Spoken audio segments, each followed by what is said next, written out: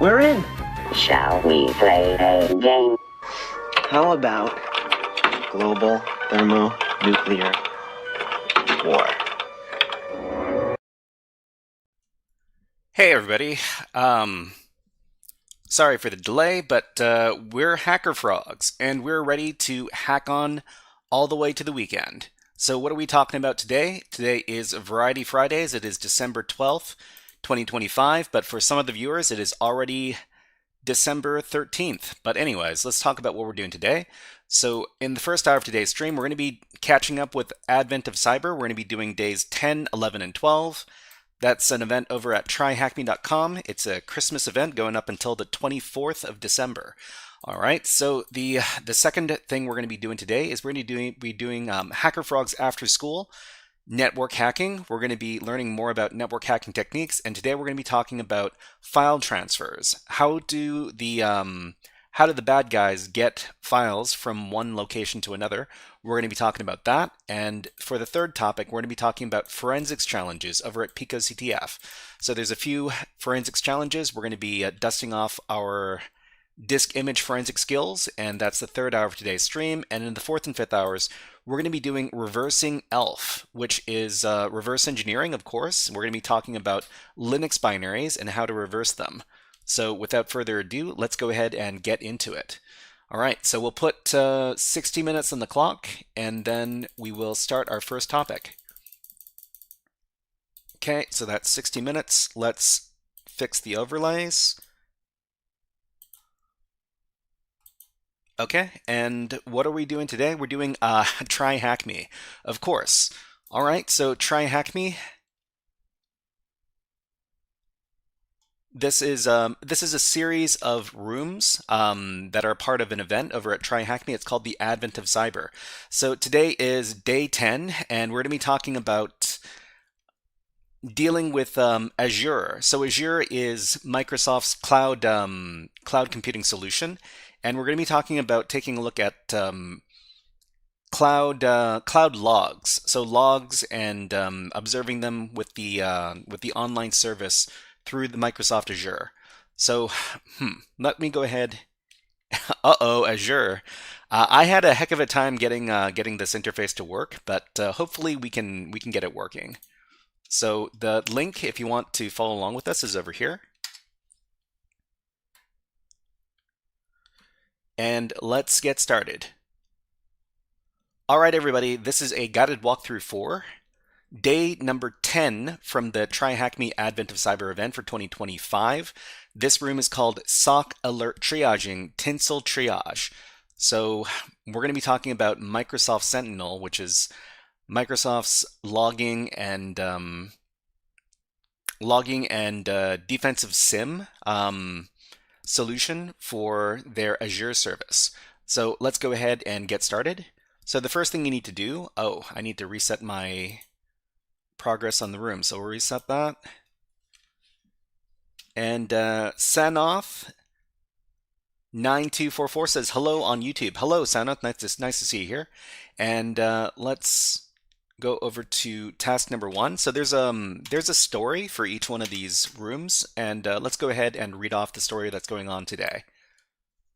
Okay, the best festival company's Security Operations Center was in chaos. Screens flickered, lights flashed, and the sounds of alerts echoed through the room like a digital thunderstorm. The elves rushed between consoles, their faces lit by the glow of red and orange warnings. It was raining alerts, and no one knew where the storm had begun. Whispers spread through the SOC as tension filled the air. Something strange was happening across the cloud environment, and timing couldn't be worse. As the blizzards of alerts grew heavier, one name surfaced among the worried elves: the evil Easter bunnies. But why now? And what were they after this time? So today's learning objectives are understanding the importance of alert triage and prioritization, explore Microsoft Sentinel to review and analyze alerts, and correlate logs to identify real activities and determine alert verdicts. So we have to do the following 2 things. Is there a direct link available? Yes. Am I given credentials to connect directly to a cloud environment? Yes. So it says, please follow the instructions below to access your lab for the task. To get started, go to the Microsoft Azure portal and use one of the username and temporary access pass combinations listed below based on your continent. If you find that the account has been temporarily locked, please select a different account from the list. So they've got the Microsoft Azure panel that we need to interact with and log into to look at these alerts. But the first thing we need to do is we need to choose one of these usernames. So I'm just going to go off the top and choose this one. And there's also a temporary password associated with this too. So let's go into here. Oh, it looks like I'm already logged in. Let me log out, and then I'll show you how to log in. Let's see, sign out.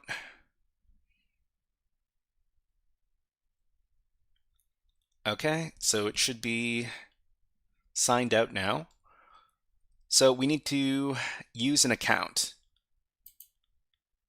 So we will paste in our account, and then we will click on next, and then we're going to put in our temporary access pass. So the access pass can be found over here.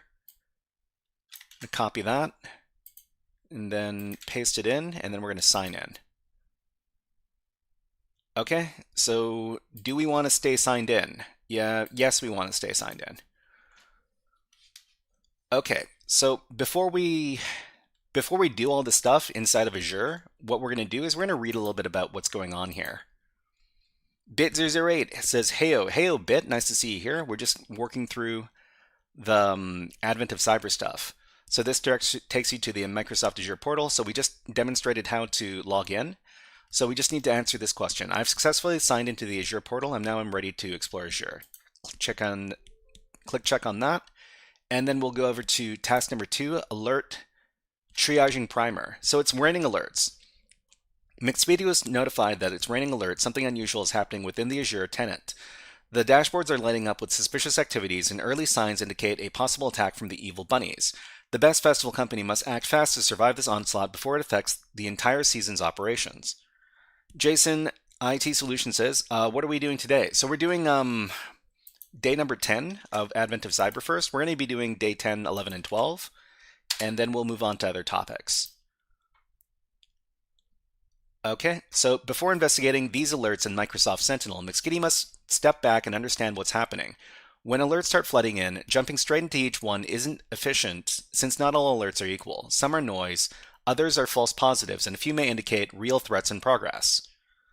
This is where alert triaging becomes critical. Triaging helps security teams identify which alerts deserve immediate attention, which can be deprioritized, and which can be safely ignored for a moment.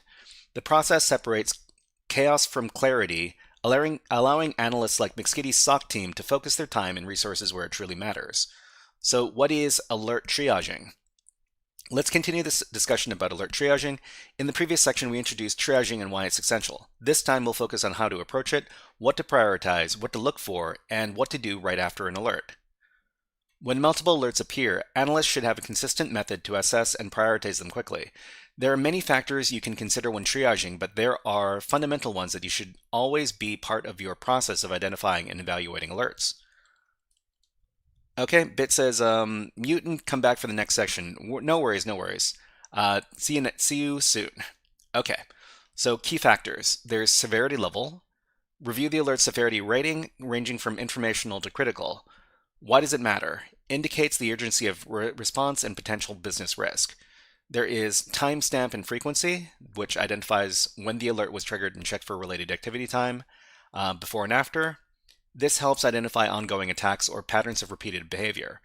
There is attack stage, determining which stage of the attack lifecycle this alert indicates, whether it's reconnaissance, persistence, or data exfiltration. So this gives insight into how far the attacker may have progressed and their objective, and affected asset. So identify the system, user, or resource involved and assess its importance to operations. Prioritize response based on the asset's importance and the potential impact of compromise. In short, these 4 represent the essential dimensions of triage. Severity, how bad; time, when; context, where in the attack lifecycle; and impact, who or what is affected. They form a balanced foundation that's simple enough for analysts to apply quickly, but comprehensive enough for informed decisions. After reviewing these factors, decide on your next step. Escalate to the incident response team, perform a deeper investigation, or close the alert if it's confirmed to be a false positive. A structured triage process like this helps ensure that time and resources are focused on what truly matters. Deep diving into alert. After identifying which alerts deserve further attention, it's time to dig into the details. Follow these steps to investigate and correlate effectively. Investigate the alert in detail. Open the alert and review the entities, event data, and detection logic. Confirm whether the activity represents real malicious behavior. Check the related logs. Examine the relevant log sources. Look for patterns of unusual actions that align with the alert. Correlate multiple alerts. Identify other alerts involving the same user, IP address, or device. Correlation often reveals a broader attack sequence or coordinated activity. Build context and timeline. Combine timestamps, user actions, and affected assets to reconstruct the sequence of events. This helps determine if the attack is ongoing or has already been contained. And decide on the following action. If there are indicators of compromise, escalate to the incident response team. Investigate further if more evidence or correlation is needed. Close or suppress if the alert is a confirmed false positive, and update the detection rules accordingly. Lastly, document findings and lessons learned. Keep a clear record of analysis, decisions, and remediation steps. Proper documentation strengthens SOC processes and supports continuous improvement. So with the triage complete and the investigation in motion, McSkitty begins piecing together the puzzle. Every alert, log entry, and timestamp brings her closer to unveiling what the evil bunnies are up to inside the Azure tenant. It's time to connect the dots and reveal the bigger picture behind the noise. Okay, so we'll answer the question below. Let's proceed to the action. Okay, so there's a lot of stuff to read here. I'm just going to trust that if you're very interested in learning more about Azure, you can read all about this stuff. The environment review, we're going to be going through it. We're going to be going through it while we do our walkthrough, so we're just going to skip past this portion. Okay, I have now reviewed the custom logs. And Gan it AK, nice to see you here again. Nice to see you here, Ganit. Nice to see you. Okay, let's do the investigation proper. So McSkitty goes triaging, Microsoft Sentinel in action. So what we want to do is we want to take a look at the at all of the logs. And what we can do is we can go over to the Azure dashboard here, and then we can go over to the Microsoft Sentinel tool. So in the search bar here, we'll just search for Sentinel. Okay, Microsoft Sentinel. We'll click on that. And then from here, what we need to do is we need to go over to this set of logs. So we'll just click on it. Okay, and from here, what we want to do is we want to go over to the threat management section. So there's a couple of tabs. There's general threat management, content management, etc. We're just going to click into threat management here, and then we're going to click on incidents because we want to take a look at the incidents to answer the questions for this task.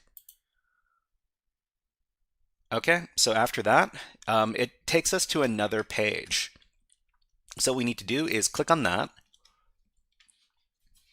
and then we'll be taken to the incidents page over at the security subdomain over here. And I think I can make this a bit bigger. Yeah, okay, so here are all of the security incidents. And from here, what we can do is we can start looking for stuff. But let's go back to TryHackMe, and let's see what they want us to find. Okay, we'll just go down to the bottom. All right, so we're going to answer the questions below as we work through the incidents tab over here. How many entities are affected by the Linux Prevesc PaulKit hacking attempt alert over here? So what we're going to do is we're going to search for this event. So we're just going to copy this. We're going to go over to the incidents page, and we can go over to this search bar and paste in the event name. So it's going to be PaulKit X attempt over here. And what we can do is we can select one of these. So we've got a few different matching events. We'll just click on one of them. And what they want us to do is they want us to find, what was it again? How many entities are affected? Okay, so the number of entities. So we'll go back here and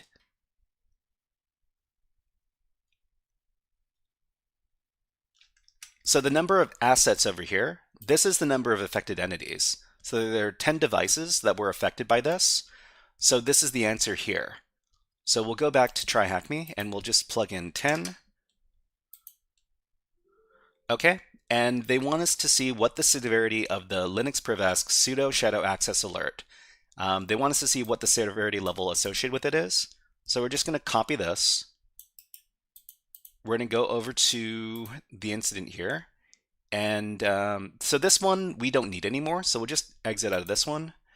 We'll go back to incidents here and we'll just clear out the search bar. And then we're going to paste in the new search. Paste in a new search. Okay, Linux Privask sudo shadow access. And we've got a few different events over here. We're just going to click on one of those.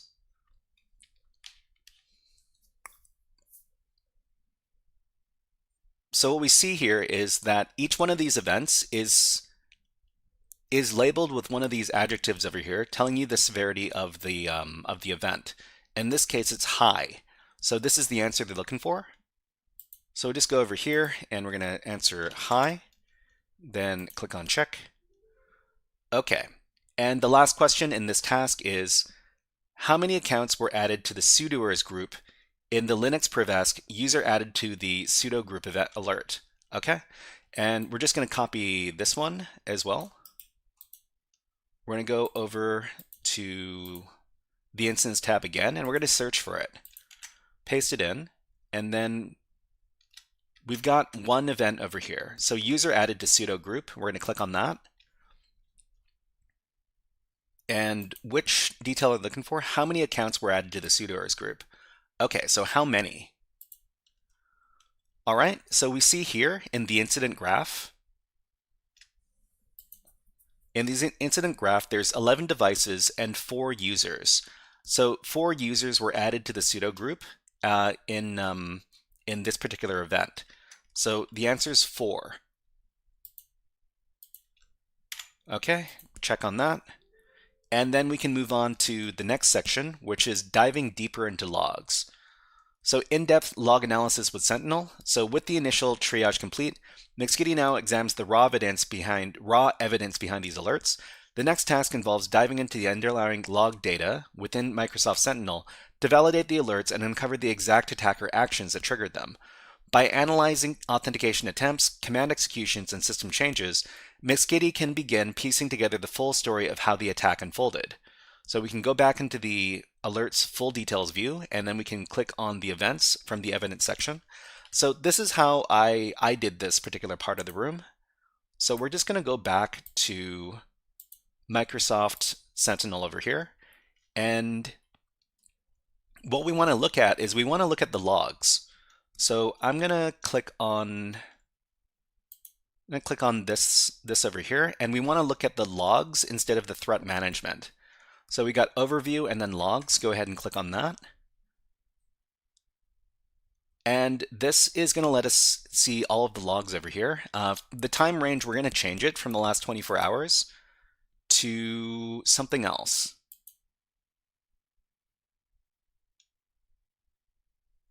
The other thing we need to do is we need to change the type of querying we're going to do. So the type of querying we're going to do is going to be not simple mode. We're going to click on this. We're going to go into KQL mode. So KQL mode, and we're going to change the time range from 24 hours to the last. We're going to do custom. Maybe it's okay if we just do the last 7 days. Okay, we're going to do the last 7 days. And there are 1,000 results. Okay, so we've got as many of these events as we can see right now. And what kind of questions do they want us to answer? So when we use the KQL queries, we're going to be setting up a bunch of queries that look kind of like this. There are a bunch of different parameters we can plug in, But this is going to be the basic query that we're going to do. So we're just going to copy this query here. We're going to go into Microsoft Sentinel, and then in here we can paste in the query. So we're going to paste that in, and we're going to click on Run after this. So this is going to filter out the events in the logs. Okay, and we see a bunch of events over here. And for each one of these events, we can click on it, and we can expand it, and it'll tell us more information about what happened inside of each of these events.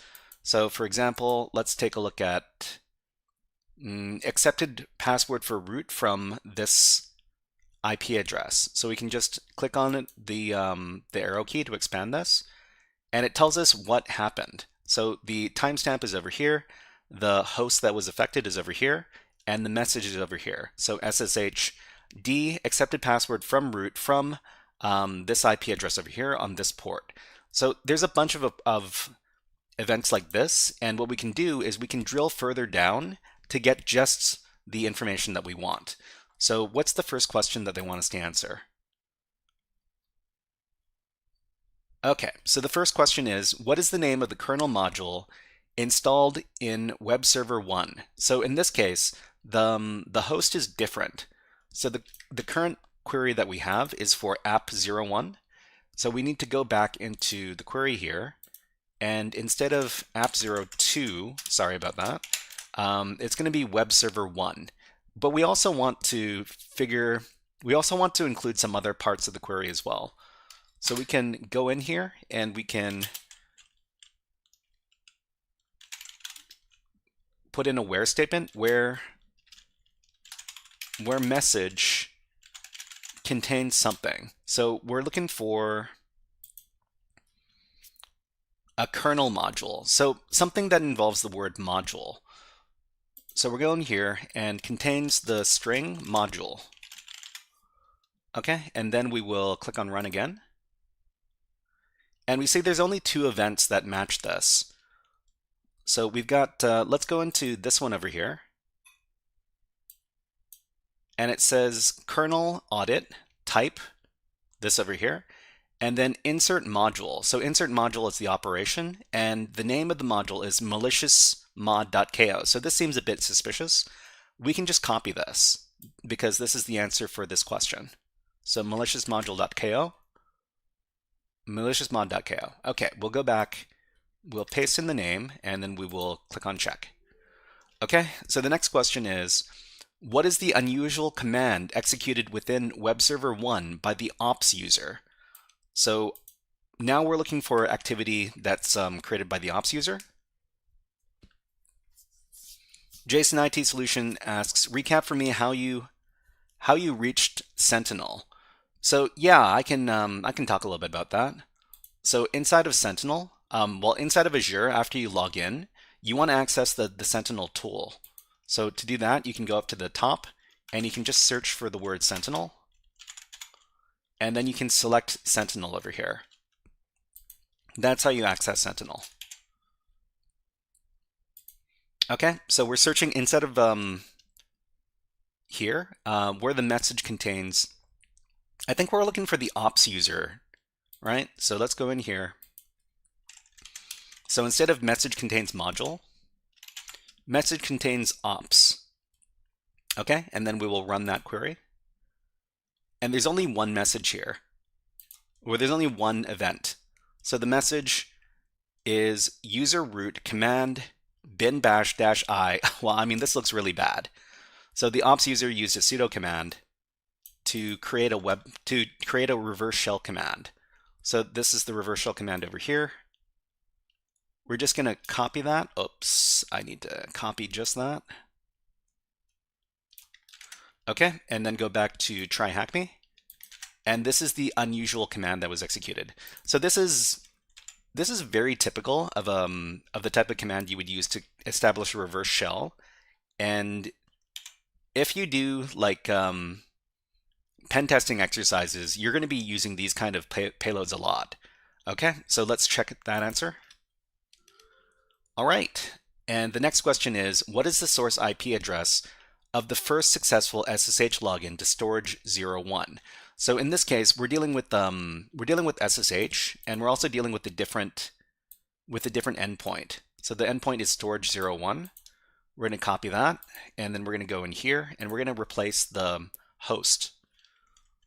So the host, we're just going to get rid of the current one, paste in the new one, and we're going to include messages that include the string SSH, because we're looking for SSH access. So we're going to run the query, and there's only one message here.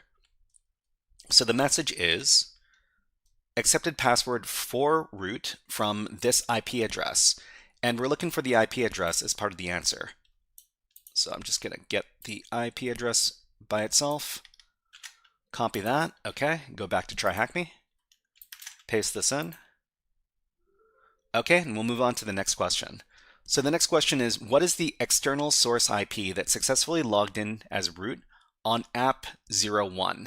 So once again, we're dealing with a different server.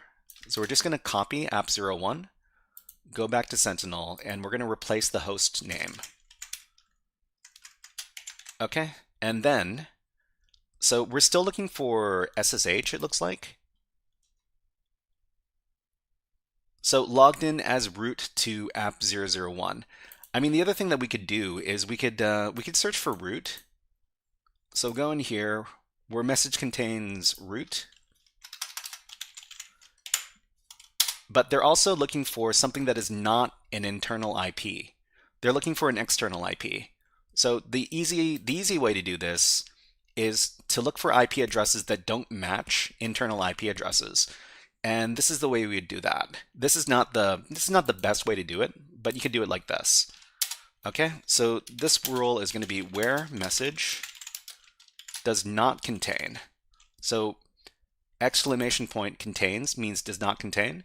And in this case, it's going to be 10 dot, which means that we're not going to see any 10 dot IP addresses. And we're also going to do another one where it does not include 198 dot, because 198 dots are also internal IP addresses. And the last one we're going to do is where the message does not contain 172. So 172 is also the start of an internal IP address. So we're just going to apply all of these filters, and then we're going to run the query. Okay, so we got three. We have 3 messages, but there's only one which has an SSH login. So host is app01, and it says accepted password for root from this IP address right here. So this IP address does not look like an internal IP address if you know the conventions. So we're just going to copy that, go back to TryHackMe, paste that in, and then we're going to answer the last question. So the last question is, aside from the backup user, what is the name of the user added to the sudoers group inside of app001? So we're still dealing with app001, and we need to specify that they're added to the sudoers group or the sudo group. So let me, I had to look this up. So the last question over here, and if you're looking for a guided walkthrough of this, it's going to be included in the video description. Okay, so we're going to change the query to the following. So where message contains added to group sudo. So added to group sudo means they were added to the sudoers group. And where message contains backup. Well, where message does not contain backup. So we're going to exclude any messages that include the backup user. So we're just going to add these two to our query over here. We're just going to get rid of the old query. Okay, and then we will run this. And we see there's only one message that applies. Okay, so it says in the message, user mod, user deploy, added to group sudo by UID 0. So UID 0 is the root user. And so the name of the user is the deploy user. So we're going to go back here. We're going to type in deploy as the answer. And we're done. All right, everybody, this was a guided walkthrough for day number 10 from the Advent of Cyber event for 2025 over at TryHackMe.com. The name of the room is called SOC Alert Triaging Tinsel Triage. And if you enjoyed this guided walkthrough, please click on the like and subscribe buttons on the video and leave a comment underneath the video. But until next time, HackerFrogs out. Okay, so we're not leaving. I just need to say HackerFrogs out for all my YouTube videos. We're going to be moving on to the next room. So let's go ahead and do that. I've got 3 of these rooms to work through today. Hopefully the next one doesn't take as long. The next couple of them are not as complicated as this one. Okay, so we're just going to go over to Advent of Cyber, day number 11.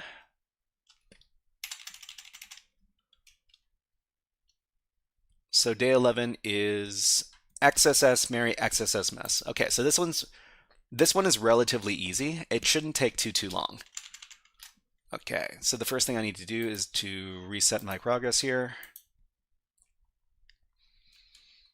And let me go ahead and start the guided walkthrough. Hey everybody, this is a guided walkthrough for day number 11 from the TryHackMe Advent of Cyber event for 2025. The name of this room is called XSS Merry XSS Mess. All right, so the first thing you want to do after you join the room is you want to go down to task number 1. So task number 1 has a storyline that we're going to be keeping up with. I'm going to read it out to you. After last year's automation and tech modernization, Santa's workshop got a new makeover. McSkitty has a secure message portal where you can contact her directly with any questions or concerns. However, lately, the logs have been lighting up with unusual activity, ranging from odd messages to suspicious search terms. Even Santa's letters appear to be scripts or random code. Your mission, should you choose to accept it, is to dig through the logs, uncover the mischief, and figure out who's trying to mess with McSkitty. Okay, I'm 2 Nobody says, "Hi bro, I hope you're doing well. I have a lot of exams, that's why you don't see me a lot in your streams." No worries, I'm 2 Nobody. If you have to take care of exams as part of your school, that is completely fine. Okay, so what are we learning today? So today's learning objectives: understand how XSS works and learn how to prevent XSS attacks. So just in case you were wondering, XSS stands for cross-site scripting. It's a type of web app attack. What do we need to do today to do the room? So do we need to start the attack box today? Yes. Do we need to start a VM today? Yes. Okay, so we're going to be setting up our environment. We need to activate the target machine by clicking on this green button over here. And then we need to click on the Start Attack Box button over here as well. So that's going to take a couple of minutes to start up, but in the meantime, what we can do is read up on what we're supposed to be doing in today's task. So under task number 1, we can answer this question: I have successfully started the attack box and target machine. Click on check. And we're going to go into task number 2.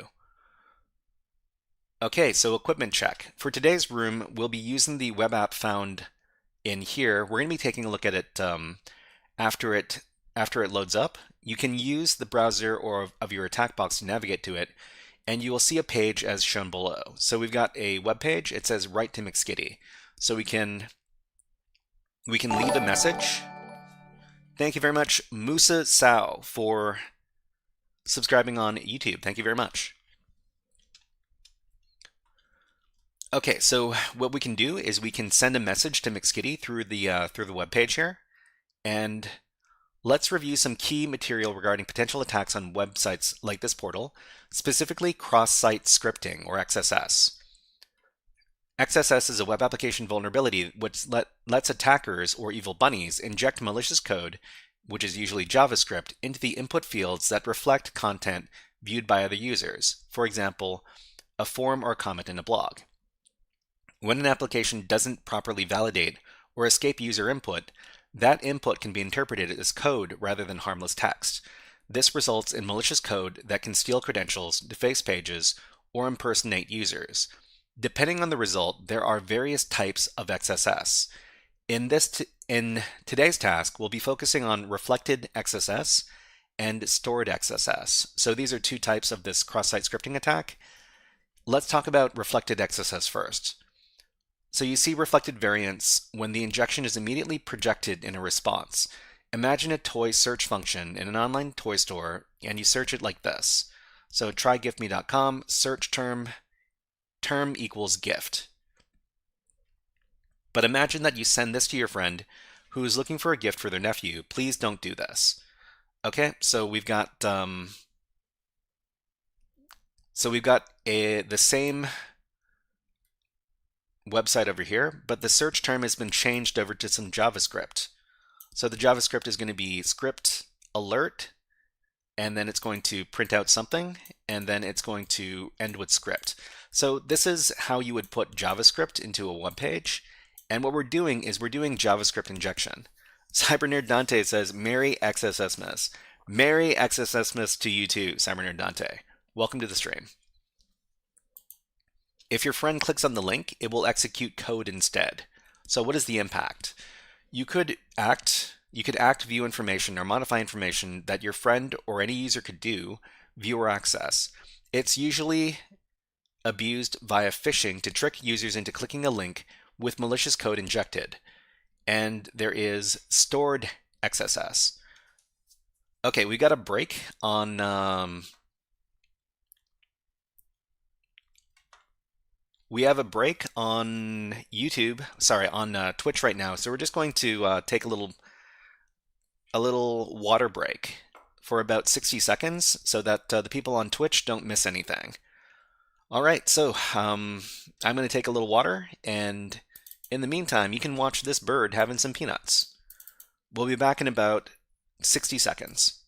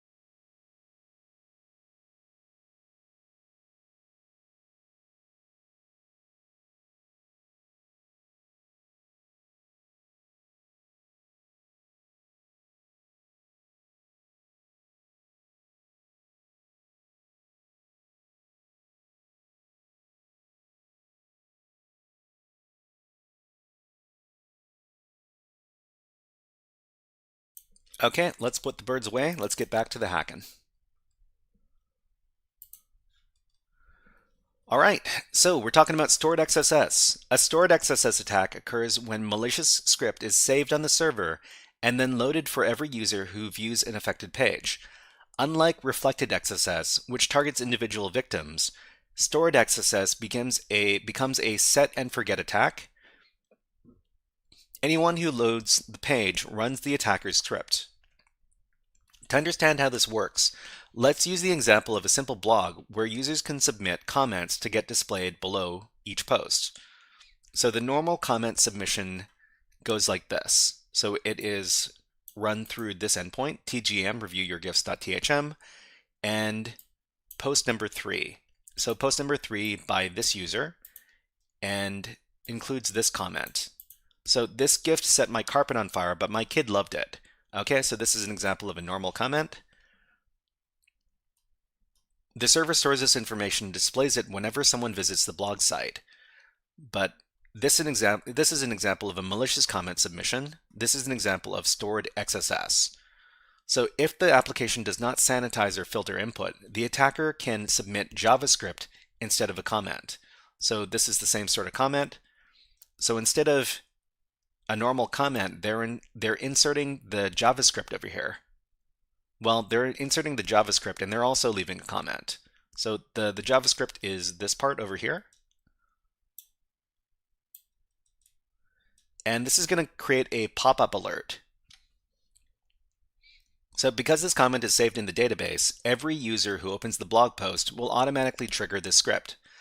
This lets the attacker run code as if they were the victim in order to perform malicious actions such as stealing session cookies, triggering fake login pop-ups, and defacing the page. So how do we protect against cross-site scripting, or XSS? Each service is different and requires a well-thought-out, secure design and implementation plan, but your key practices that you can implement are disabling dangerous rendering paths. So instead of using the inner HTML property, which lets you inject any content directly into HTML, use the text content property instead. It treats input as text and parses it for HTML. Make cookies inaccessible to JS. Set session cookies with the HTTP only, secure, and same site attributes to reduce the impact of XSS attacks. And sanitize input and output and encode. In some situations, applications may need to accept limited HTML input, for example, to allow users to include safe links or basic formatting. However, it's critical to sanitize and encode all user-supplied data to prevent security vulnerabilities.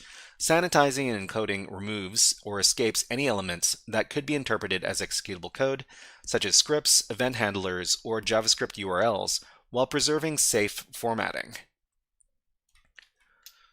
To abuse XSS vulnerabilities, we need some type of input field to inject code. There is a search section. Let's start there. So here we're going to be taking advantage of reflected XSS. To attack reflected XSS, we're going to test payloads to check if the app runs the code injected. So this is how we're going to do it. We're going to go over to the attack box. And in the attack box, we can start up the web browser. So we're just going to close the terminal here. And we're going to start up the web browser inside of the attack box. So it's this shortcut here or this shortcut here. Either one of them is going to work. Just click on one of them.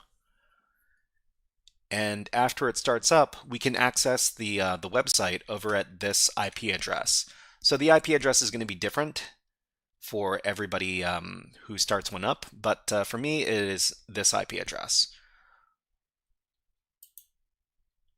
Okay, we're going to go into the web browser, type in http://:10.66.145.59. Okay, and this brings us over to this web page, right to McSkitty. Okay, so here we're going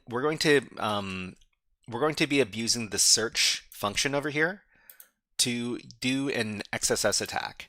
So what we can do is we can see if the application is actually rendering HTML. So we can put on some tags. So for example, the bold tag like this. And we're just going to type in a little message like this is bold text, and we'll type in something else on the other side. This is not bold text. Okay, and then we will search the message by clicking on over here. And what do we see in the results?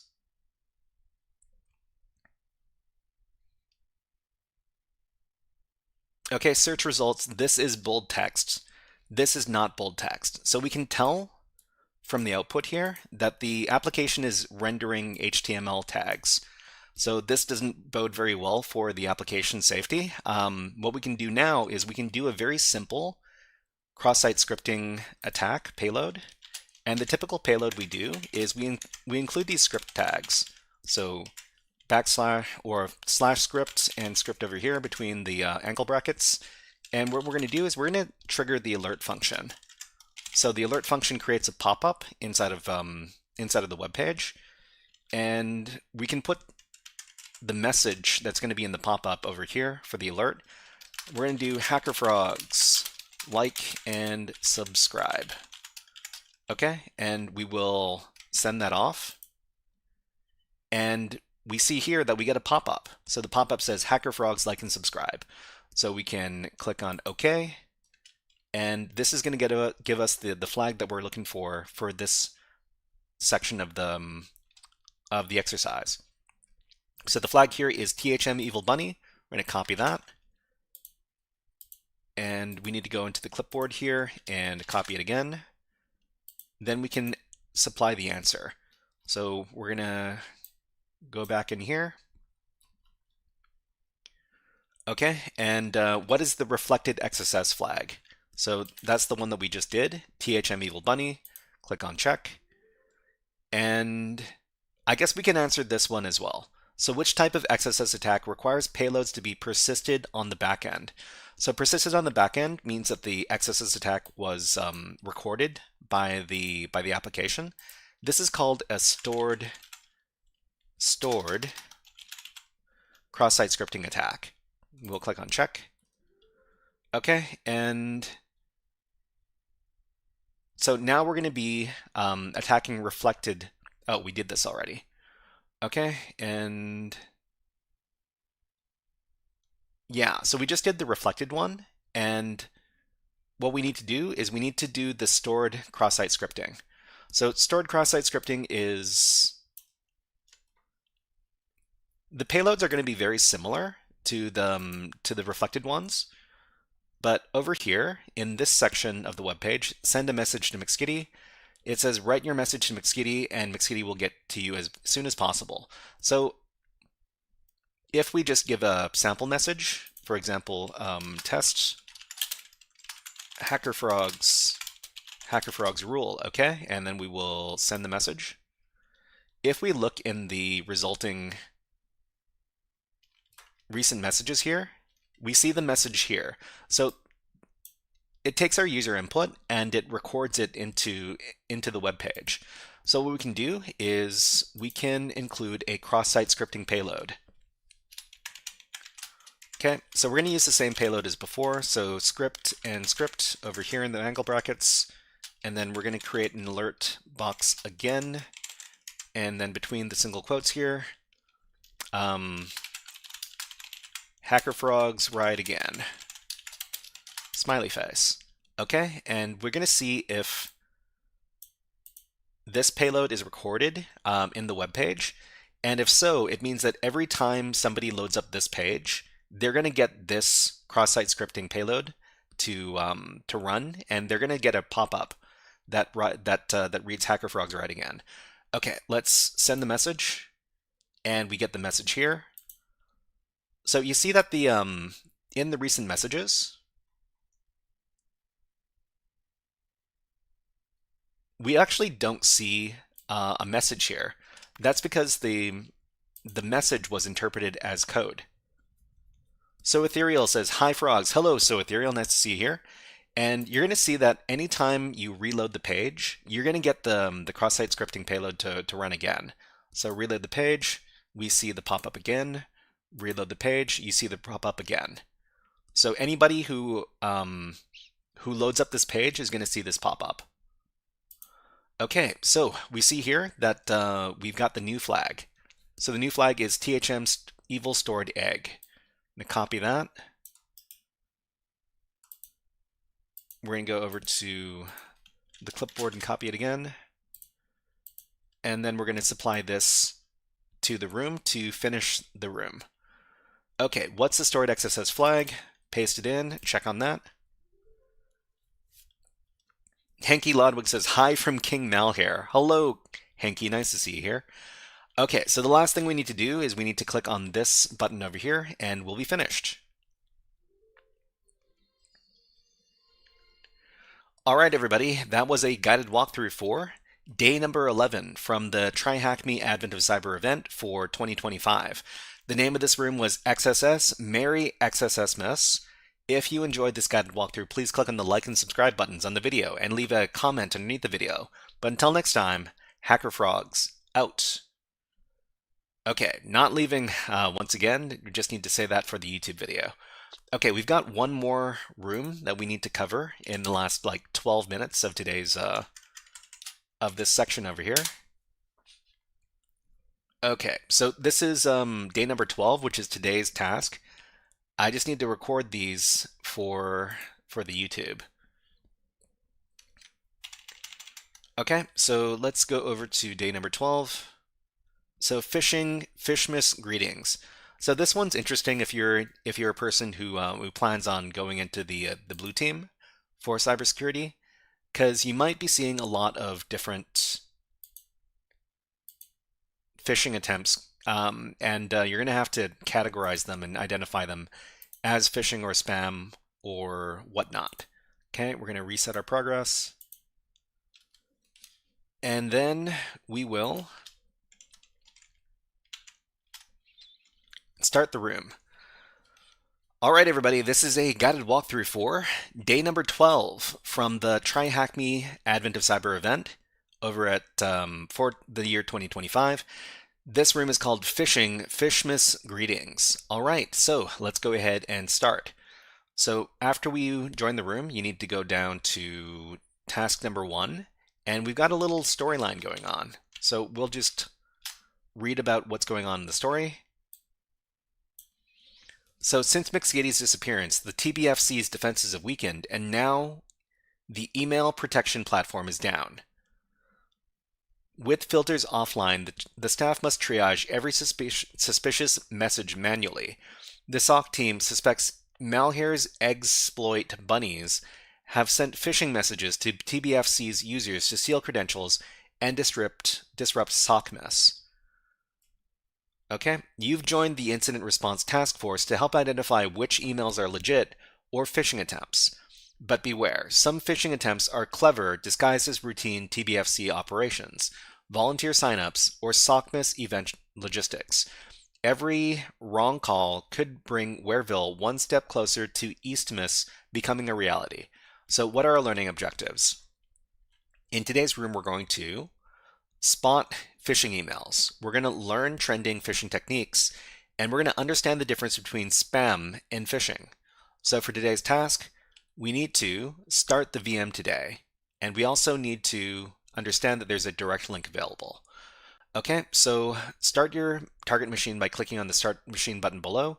The machine will need about 2 to 3 minutes to fully boot. Okay, let's go down, and we're going to click on the green button to start the machine.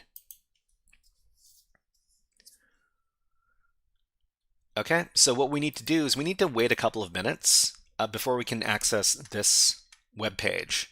And this is the web page we're going to be using to take a look at the phishing emails.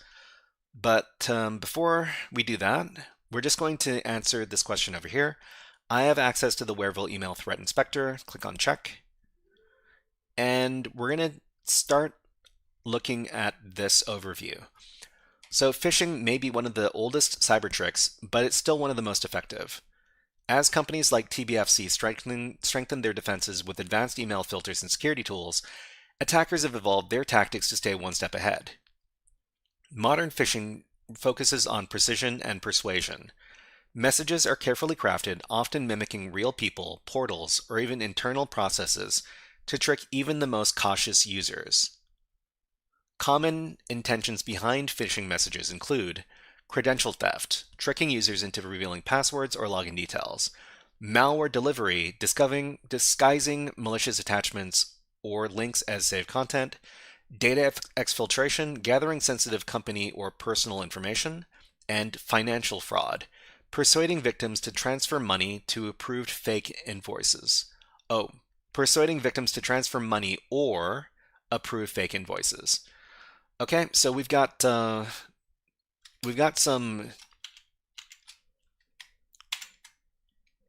Whoops. Hold on.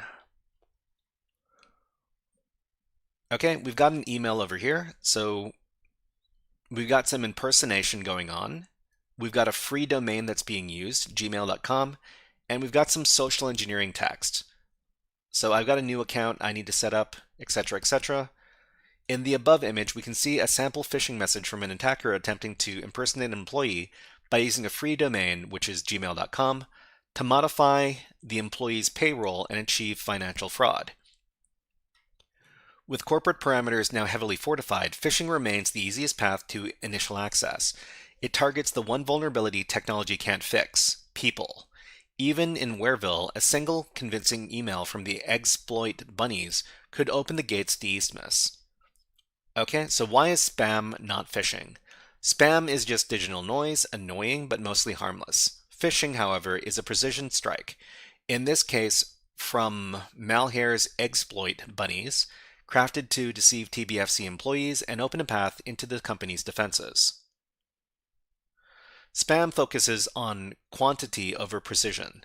Unlike phishing, which aims to deceive specific users, spam messages are sent in bulk to flood inboxes with unwanted marketing or irrelevant content.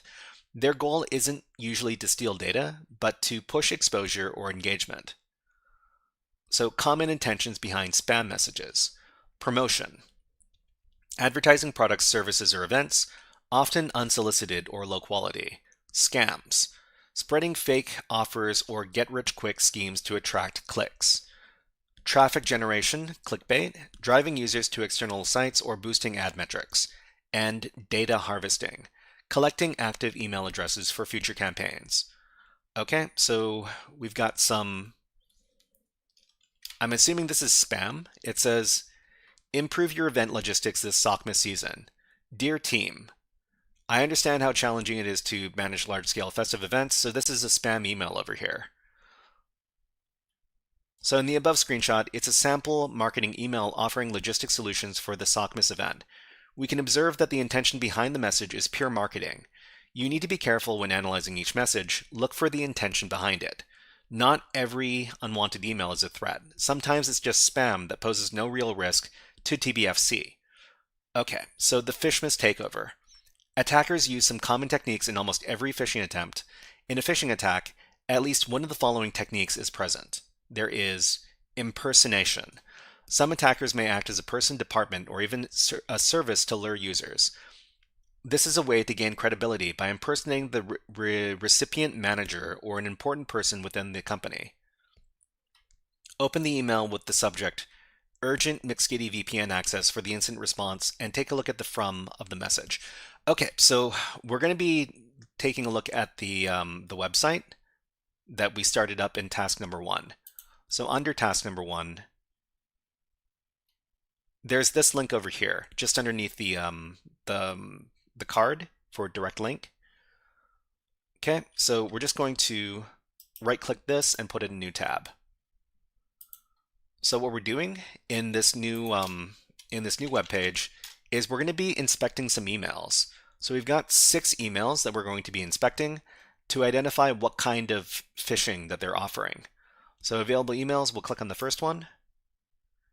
And let's just take a close look at what's going on here. Okay, so this is service@paypal.com. So this is probably from the actual paypal.com, but it's being used for a nefarious purpose. And it's being sent to somebody at TBFC. So here's your invoice. Santa Claus sent you an invoice for $700 USD. So what they want you to do is they want you to pay this invoice. So Ethereal says, sorry I've been inactive these last couple weeks, busy with finals. Did you already upload the previous THM AOC room walkthrough? Planning on grinding through those pretty soon. Yeah, I mean we got a lot of them. If you want to take a look at all of our walkthroughs that we've been doing, they're over here on the GitHub. So I'm going to be referencing these answers over here, because, well, some of these phishing emails are a bit tricky. Anyways, let's go and take a look. Okay, so they're trying to get us to pay a fake invoice. And this looks like it's actually from the PayPal website. Okay, so there's no attachments here. So we see a bunch of different headers and authentication results. Okay, and what we can do is we can try to identify what kind of phishing email this is. So we can classify this as a phishing attempt. And let's see. So there was a fake invoice involved in this email, as well as spoofing and a sense of urgency. So spoofing means that they're trying to imitate something legitimate, and the sense of urgency. So the sense of urgency means please pay us because they're sending an invoice. So sense of urgency and spoofing, okay, and then we'll submit this. Okay, and then we get a flag. So THM, this flag here, we're just going to copy this, and then we're going to go over to the TryHackMe page, and in task number 2, we're going to submit the flag. So this is going to be a bit messy because we need to go back and forth between the different phishing emails. Okay, I think we were here.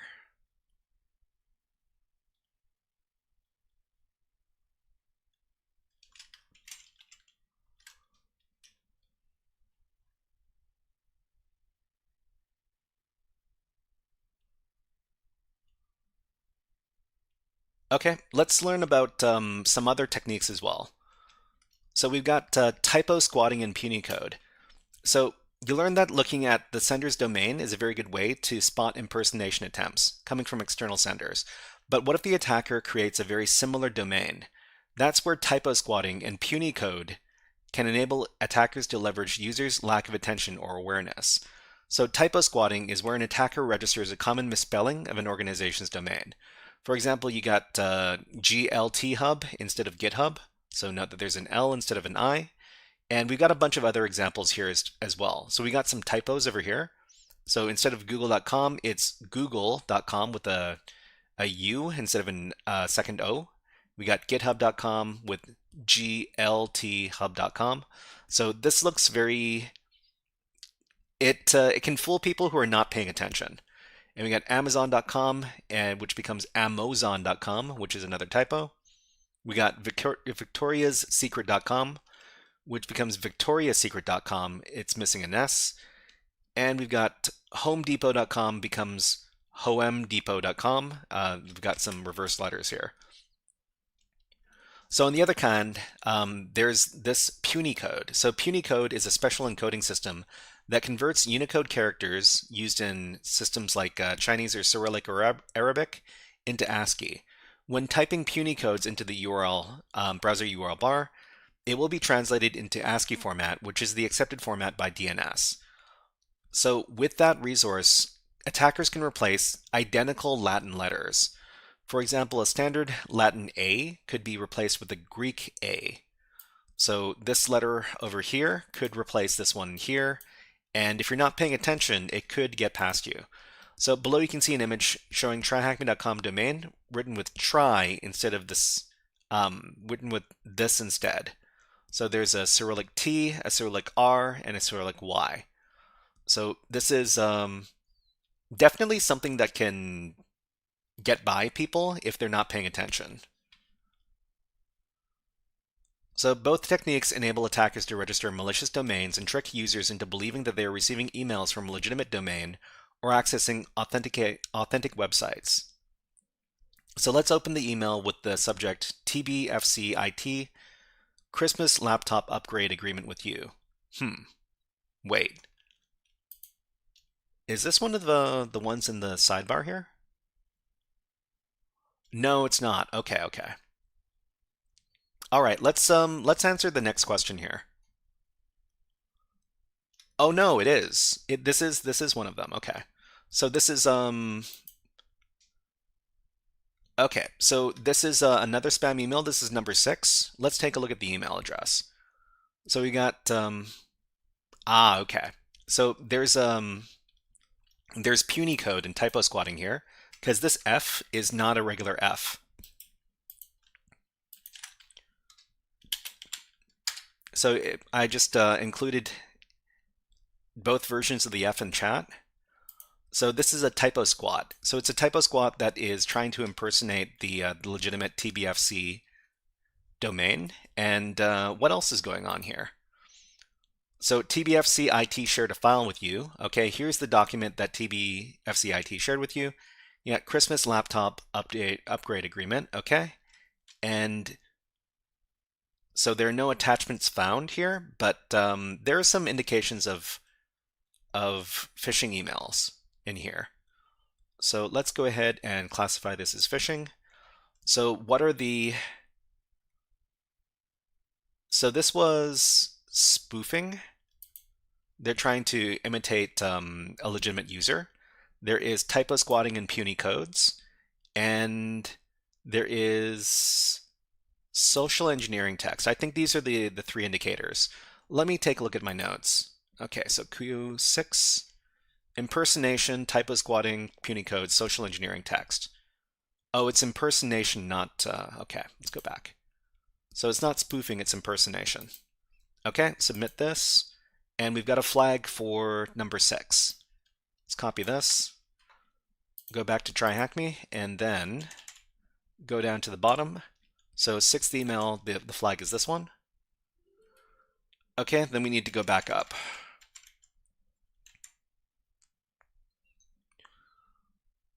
Okay, we also have fake login pages. So as we learned, credentials are the main goal of attackers nowadays. And fake login pages are their favorite trick for performing this. It's simple and mimics login pages from multiple typical applications that users interact with in their daily routines. Most of the time, they create fake email platforms and login portals such as Microsoft Office 365 and Google. Okay, Germanis Ikalias is networking CCNA hard.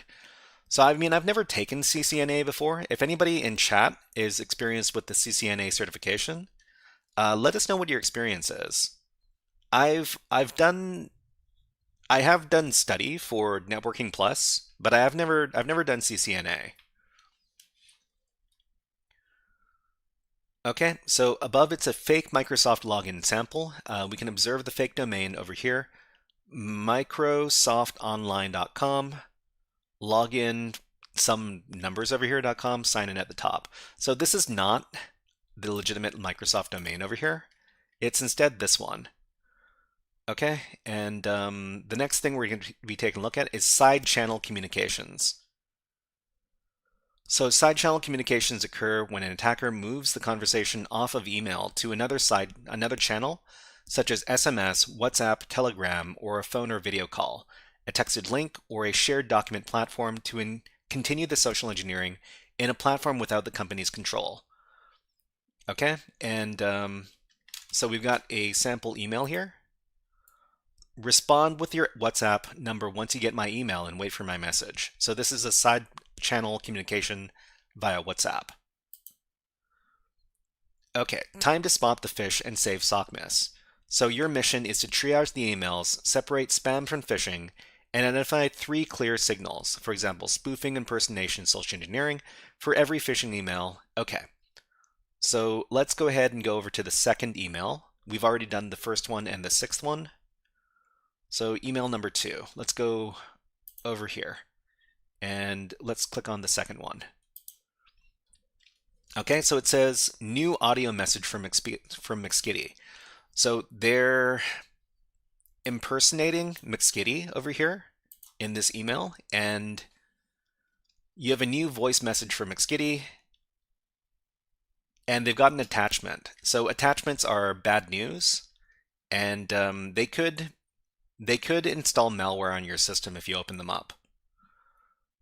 Okay, let's go down. We're going to classify this as phishing, and we're going to, so this is,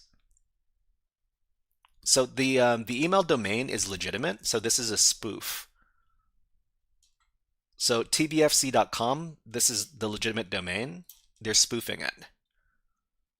So this is spoof, and they're also including a malicious attachment, and they're also impersonating. Is it impersonation? Impersonation, spoofing, malicious attachment. Okay, let me check with my notes. So the notes say Q2, impersonation, spoofing, malicious attachment. Okay, so submit this, and we get our second flag. We'll copy it, and then we'll go back to the TryHackMe page. We'll move on to the third email. So the third email is over here. Okay, so let's take a look at the domain. So this is not the legitimate domain. So this is an outside domain or an external domain. So this is one sign of phishing, but it says it's from McSkitty, so they're impersonating McSkitty.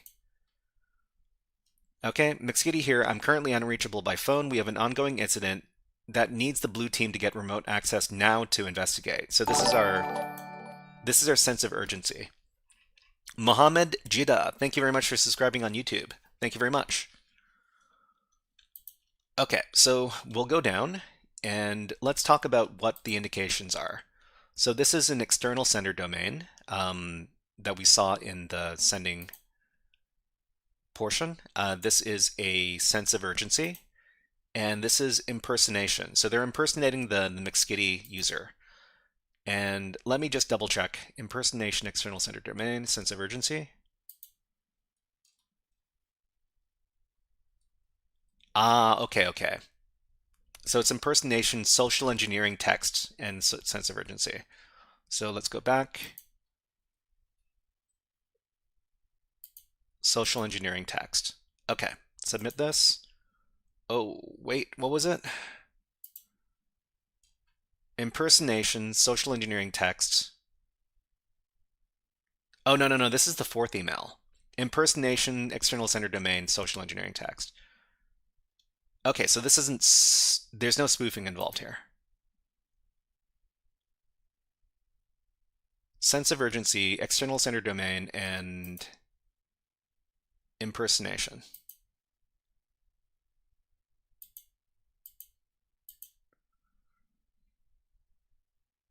This is not an external sender domain? Wait, I thought it was. Hold on. This is an external sender domain. Wait, which email is this? This is number 3. Oh, I'm not looking at the right one. So 3, impersonation, social engineering text, sense of urgency.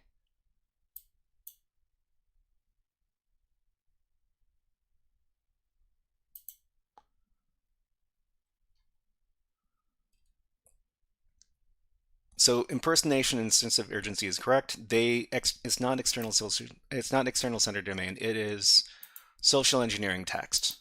Okay. All right. Let's submit this over here. That's the 3rd email. And we need to take a look at the 4th and the 5th emails. Okay. So the 4th email is this one here. So it says no reply at dropbox.com. So dropbox.com is an external domain. And what are they doing here? So TBFC HR department. Oh, they're impersonating TBFC HR department. So this is impersonation. And let's see. They're using Dropbox. So they're trying to get people to go to their Dropbox. Okay, so let's talk about what this is. So this is a phishing attempt. There is impersonation. There is social engineering text. And let me check what the last one is. So the last one is impersonation, external sender domain, and social engineering text. External sender domain. Okay, submit this. All right, so the last one is, after we submit the 4th one, the 5th one is the last one for us. So let's go back up. And what do we have here? Improve your event logistics this SOCMAS season. So this is from an external domain, but this is actually a spam email. So basically, they're trying to get us to use their platform, Candy Cane Logistics Platform. This is not targeting anybody in particular. It is just sent to the events email. So this is a spam email. So we're just going to go down and we're going to classify this as spam. And this is just spam. So let's grab that flag, go back here, and submit this. Okay, so the last thing we need to do to finish the room is to check the last box.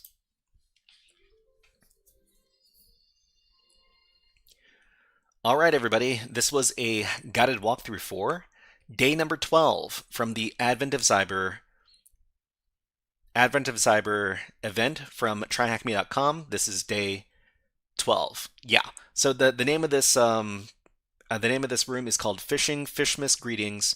And if you enjoyed this guided walkthrough, please click on the like and subscribe buttons on the video and leave a comment underneath the video. But until next time, HackerFrogs out. All right, so we finished. We finished with our Advent of Cyber rooms, so we can move on to the next portion of today's stream. So in the next portion, what are we doing? Topic 2 is HackerFrogs AfterSchool. So let me pull that up, and then we can get started.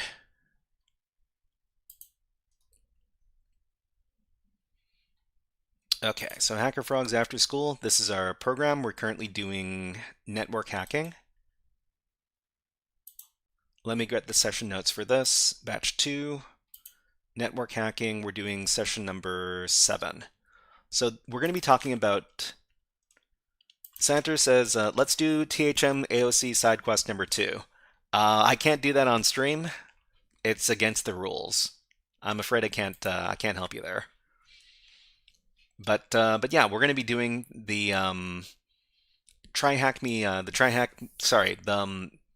HackerFrogs, the HackerFrogs session over here for file transfers. So we're going to figure out how to do file transfers. It's a pretty common thing that we do when we do network hacking exercises. Sorry about that, Santer.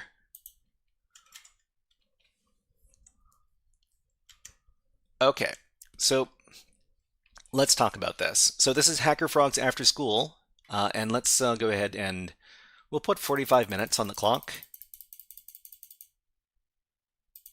Let's see if we can get it done in this time. All right, so this is HackerFrogs AfterSchool Network Hacking, session number 7. So in the last session, we went over, what did we go over? So we went over online brute forcing attacks, and we did brute forcing for SSH, and we also did brute forcing for a login page. Today, what we're talking about is we're talking about file transfers. So what are file transfers? And we're going to be doing a few different methods for transferring files between different computers. So we're going to be transferring small files by clipboard and base64. We're going to be transferring files by Python HTTP and wget. And lastly, we're going to be transferring files via secure copy through SSH. So let's go ahead and start. So what are file transfers? So file transfers are an essential operation of computer networking, but how you move files from one network device to another depend on 2 major factors. And Samim, hello, nice to see you here. Welcome in. So there are 2 major factors when we consider how to transfer files. So there's the size of the file, how big it is, and the software available on the sending and receiving devices. So this is going to be environment specific. So we're going to be using TryHackMe to complete our workshop today. So let's go ahead and go over to TryHackMe. After you've logged in, we want to go over to this room over here. So what we're going to do is we're going to be transferring files between two machines on the TryHackMe network.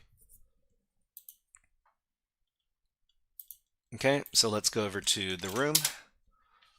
So this room is called C2 Carnage, and the important thing about this room is that it gives you a desktop environment without using the attack box, so that you can have 2 desktop environments running at the same time. So what we need to do after we get onto this page is we want to join the room, and then we want to go into task number 1. So in task number 1, you can start a machine. So click on that Start Machine button, and that's going to start the Carnage machine. So the Carnage machine is it's a virtual machine that we're going to be using. We're also going to need to start up the attack box. So while this machine is starting up, we also want to go up to the top of the room, and underneath the information here, there's a button labeled Start Attack Box. We're going to click on that. And we're going to need to wait a couple of minutes for both of these machines to start up. But in the meantime, we can talk about what we're going to be doing today. Okay, so the first method of file transfer is it's a bit sneaky, and it's a bit memey, but it's actually a pretty nifty way of transferring files around, and it doesn't involve using any programs. Okay, so we're going to be transferring small files with the clipboard and base64. So if the file being transferred is sufficiently small, for example, it's under 10 megabytes, then we can use a touchless transfer method using the device's clipboard and perhaps the base64 command. So the way we do this kind of GroundXT, hello, nice to see you here. We're talking about the cheap method of file transfer.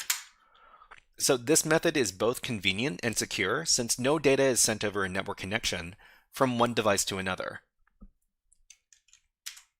Okay, if the file contains binary data, like picture files, zip files, or executables, we will need to encode the data before copying it to the clipboard and decode the data to restore it to its original form. So we're going to be talking about how to do that in just a second. So over at the TryHackMe page, still not done initializing. So we're going to need to, I'm going to take my PDF file. I'm going to separate it from everything else.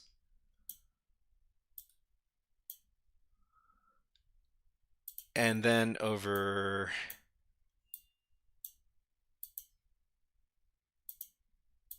sorry, I'm going to have to do I'm going to be doing some juggling. Okay, so we've got two virtual machines that we got started up over here. The first one is for the attack box. So the attack box is this one over here.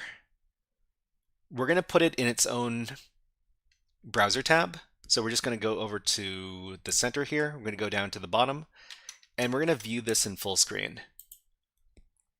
So this is going to put the attack box terminal in full screen in another browser tab. Okay, and we're going to detach this. So I'm just going to detach this tab. And the last tab that we're going to be dealing with is the attack box. So this is the Carnage room. The Carnage room has the wallpaper that says TryHackMe, and the attack box is the one that doesn't. So in here, we're just going to, let me maximize this again. We need to go to the center and then to the bottom, and then we need to click on view in full screen again.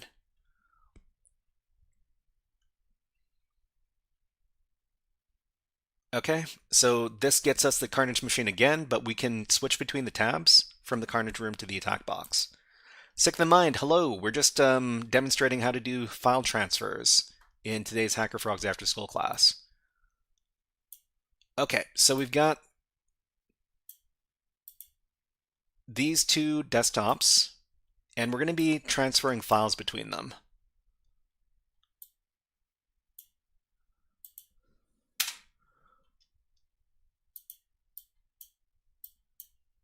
It's a bit cramped.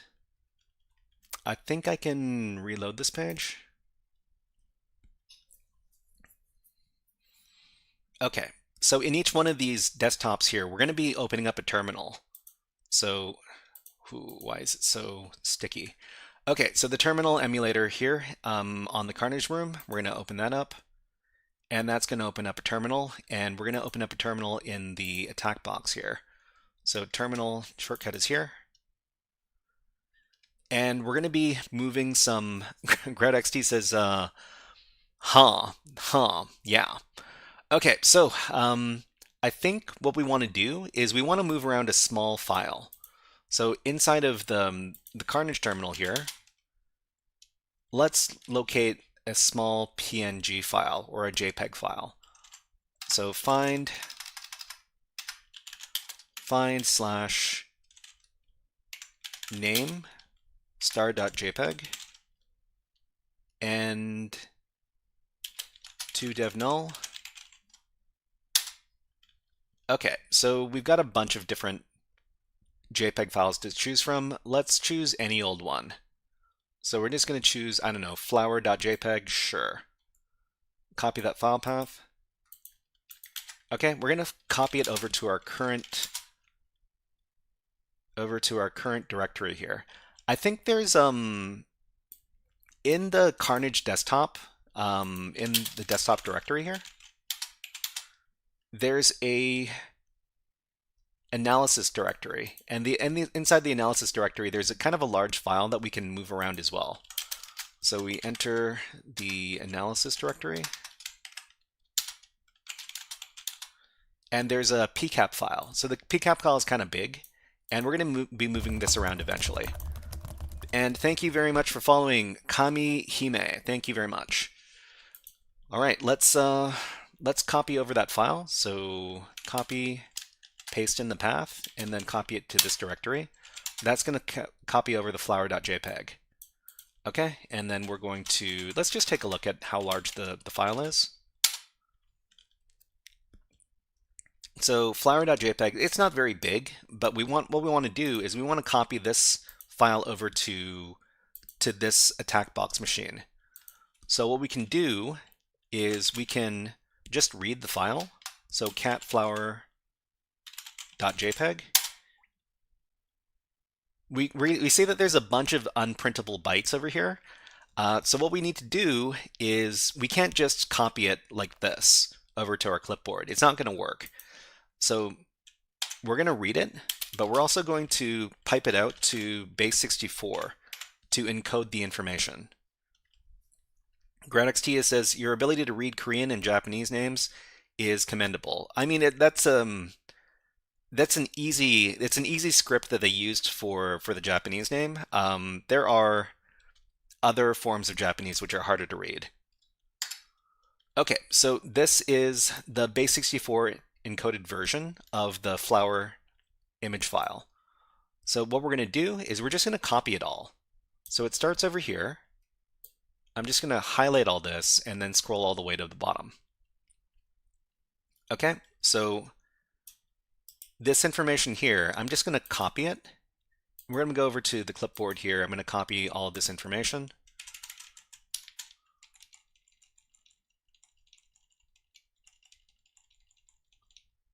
Okay, and then after this is all copied, I'm going to go over to the attack box and we're just going to paste it into the clipboard here. So after we've done that, I'm going to create a file. So we'll call this flower.jpg or flower.b64 because this is base64 information. Okay, and we're going to paste in all the stuff that we just got from the other terminal. So this is touchless. There's no program that was used to transfer a file over. We just copied everything from the clipboard. We save this out, and then we can read flower.b64. It's all this information, but we can transform it back into its original form by piping it out into base64 decode. And we're going to output it to a file called flower.jpg. Okay, after we do that,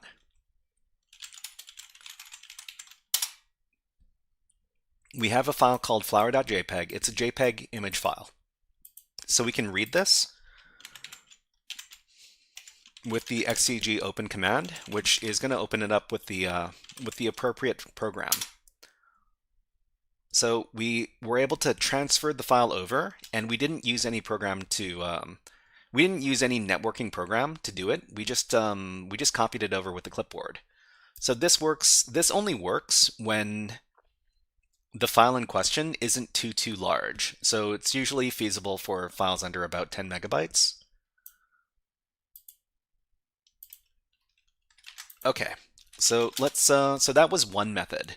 If you have any questions about any of the methods that we're using today, let us know. Let us know your question in the chat. We'll try to answer your questions as best we can. Okay, so we're going to move on to the second method today. So the second method we're going to use is, so we just used transferring files by clipboard in base64. The second method we're talking about is transferring files via Python HTTP and wget. So on private networks, a convenient way to transfer files is to host files on a temporary HTTP server using Python. So Python's especially on Linux servers, it's pretty much ubiquitous. It's going to be on every one of those systems. So what you can do is you can host any directory that you want to on a temporary HTTP server. So after you do that, on the receiving end, you can download the file with the wget program. So do I talk about this? Okay. So let's talk about the about nice snake folder icon. Thanks. Well, you can thank ChatGPT or some AI for it. So this method uses common tools and works with files of all sizes, but it should never be used outside of a controlled environment, since it uses HTTP, an unencrypted protocol. So there are dangers of using this. You shouldn't do this on the public internet, and you should only use this in controlled environments like CTF challenges. Egad, it doesn't look too bad for AI. Well, I mean, AI's. I use a lot of I create a lot of pixel art using AI, and it seems to be a little bit more convincing at creating pixel art than it is for photorealistic stuff or cartoony stuff. Okay, so this is how we do it. We're going to go over to our Carnage machine, and we've got this kind of large file called carnage.pcap. So if we take a look at how large this is, so the Carnage file, the pcap file, it's 53 megabytes, which means it's too large to feasibly do using the clipboard method. So what we're going to do instead is we're going to run our Python server. So we're going to run python-m http.server on port 80. So this is the command that we use. Keep in mind that this is the Python 3 version of it. The Python 2 version is a little bit different. Bit008 says, guys, don't try to pwn people serving files from your personal machines. Not a good idea. Yeah, you shouldn't be exposing your personal machines to the public internet in the first place. That's not a good idea. Okay, so when we run this command, it's going to serve everything inside of this directory on an Python. Okay, so that's not, we need to use Python 3. So in this case, it's not Python, it's Python 3. Permission denied. Okay, so I think the reason why it says permission denied in this case is because we're using a low number port, and unless we're a privileged user, we are not able to establish this on a low number port. So we're just going to use a random port number. Let's use 8888.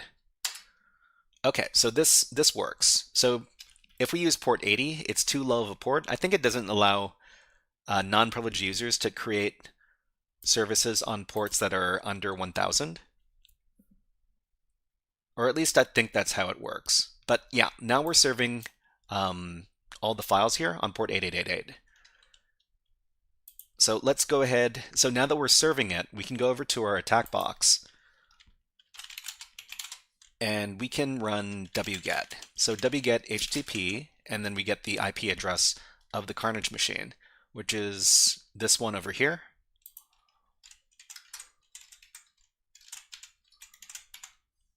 And we need to specify its port 8888, and then we need to specify the name. So we want the carnage.pcap file, and we're just going to run that command. That's going to download the file. It's going to take a little while because it's a bit bigger. So we see here that the web server records the access, getting the carnage.pcap file from our IP address over here. So our IP address is recorded by the Python server, and now we've got the carnage.pcap file in here.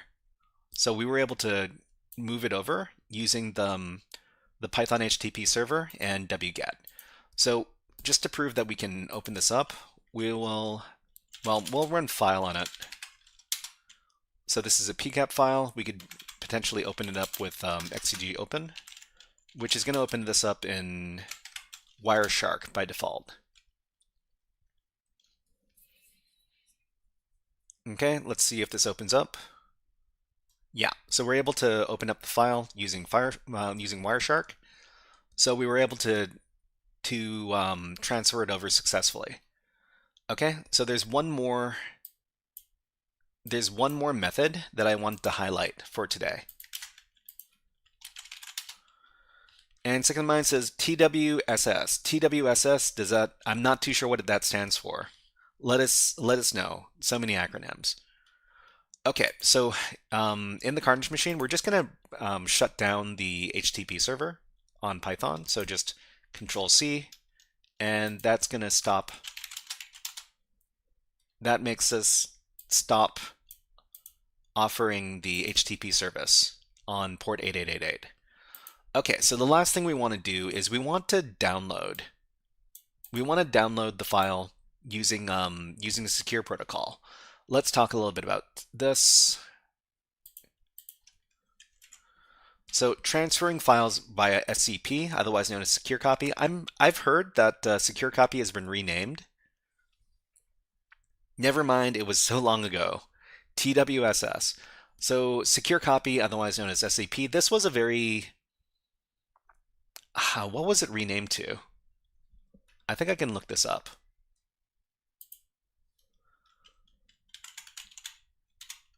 Secure copy SSH rename. So secure copy has been replaced with something else.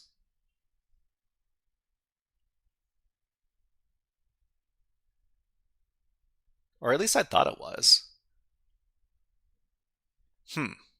Anyways, let's well, I mean, I guess we'll still call it secure copy then. So if both devices have SSH installed and running, and we have the SSH credentials for the sending device, we can transfer files with the secure copy program, or SCP. So this is a secure method for transferring large files, but it also has the most strict requirements among the methods that we're discussing today, and the command syntax is not very intuitive. Secure FTP, that's right, sick in the mind. So secure copy became secure FTP, which is also powered by SSH. Okay, we got an ad running on Twitch, so I'll run one on YouTube. And we're just going to take a little 30-second water break. But while the water break is going on, please enjoy these woodpeckers. Okay, we'll be back in 30 seconds, just have to have a little sip of water.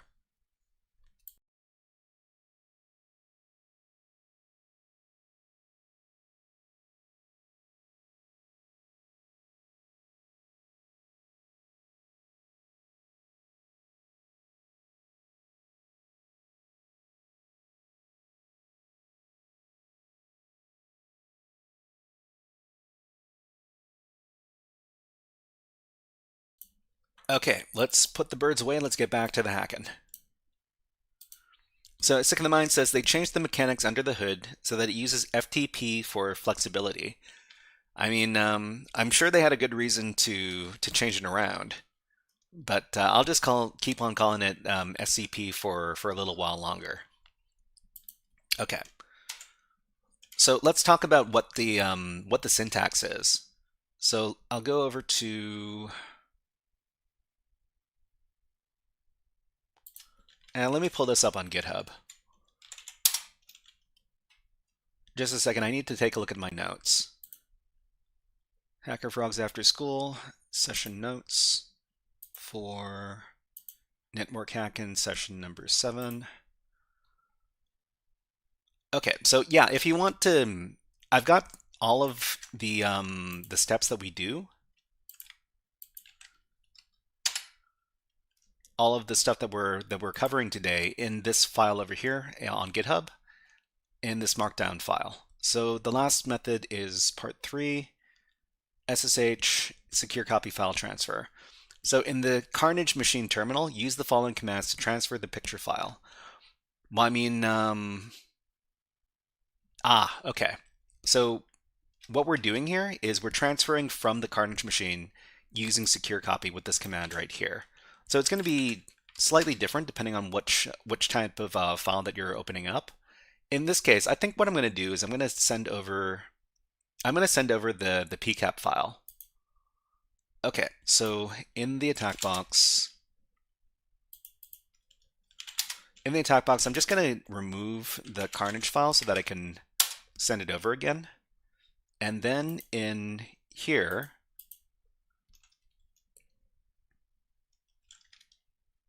I'm going to paste in the command that we're going to be using to send over the file.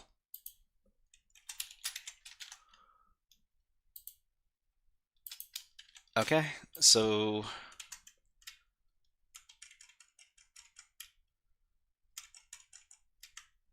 we're going to send the file over to the attack box. We're going to send carnage.pcap, and we're going to send it over to the attack box IP. So we need to replace it over here. The attack box IP can be gotten over here in the terminal name 10.4.1.1.1. And what we need to do here when we send this over is we need to supply a username for the attack box here. And we're going to be using the root account. We're currently running as the root account here. The other thing that we need to do is we need to get the password for this machine, or the root password. It used to be that the root password was inside of the URL parameter here, but I guess they changed that. So I'm not too sure what the root password is anymore. Let me look that up real quick. So TryHackMe attack box root password.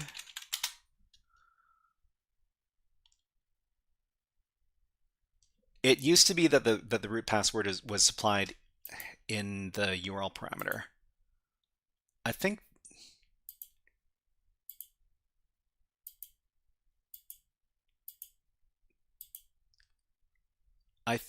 you can get the root password in the attack box another way. Let me because I really need the password to get this to work, because secure copy requires the password. Hold on.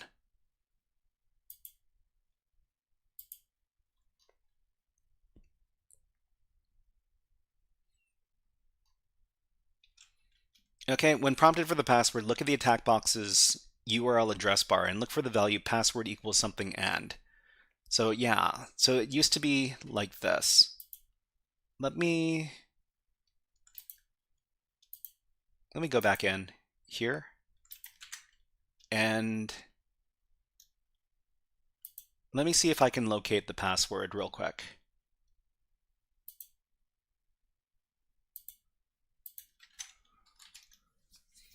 If anybody uses TryHackMe on a regular basis and knows about where to find the root password now, let me know. Actually, maybe I can use, so tryhackme.com. I can use the AI assistant, because the AI assistant should be able to know this. Should know this stuff. So where's the AI assistant? It's here. Oh, that's not the AI assistant. Hold on. Let me go over to the Carnage room. Sorry about the Carnage.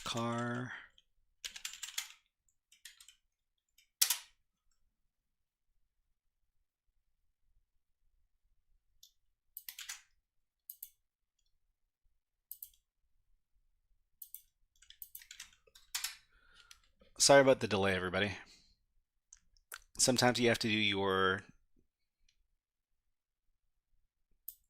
troubleshooting on the fly. Yeah, where's the AI chatbot?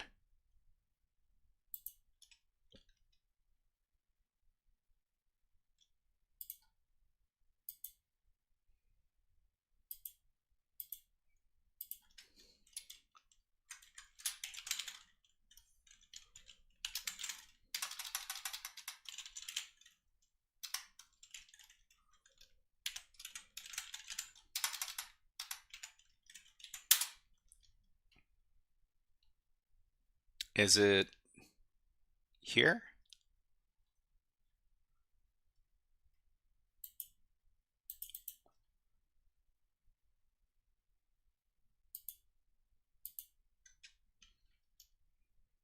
So the name of the chatbot is called Echo, right?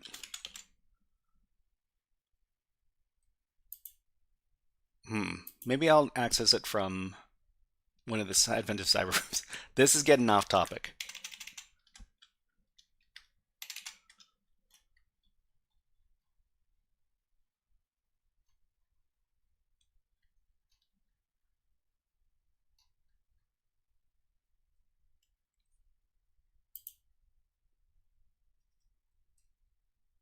Okay, so it took this long to get access to the chatbot. Okay, so let's go ahead and ask. So I have a question about the TryHackMe attack box. How do I get the root password while using it? Okay, let's see how it answers. Okay, I can't provide the root password for the attack box. You can find the credentials in the information card associated with the attack box. Information card associated with the attack box. Really?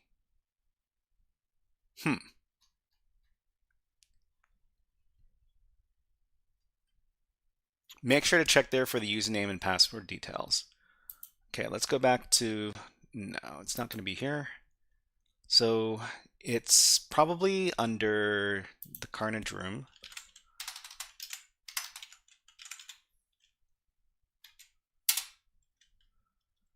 Man, this looks really messy.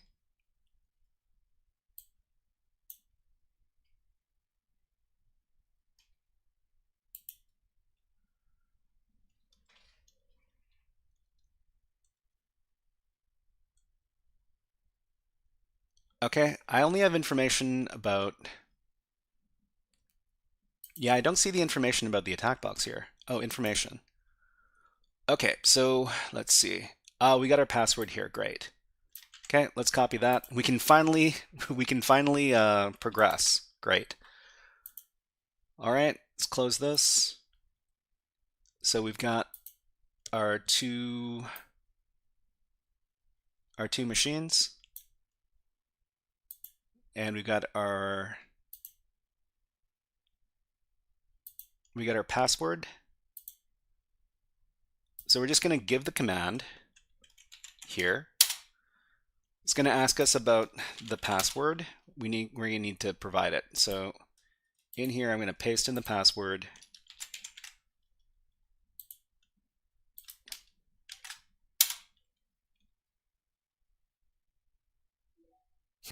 No such file or directory. Wait. Am I sending? I should be sending here, right? Root carnage.pcap. Oh no, this is transferring from that directory. Okay. Okay. I think I understand.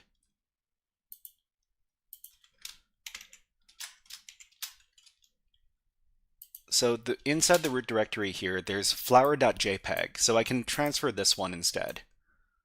Okay, so here we're going to replace carnage.pcap with flower.jpg. Okay, they're going to ask for the password. We paste it in.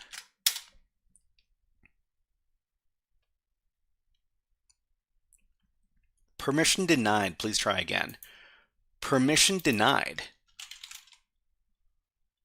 Huh. Why did we get permission denied? Hold on. Am I... Oh, I'm not pasting in the right stuff. Okay. Let me get the password again. Okay. Paste it into the clipboard. Okay, we managed to transfer the file using secure copy. So this is secure copy is run from the sender or from the receiver. So you run the command on the receiving side. You need to specify where it is on the file system. and you're going to need the password. So it's a bit of a pain in the butt, but it is a secure method of moving the files around. All right, so let's wrap up for the day. If you have any questions about the stuff that we're doing in today's workshop, let us know. We'll try to answer the questions as best we can. Let's go back. Panacapanco is here. Hello. The little Christmas hat is so cute. I saw you streaming earlier, Panacapanco. You were doing a collaboration. Okay, so everybody, if you don't know, Panacapanco is also a Twitch streamer who does cybersecurity stuff and other stuff as well. Let's give them a shout out. There you go. So if you enjoy hacking and you enjoy wacky antics and you enjoy funny women, you'll really appreciate her stream. Okay, let's go back. I think we don't need these tabs anymore. Let's get rid of them. They're kind of bothering me. Quota? What kind of quota are we talking about?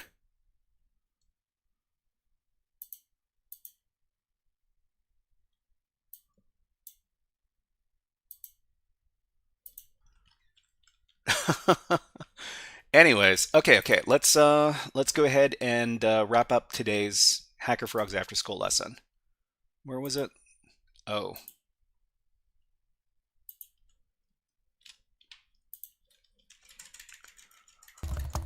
Thank you very much for following CIAVX. Thank you. Okay, so what's next? So in the next HackerFrogs After School network hacking workshop, we'll be learning how to upload malicious files and hack network servers. So from moving over files legitimately, we're going to be talking about how to do file upload attacks. So file upload attacks is the next topic, and that's going to be on, what day is it today? It's Friday. Okay, so it's going to be on Monday.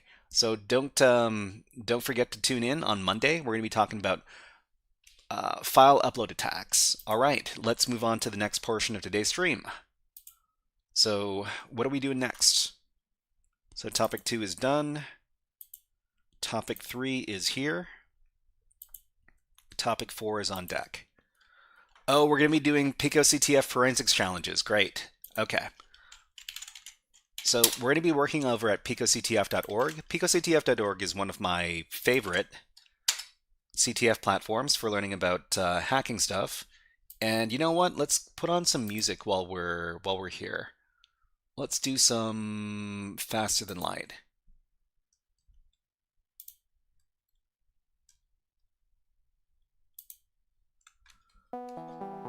Okay, so hopefully the music's not too loud. Let me turn it down a little bit.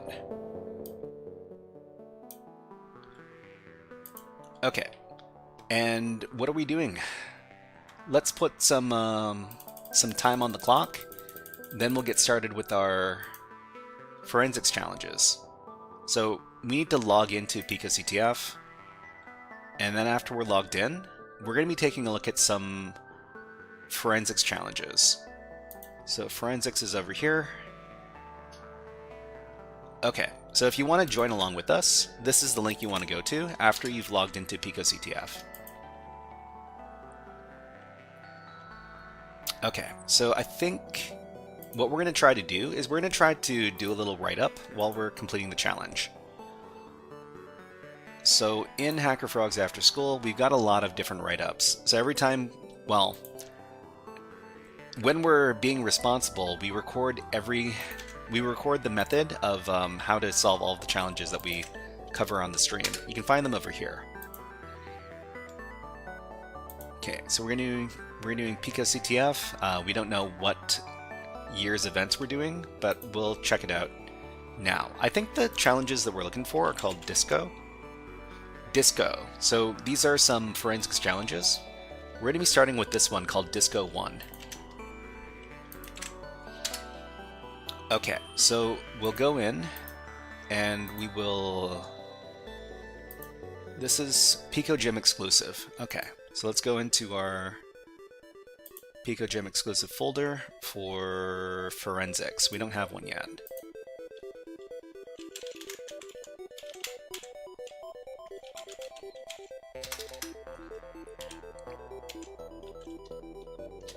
So this is the Disco 1 challenge. We're going to record some information about this challenge as we move through it. 3 key concepts, or 3 key things rather.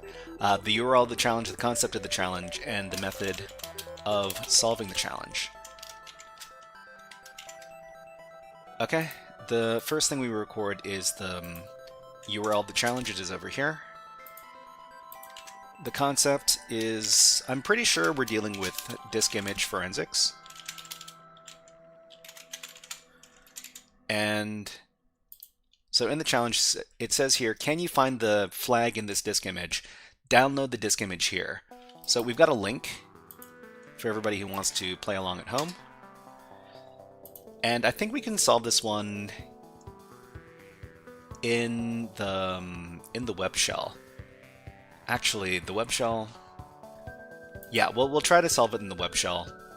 So any, while you're using PicoCTF and you're logged in and looking at the challenges, there's this button over here that is going to open up a Linux virtual machine. So this is the web shell that you can use to solve PicoCTF challenges. We're just going to, after we log into the PicoCTF web shell, we're going to pop out the web shell terminal. So this is going to make the interface nice and big, which is what we like. I'm not too sure if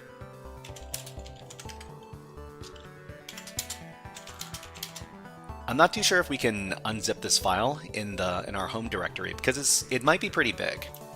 We'll give it a try though. We'll try to wget this this image.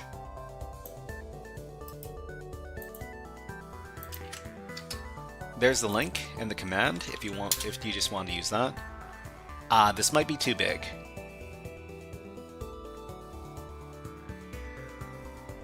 So this is a DD file, which is a disk image. Did it save correctly? Okay, so we managed to successfully fit this thing in here. How big is it? So this is 20 megabytes. So that's still okay. And we need to unzip this file. If we take a look at the file itself, this is gzip compressed data. So I think we can use gunzip, or gunzip, I like to call it.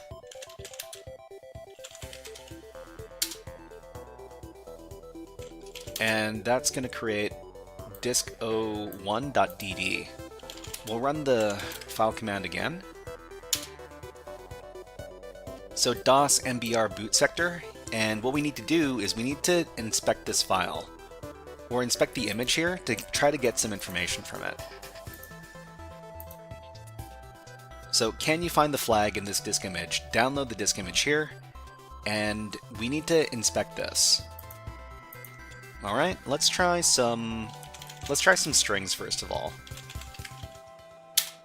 So strings is basically all of the human readable information that is found inside the disk image. This is a lot of stuff.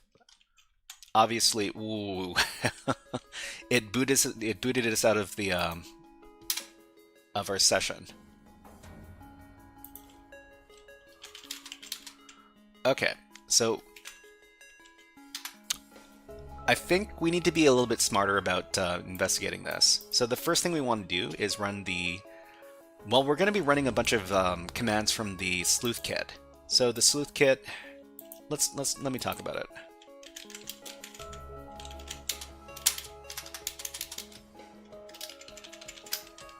We're talking about the sleuth kit digital forensic software, or it's a suite. It's a tool set, rather. So it enables the examination of disk images. There are many tools included in it, such as stuff like FS... what is it called? Geez, I forget the names of these tools, but I've got them in my write-ups, so I can look at the write-ups and talk more about it. Just a second, everybody.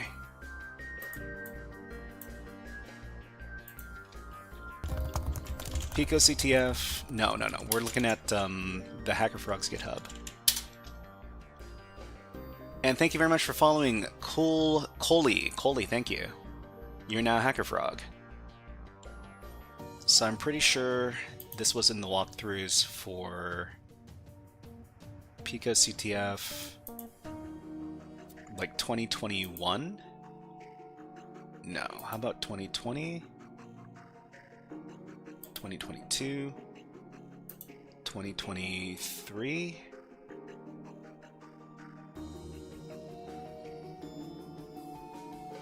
Or was it an exclusive? Hold on, let me do quick search.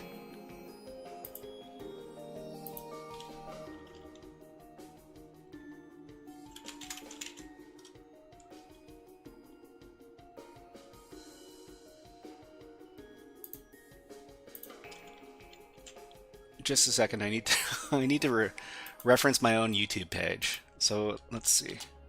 Sleuth. Forensics from PicoCTF 2021. Okay.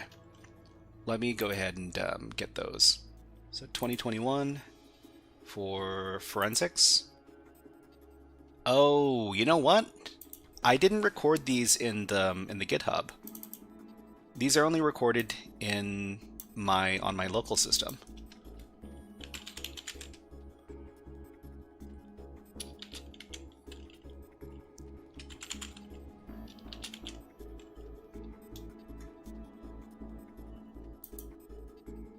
Wait, I could have sworn I recorded these. I'm having an old person moment. Coley says, I've been looking for a channel like this. I'm currently halfway through the course for Sec Plus, ethical hacking, and pen testing. Awesome. Welcome in. Let's give you a fun video redeem. How about some Hack the Planet? Hack the planet! Hack the planet! Shut up again! Okay, so we got Sleuth Kit intro, Disk Sleuth. Yeah, it should be in the GitHub repository somewhere.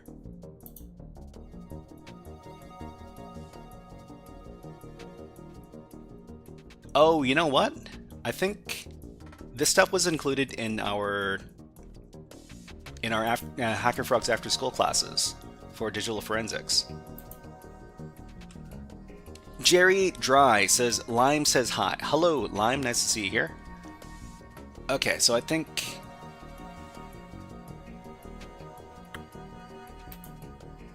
Let me get my session notes. So session notes for batch 2, digital forensics, disk image forensics part 1. Okay. So this is what I'm going to be using as the basis. BLFP says, I'm a little late. This is my second time here and I'm going to be learning more about the hacking tutorials. Yeah, welcome in. Okay, so MMLS is the command that we use to take a look at the media management for this particular disk image. Okay, let's go ahead and do that. MMLS disco1.dd. Okay, so raw image file, no such file or directory. So we don't need to run MMLS on this. So instead we're going to move on to the next step. So the next step is to use the fstat command. So the fstat command is going to get detailed information about the disk partition. So fstat on the image. fstat. Okay, so Coley asks, what would you recommend more, TryHackMe or Hack the Box? So if you're coming at it from a beginner's perspective, TryHackMe is probably your better bet. They've got a winter event going on right now, which is pretty good for introducing people to a lot of different concepts for cybersecurity. Here's the link.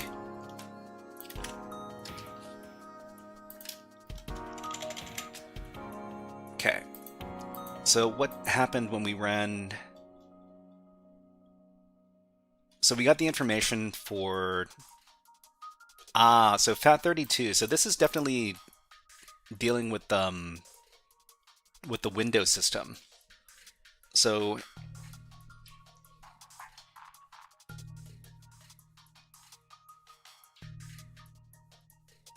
meta information. So the file system type here is FAT32. So we need to provide this to some other commands. Send it for both, but I haven't really used either yet. Yeah, I mean, I would go with TryHackMe if you're coming at it from a beginner's perspective. So we're gonna run.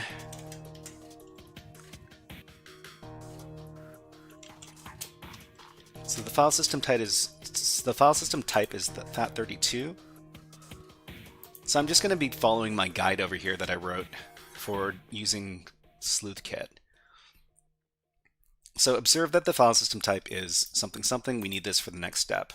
So we're going to get the file list for this particular image. So FLS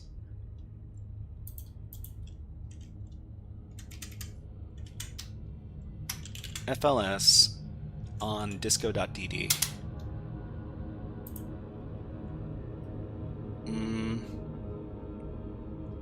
If inode is not given, unsupported file system type FAT32. So FAT32 isn't supported by sleuthkit. Orange Prince, hello, nice to see you here. Hold on. Okay, I'm gonna try asking our good friend the AI. Can we use sleuthkit commands to inspect a FAT32 file system image, disk image? See what it has to say about it. So to be completely honest, this is new stuff. These are new challenges, and if we're dealing with Windows disk images, it's not really something I deal with too much. So we're just going to try to figure out how to get this going. So if we can't use sleuthkit, we're going to have to use another. Sleuthkit fully supports FAT32. You can inspect FAT32 disk images using the same core tools you use for EXT or NTFS. Okay, so identify the file system and partition layout. So MMLS.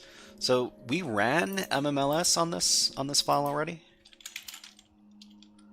And SciAV says, I've been sick these past few days, not been able to keep up with the advent of cyber. That was not too much for me to catch up on later. I've got some walkthrough videos for Advent of Cyber if you want to take a look on YouTube. I think I should have my YouTube link over here. No, that's not a command, but it's youtube.com at the shy hat if you're looking for it. Okay, so they want MMLS, right?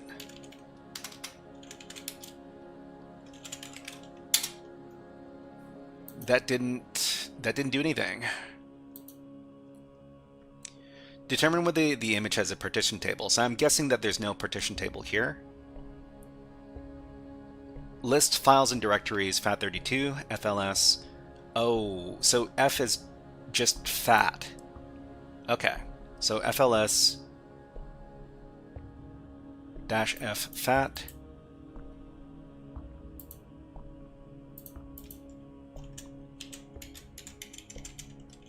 FLS-F FAT.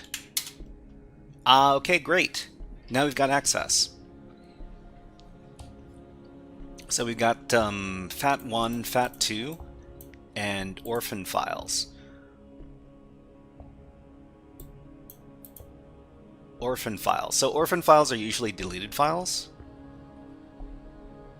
And so if we have the correct format, we can continue looking at these files. So FLS-R. So -R is going to run this recursively, so we can see all of the files inside the file system. So FLS-R. And we've got We have some files we can take a look at now. Ooh, there's a lot of files in here, though.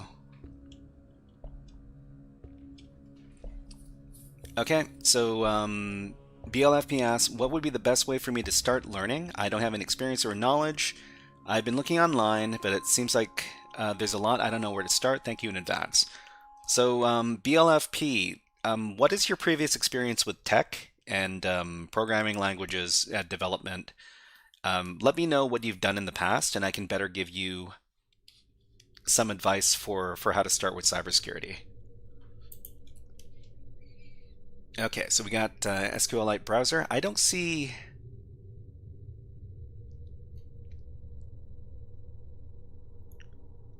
So we have inode numbers here, but we don't necessarily have any...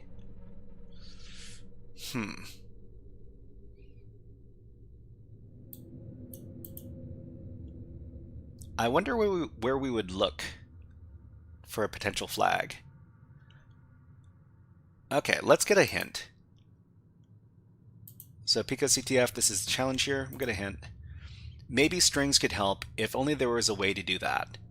I mean, do we just need to run strings on this and then look for a flag? So strings, run strings on this, grep out, I don't know, PicoCTF, look for the flag pattern. See if we, oh wow. Is that it? Is that all we needed to do? I guess sometimes it's that easy. So we just used the strings command and we looked for a particular pattern inside of the readable strings. So submit this. All right, if it's that easy. I wonder if strings would have solved it since it's all fat. I mean, I'm not super familiar with how different disk images or different file system types parse strings. I mean, we could get like a bunch of different strings from it. So if we just run strings on this and then, you know, run head, there are a bunch of printable strings. Do a hex dump on that DD. So what, XXD?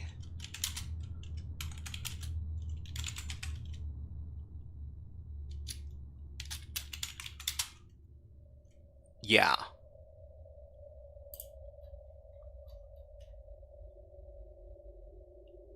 I mean, there are strings, you know, hanging around here. Most of this stuff is not... Wow, there's a lot of empty space in here. All right. But we've got... Yeah, human readable strings. Let's just get out of here. Okay, so that was the easier challenge. Let's do the write-up for this. So disk image forensics method of solve.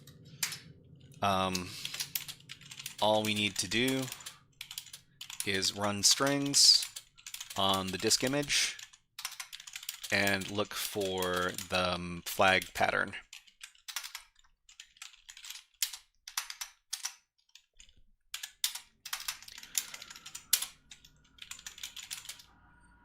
So strings on, what was the name of the file? disco-1.dd.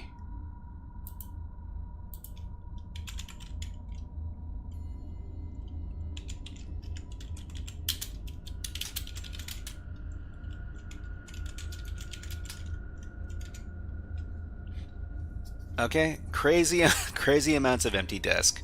Well, I mean, this was one of the smaller ones too. So, whoops.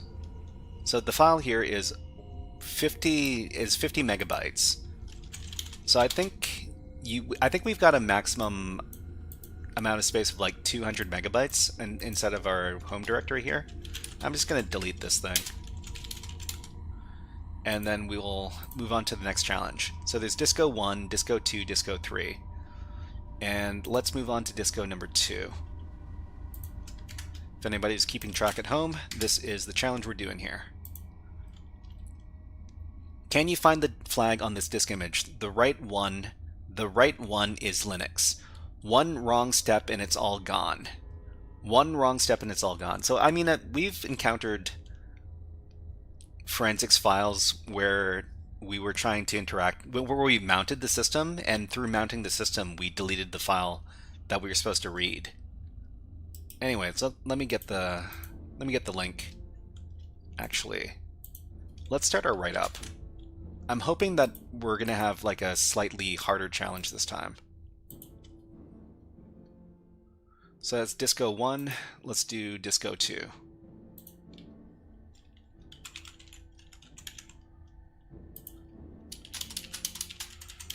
So the URL, the concept, method of solve. So I think we're dealing with a Linux file system this time. I'm a little bit more familiar with dealing with Linux as far as disk images are concerned. Okay, copy this. If you want to take a look at this file yourself, you can download it from here. So in the web shell, let's wget that down.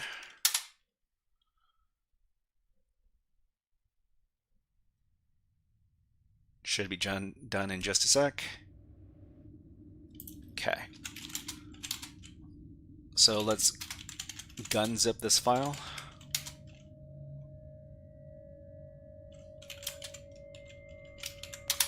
So this file is 100 megabytes. All right.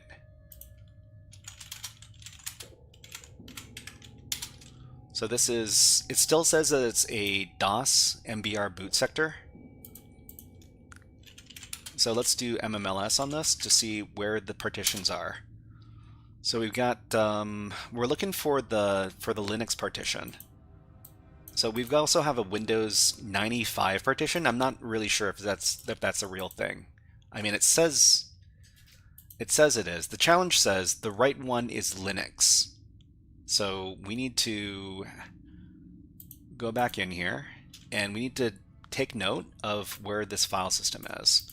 So the start is at offset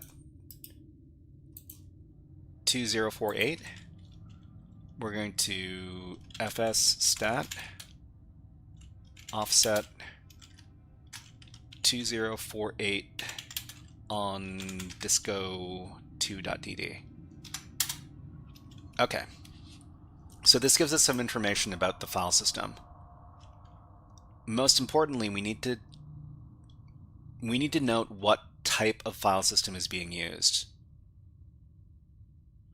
So this is ext4. We'll just keep track of this.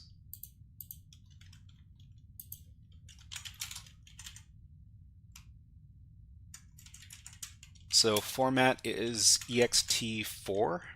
And the next command we're going to run is, I think it's fls, so file system list. So there are these directories inside of the disk image. So there's lost and found, there's bin, and there's orphan files. So if there's any deleted files, it's going to be in the orphan files directory here. We need to supply an inode number. So the inode number is over here, so 1113 for this one, and for orphan files it is 6401. 6401. So let's just take a look at the orphan files. We're going to run, so orphan files are here. We have one file called orphan file 235. So let's try reading that. So I think we can run 235, and I think the command is called icat. icat to read the file. That file's empty, apparently. Or can we get more information about it with the fls command? No. Okay, so we might as well run fls and just get all of the files. So -r for recursive.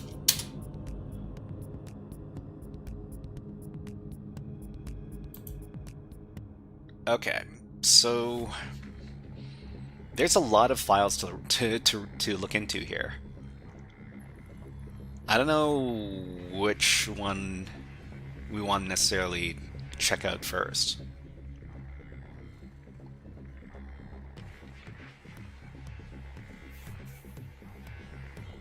Something tells me that we really want to take a look at this orphan file, though, because the challenge says one wrong step and it's all wrong, and it's all gone. So this implies to me that we can't mount the file system. Otherwise, it'll delete the orphan files. So how can you extract, isolate? How can you extract, isolate a partition? I mean, I don't know. Orphan files is an NTFS term. Is it an NTFS term? Lost and found is the next term. Hold on. Let's go back in.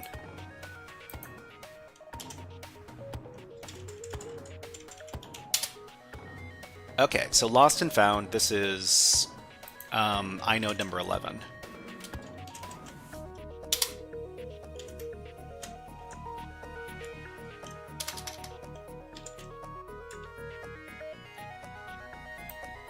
So we want to FLS only the lost and found.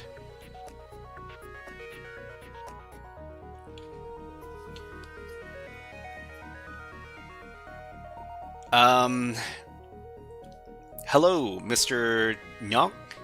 I'm not too sure how to pronounce your name. I know it's a Vietnamese name. I'm not very good at pronouncing those, but underrated stream, not gonna lie. Thank you very much. Thank you. Okay, so let's go back in. We're looking for...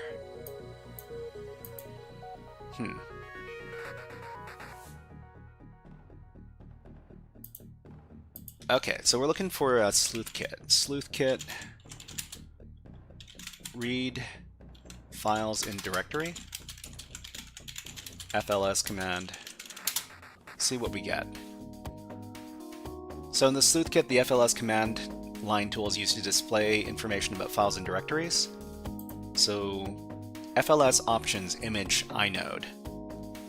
So we want to get, so FLS image name inode number.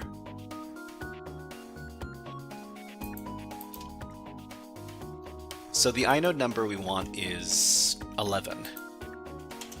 So FLS 11, and I guess we can run it recursive. There's nothing in here.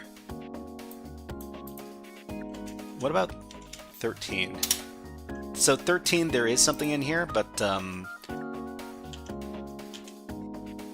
there's nothing in 11, and there's nothing in orphan, well, there is something in orphan files. 6401. Can you send that orphan file through to get more info on it? Yeah, I'm trying to figure out how to, which command to do. So there is orphan file 235. I would assume that we would use the icat command. So we're dealing with inode 235. So FLS doesn't tell us anything. icat doesn't read anything.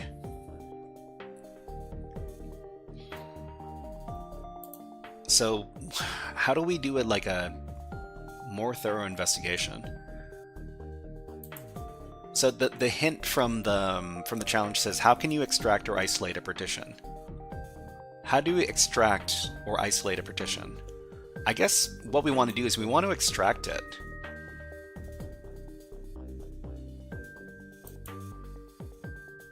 Okay, so sleuth kit, we want to extract a file.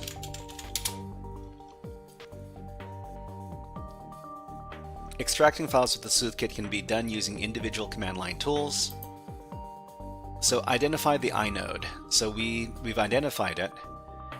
Use the icat tool with the identified inode to output the file's contents. So icat image dd inode number output file name. I mean, we can give this a try. just use the file command. File, orphan file. Well, I mean, I've seen Nhok. How do you know it's a Vietnamese name from first sight? I've seen a lot of Vietnamese names. I just can't pronounce them. There are a lot of Vietnamese people who are living in my community, and I grew up around a lot of Vietnamese people as well. Okay, Masterism says file orphan file 235. Is it that easy?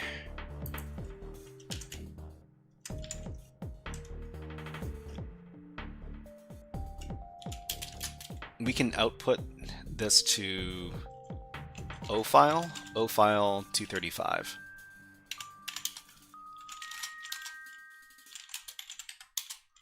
This is empty. Yeah, so I mean, it's nothing. We weren't able to read anything here. GredXT says it's odd that the only thing that's showing up is in an NTFS directory, but the challenge name insists Linux. Yeah, that is kind of weird.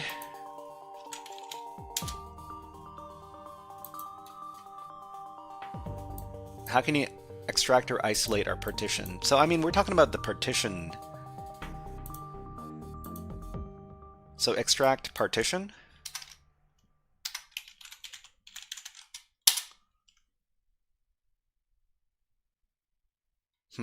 MMLS.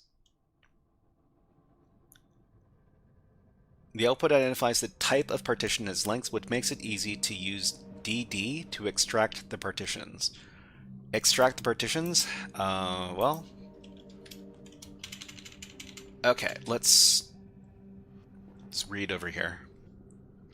Just joined, so I missed the whole beginning, just asking. No worries.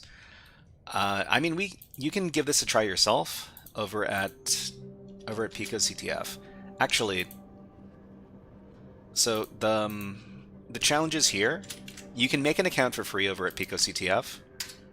I highly recommend anybody who doesn't have an account there, make one there. It's free, and it's very, very good educational material.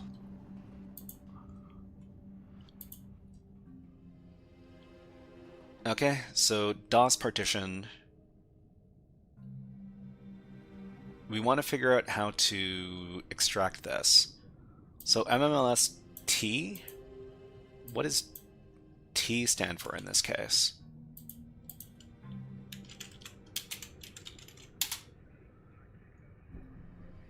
T is the type of volume file. So T list DOS Mac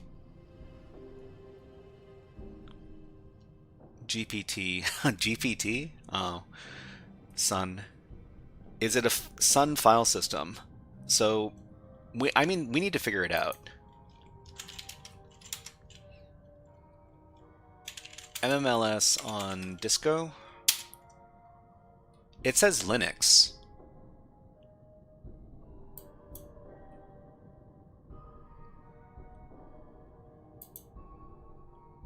Output of running MMLS on a Sun Spark dist. So Mac partitions, BSD. So I'm assuming that BSD includes Linux, or does it not?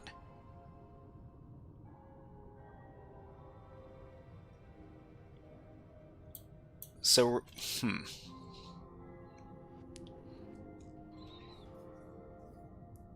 Maybe DD the Linux partition to file and then open in a hex editor. So would the type be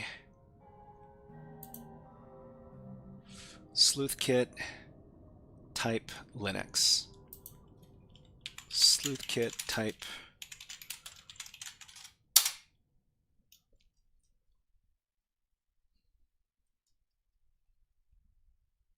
or I guess in this case we're dealing with MMLS.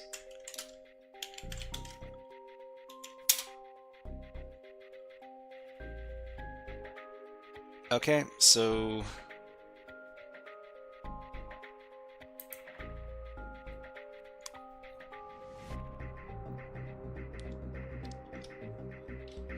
Linux is GPT.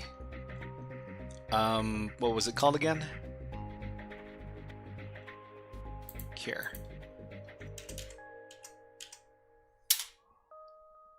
GUID partition table. So this is Linux. Okay, so that means we can run disco2.dd, and we need to supply the offset 2048. Type is GPT. fdisk L. Linux and BSD are two different things. Okay. So this says invalid image offset. So I guess we don't supply. Oh, the offset is invalid magic value. Let's just not provide the offset. Okay, so Sick in the Mind suggests fdisk. I would have done fdisk L dd file. I need to remind myself what the fdisk command does again.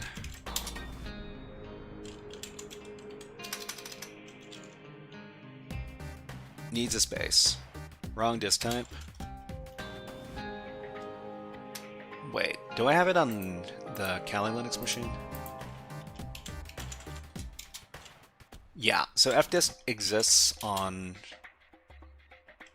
my Kali Linux machine, but it doesn't exist on the PicoCTF web shell.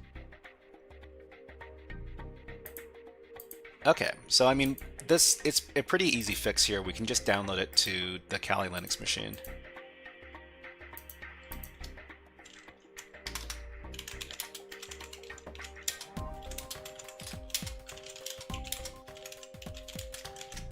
Okay, download this thing. sbin fdisk on your other machine. Okay, we got it here. We just need to unzip it.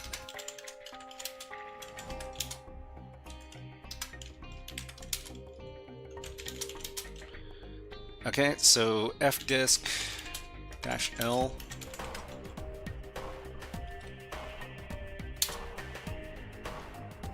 So there's Linux over here, and then there is Windows 95 FAT32 in the other place. Okay, Masterism says, need a space between the GPT and the disk. You smooth them together, which gave you the unsupported error. Okay, let me give it a try. So back in the web shell.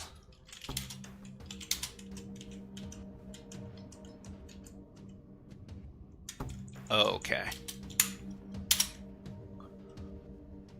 And Masterism says needs a space.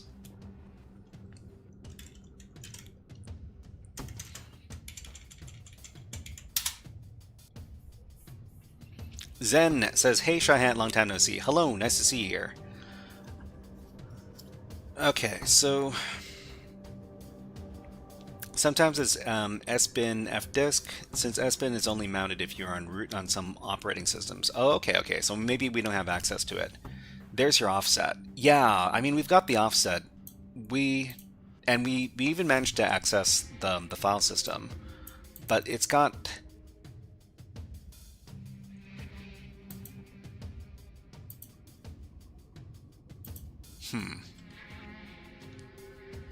So it says DOS partition table. There's a couple of...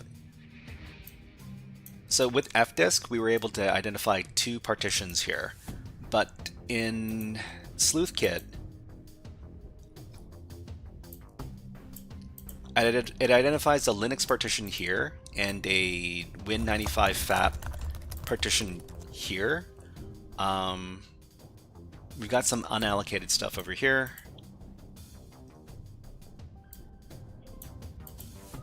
I wonder what happens if we take a look at this stuff. Okay, so top line and command output. So the partition type is hex 83. It says Linux native 83. It's not DOS. So we can get some more information about this using, what was the command called? fstat. fstat, we need to supply the offset to 048 on disco 2. So it lets us know some information about this. Generally, the only thing that I take away from this command is the file system type, because sometimes we need the file system type when running other commands. It does say DOS partition, though.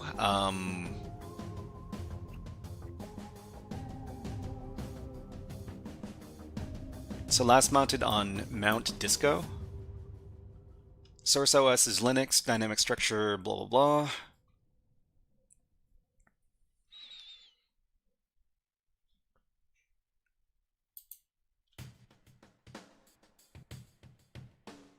Oh yeah, wait. When we run the file command on it, it does say something about like DOS.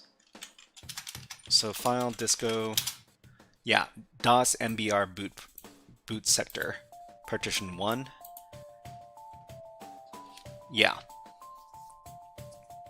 So I mean that's a little bit confusing. Using other programs, we're able to see a little bit more information about it. Master boot record mbr, yeah. Hold on, we've got ads running on Twitch, so we'll run them on YouTube. And we'll put on the birds. We'll be back in about 60 seconds, just need to have a little water break. Here's a lovely bird. We'll be back in 50 seconds.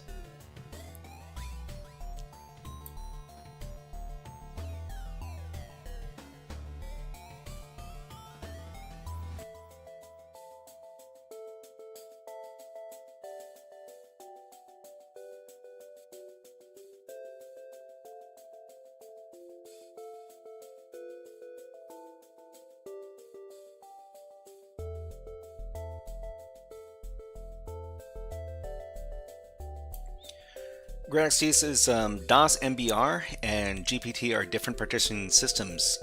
I mean, I would assume so.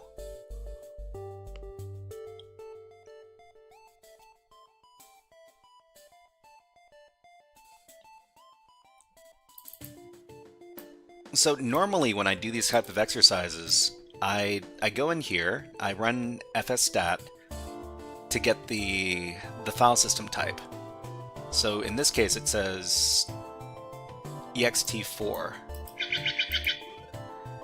Thank you very much, Agent 57, for redeeming the Stellar Jays.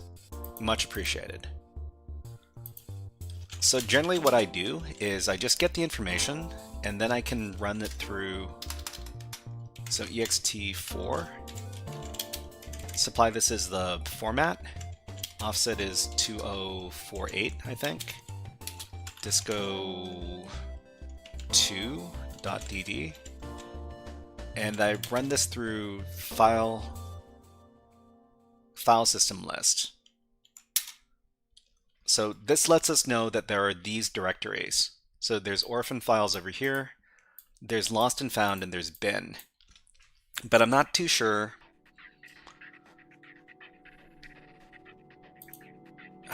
I'm not too sure how to get the information from orphan files. So orphan files and lost and found, these are where deleted files would be. So if we run this on 11, so inode 11, there's nothing here. There's nothing here. If we run it on 6401, there's one orphan file here called orphan file 235, but there's nothing in there though. So if we run icat on it, it's an empty file.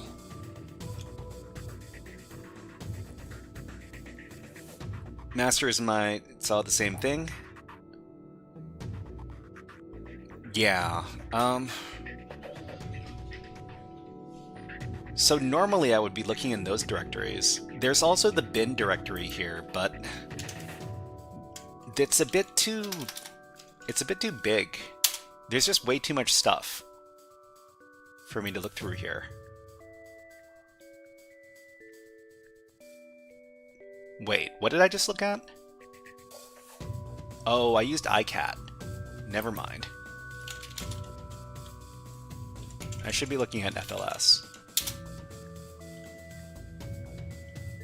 So there are all of these different files in here.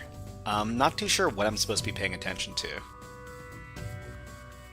I mean, this one says get keycodes. That might be interesting.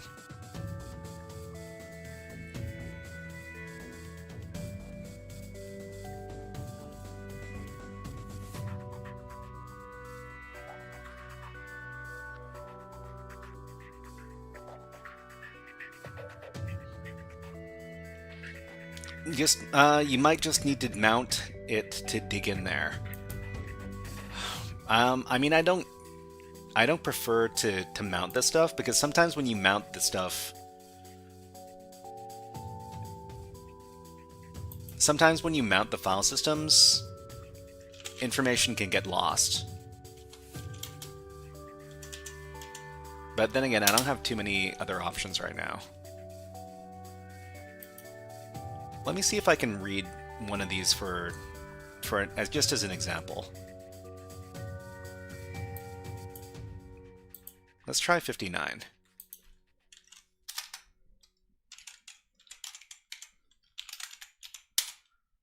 Whoa, why is it so big?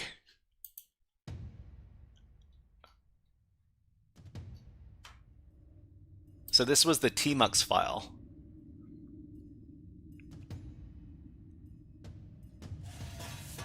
Okay.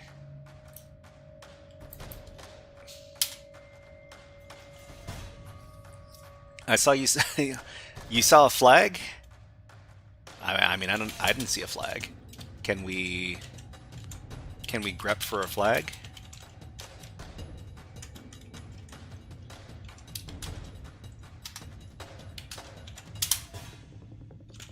Oh, my terminal's it's looking all weird now. Getting a lot of use out of that emote. Thank you, GradXT. Yeah. Okay, so I mean, if I just run strings, let's see if just running strings and grepping out Pico works. Oh, wow. Hold on, I need to fix my terminal. This is all sorts of screwed up.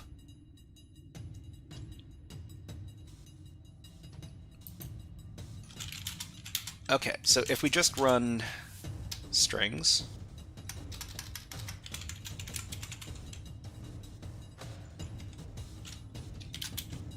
grep it into Pico, and then pipe it into less.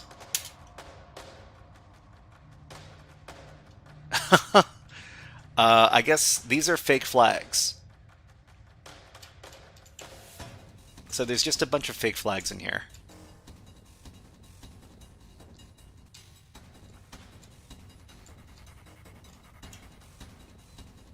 Yeah. Okay. Well.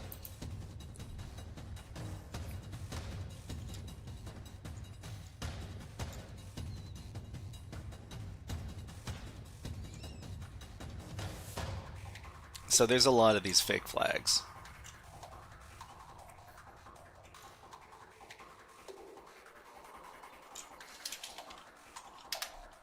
No cheesing allowed. I guess not. I wonder what the proper thing to look at is. Actually, when we run grep, well, when we run strings, when we run strings here, it doesn't tell us which files these are part of. So that's not necessarily the right way to go about it. Let's take a look at the. So how can you extract or isolate a partition? Well, I mean, I think we've already done that. Grep PicoCTF. That's gonna.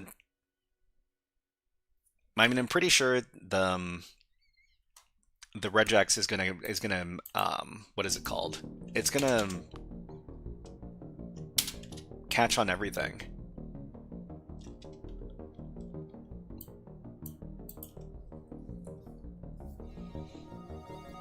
I'm still find those. Yeah, I mean, we need to look. We need to find out where to look in the right place. You can do a count.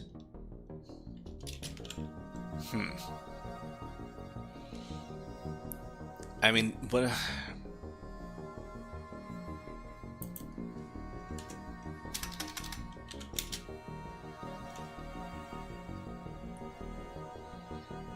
So we got 419 lines that are just that flag. They might all be random dummy flags. I mean, I'm pretty sure one of them might be the correct flag, but I'm not going to brute force the system to figure it out. We need to figure out what the intended solve method is.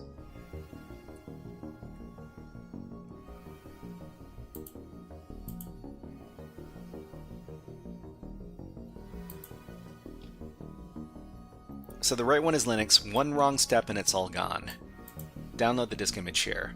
So this line right here makes me think that we're not supposed to mount the file system.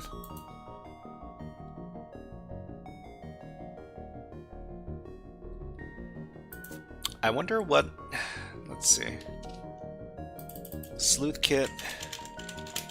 Search for strings.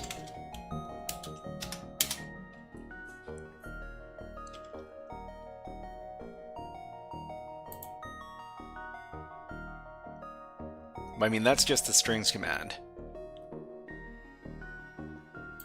Run ifind with the block number to identify the inode number. fffind with the inode number to retrieve the name of the file associated with that string.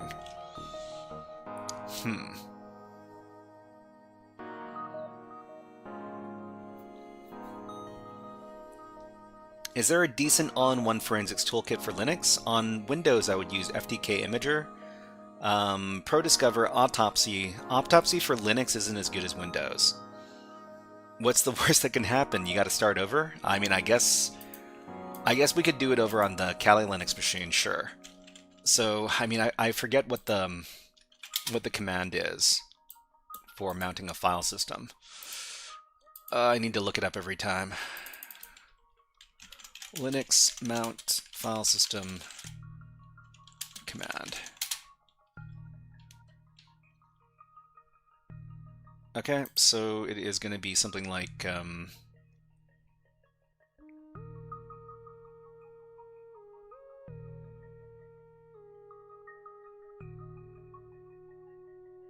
okay, so sudo mount.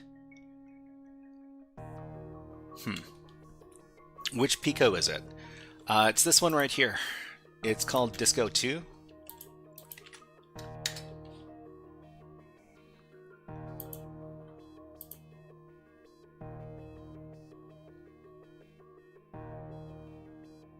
So sudo mount options device name mount point.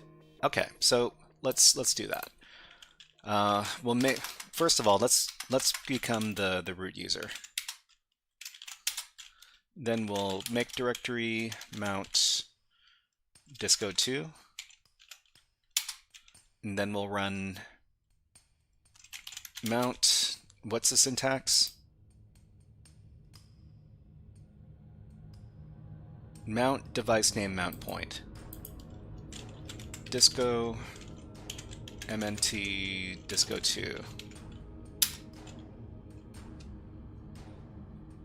Oh, you know what? This might not work because yeah, it's the wrong file system type. This isn't strictly a Linux file system, so that's not going to work.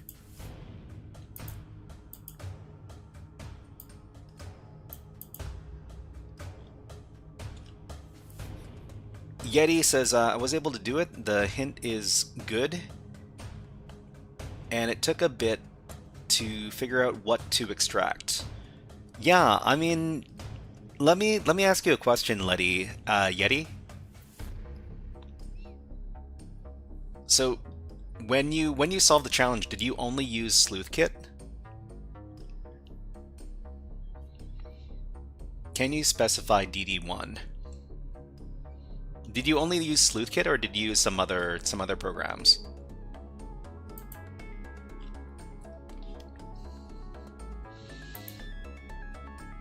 So Yeti says, I used MMLS and DD. So DD.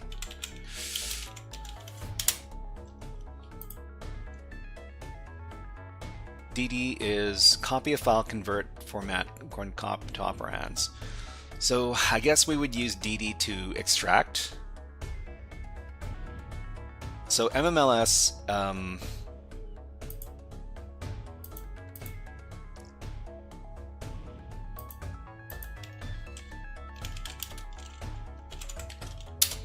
mmls lets you know the offset, and then after you know the offset, you can run the dd command.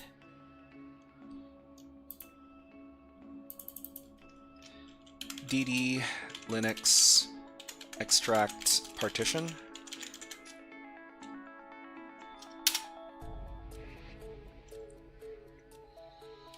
To extract a partition using the dd command on Linux, you can either clone a live partition directly to an image file or extract a specific partition from an existing full disk image. The dd utility, okay, what is my syntax? Oh, this looks complicated. So dd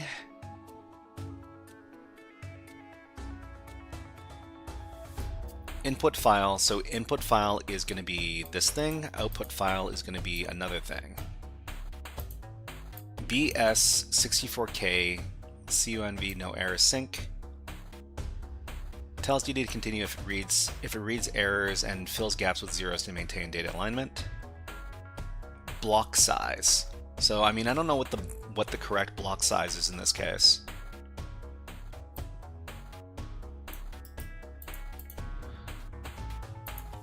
We can go in here and we can start putting together the command.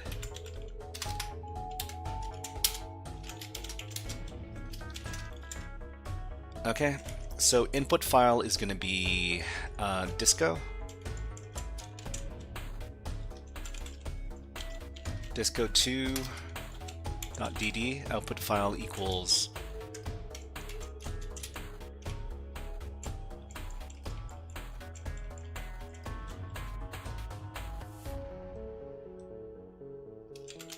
disco2.img.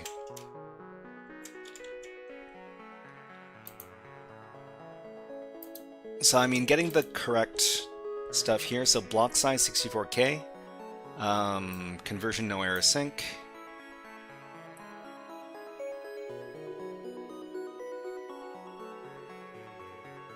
Method 2 is going to be extracting a partition from a full disk image. Oh, I mean, this is what we're doing. So if an image of an entire disk and you want to get one partition, you must calculate the offset. So find the partition start. We've found it. Calculate the offset. So where's the offset in here? OF input file this, output file this. Wait, where do we incorporate the offset?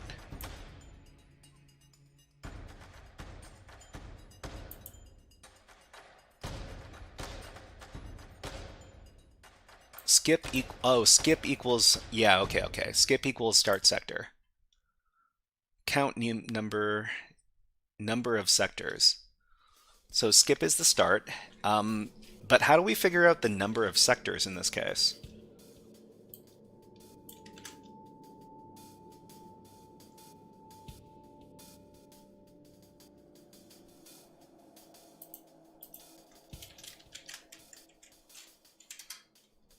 So we know the offset is 2048. Count is the length. So we know the length is this over here. So it gives us the length from the mmls command here.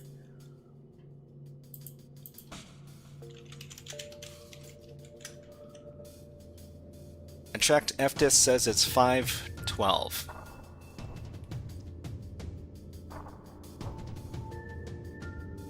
fdisk.l showed it.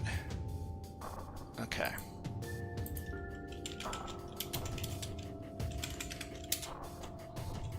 Ooh, that's not how you spell fdisk. There's no fdisk here.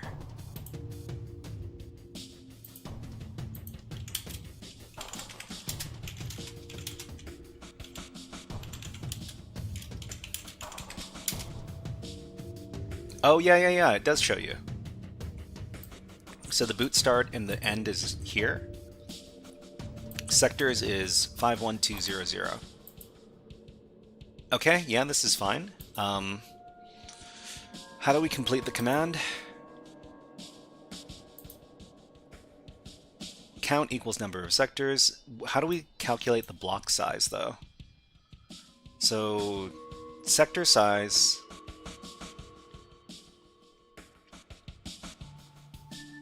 Misspell on the if, on the if. Oh. Yeah, okay. So you take the start, and then you take the start, and then multiply it by 512.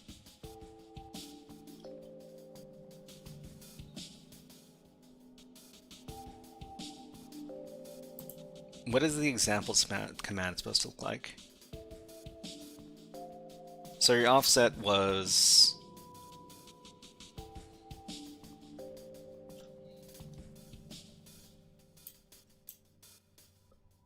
The offset is...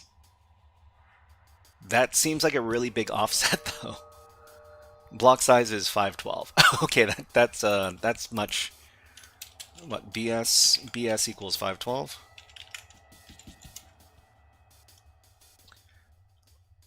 Are we supposed to redirect this into a file?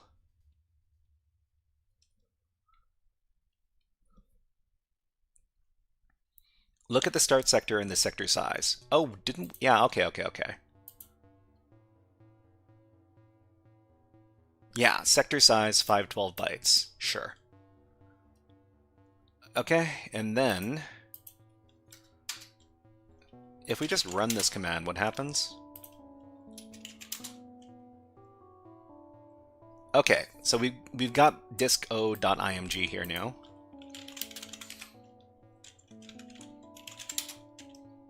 So this is a Linux file system, and we can take a look at this using the sleuthkit stuff again. So let's see, mmls disko2.img. Okay, and then we can fsstat.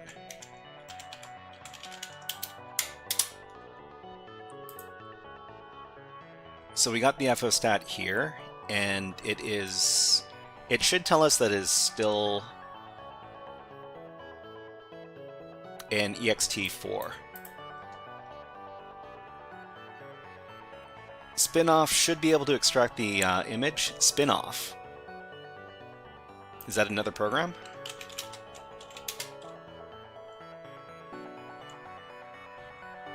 So FLS, there's no offset in this case. File type AXT4, disco2.img. Okay, so we're taking a look at the same stuff.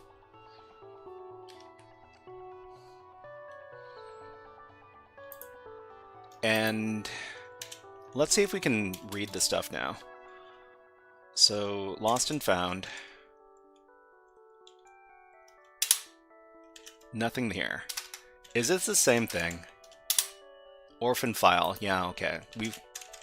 We got the orphan file. 235. Yeti, are you still here? If you're still here, we've extracted the thing. We just want to figure out what the next step is.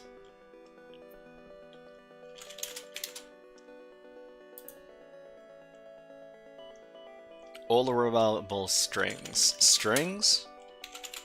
It can't be that easy, could it?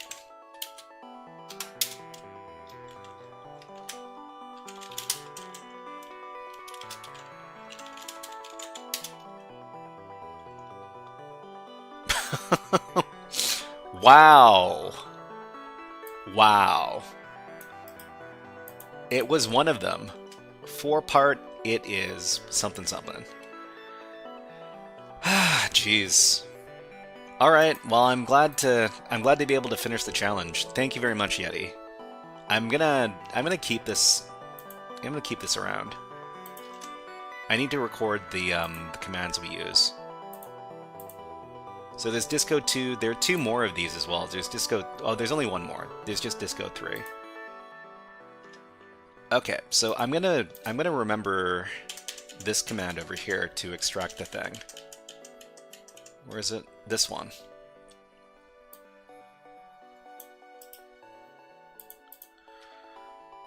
Okay, let's do the write-up. This was educational. So, disk image forensics.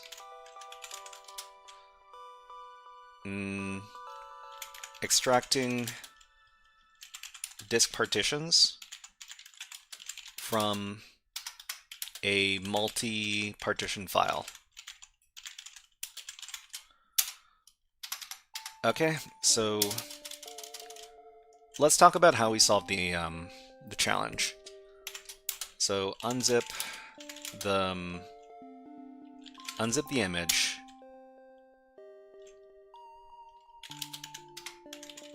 We need to isolate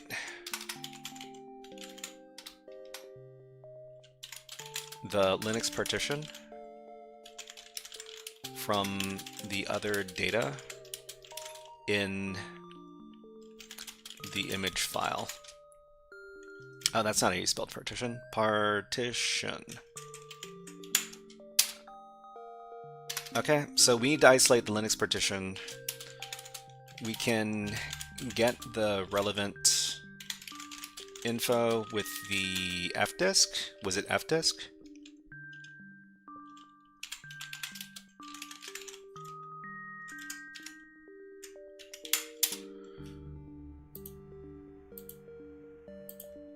Yeah, fdisk.l.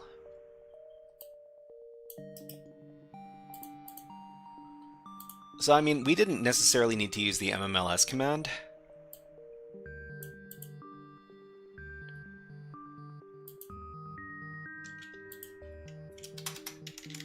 So using fdisk, we run this command, and this lets us know that the offset for the Linux partition is, what is it again? 2048.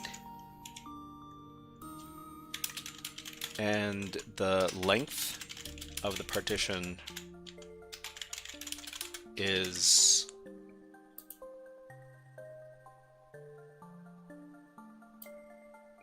this number.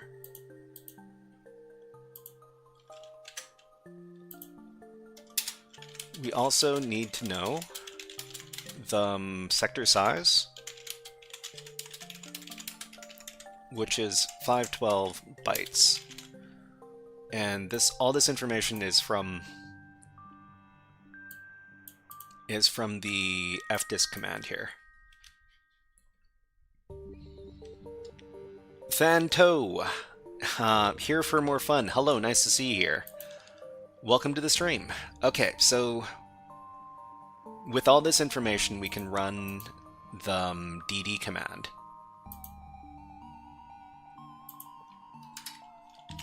With this info, we can run the dd command, which extracts the partition, or the Linux partition,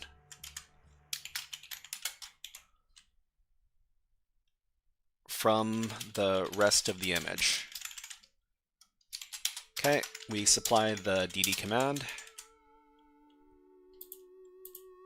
here.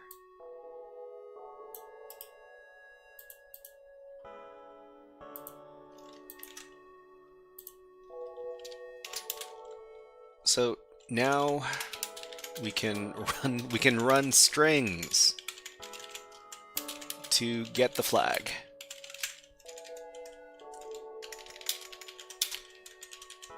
Strings disco2.img grep pico, and we're done. Wow, that was very educational. Thank you. Thank you everybody who was helping out, and thank you for Yeti. the person who solved the challenge beforehand. Okay, let's move on to our last part of today's stream. In the last part of today's stream, we're going to be talking about Shulk YC. Hello, nice to see you here. We're going to be talking some. We're going to be doing some reverse engineering. So topic 3 is done. Topic 4 is here, and we're going to be doing this room over at TryHackMe. It's called Reversing Elf.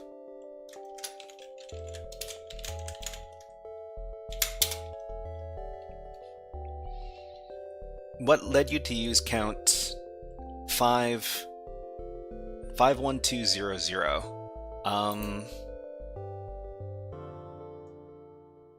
It's from Fdisk. So number of sectors. So the start is here, the end is here.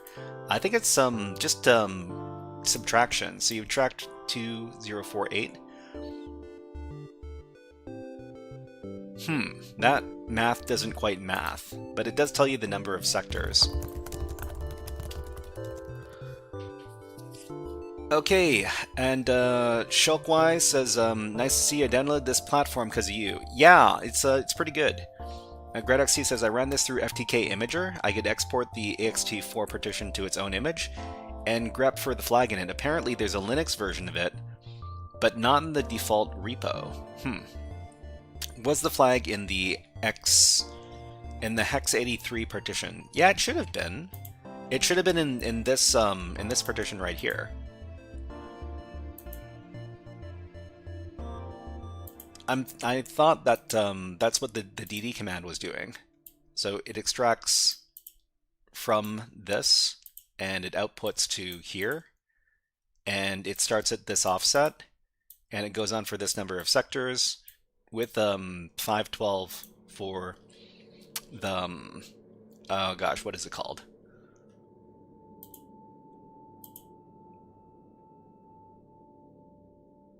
For the sector size.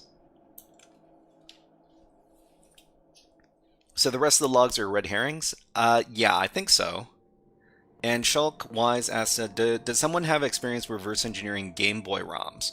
I mean, I don't. If anybody in chat has any experience with reverse engineering Game Boy stuff, let us know. Okay, I think we can start the next thing.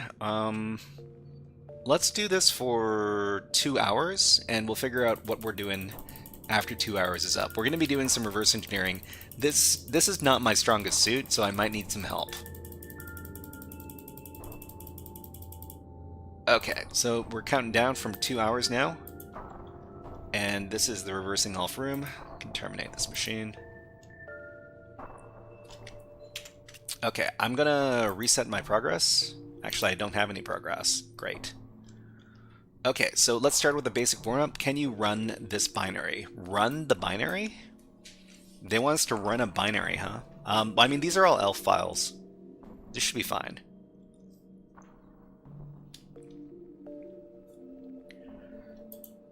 Okay, and Casey, hello, nice to see you here. Welcome to the stream. Let's give everybody a fun little redeem. How about some Nyan Cat? That's not how you spell redeem.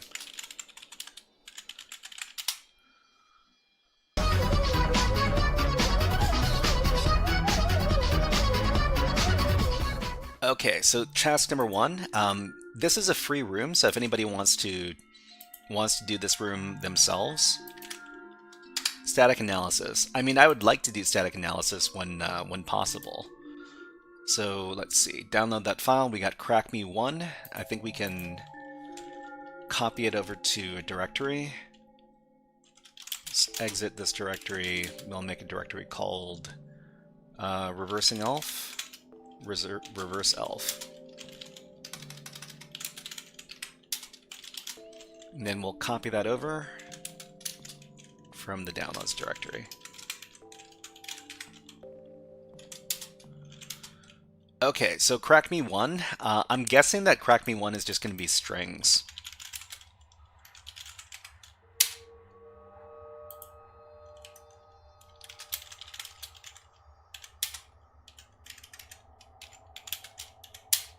No, it's not just strings. Huh. Okay. Alright, it's not just strings. I guess we can take a look at the...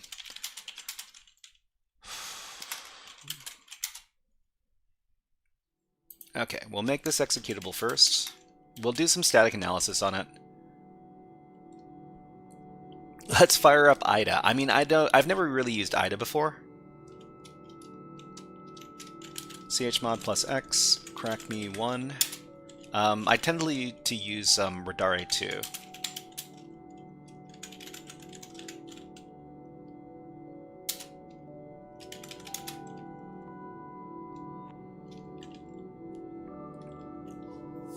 You just need to execute it to solve it, but let's make it hard. I mean, sure, why not?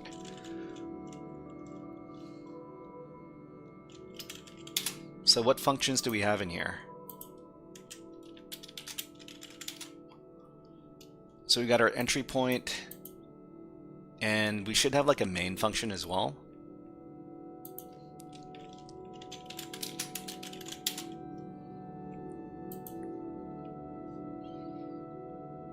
Oh, okay, okay.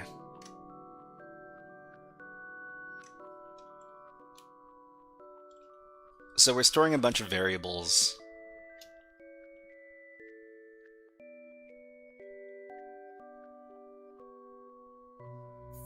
We're adding a bunch of stuff to a particular variable. Go to the bottom.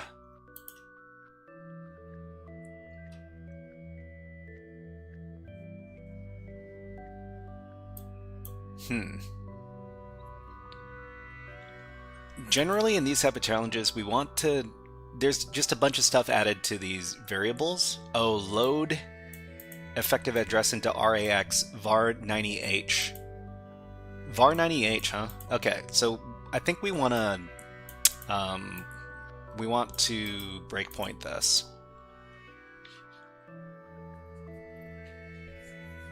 Would XOR with 0x3.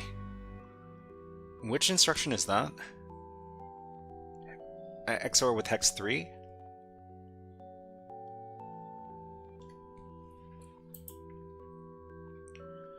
Okay, so we'll set the breakpoint db here, and then we'll run the thing. We hit the breakpoint, and then what we should do is we should take a look at where is it? Var 90 hex. Whoops.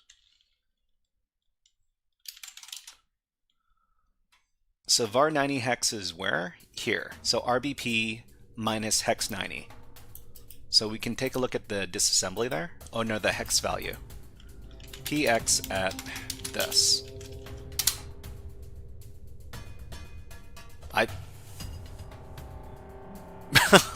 Why is there nothing here? Hold on.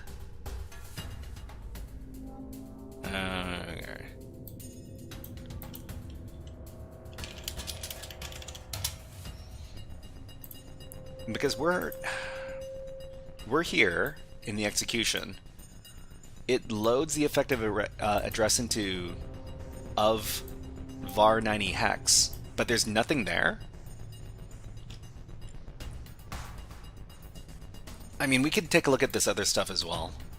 So there are all these different variables.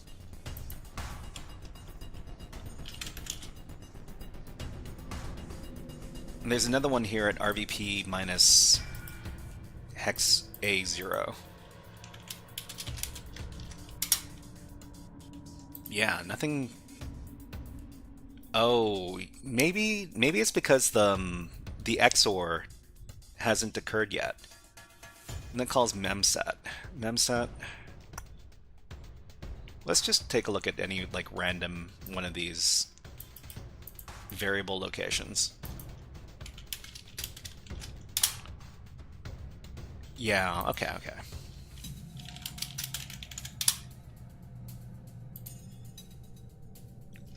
So my question is, what does an XOR operation look like in... What does an XOR operation look like in assembly? Casey says it calls memset. Let's see, where are the calls? You can take the bytes and XOR it with hex 3C.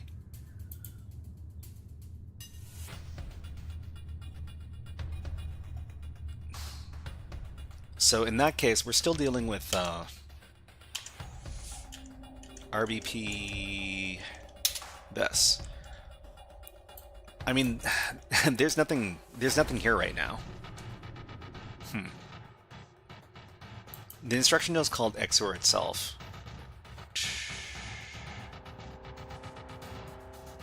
So is the puts over here? Actually, yeah. So the puts function something has to be put into specific locations to run the puts call.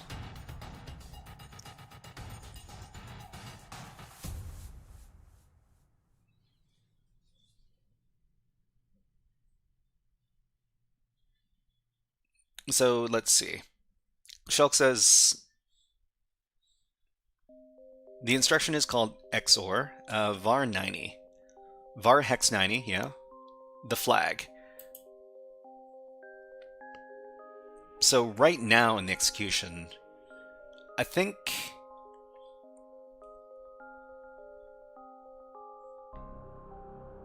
oh, maybe it's this. Okay, we need to go make another breakpoint. This is not the right one. We want to breakpoint this.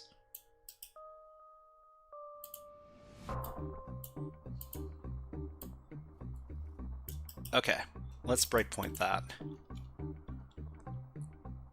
Memset. Why XOR? It's a good question. So set the breakpoint, run the thing. We hit the breakpoint, and now let's take a look at hex the variable. So the variable is here. All right, not bad, not bad. So we set the breakpoint for right before the flag is being printed out, and then we got the flag. Okay, let's go in here.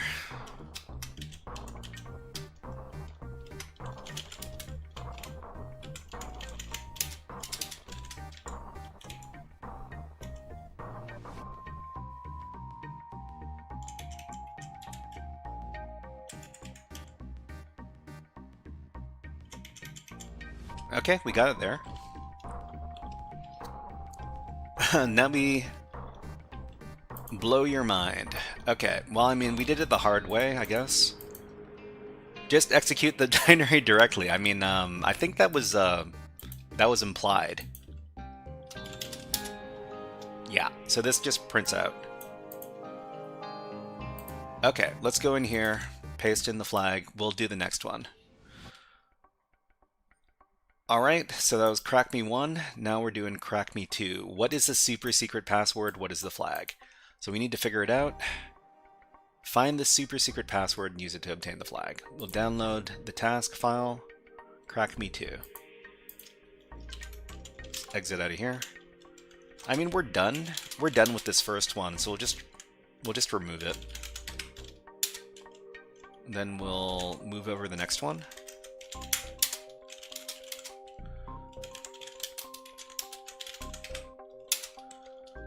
Okay, let's run the strings command here, just in case the super secret password is sitting around in the strings. I don't think that's the case. Wait, what? Is super secret password just this? Are we training for Inventive Cyber SQ2? Are we training for it? That's a good question. I mean, we'll probably be getting around to it in late January, if we're doing it. Shulk says, how do you want to work? How do you want to work without Ghidra or Ida? Things are getting hard and worse, I think. Well, I mean, I mean, I like using CLI tools. I'm not super comfortable using Ghidra, but I would like to take a course. The problem is that I don't know any free courses that cover Ghidra. I would like to take one. Side quest 2 is binary, but heap stuff. So heap binary buffer overflow. Okay, so run CrackMe password. So the password is super secret password. All right. If I submit this flag, then I will get points. I mean, we can take a look at it itself. Think of it like your best friend. I mean, the other thing we could do is we could use dog bolt, I think it's called. Dogbolt.org. So this is a decompiler explorer thing. You just need to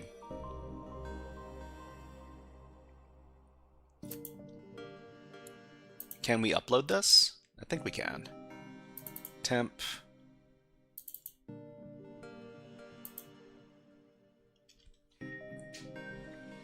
GradXT says, I love dog belt. Okay, so I mean, we probably want to focus on one of these. So maybe binary ninja.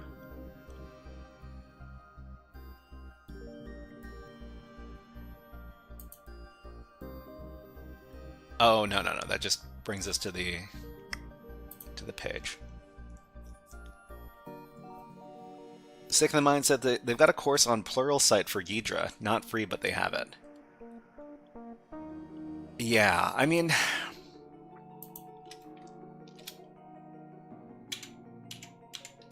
Okay, so what do we have here?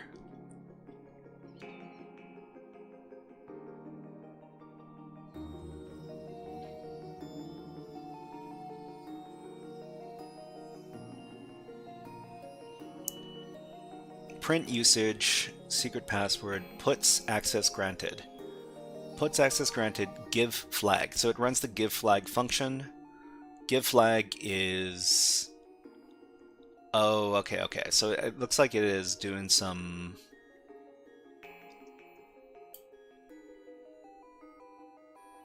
It's printing out the flag one character at a time. It takes in var EC.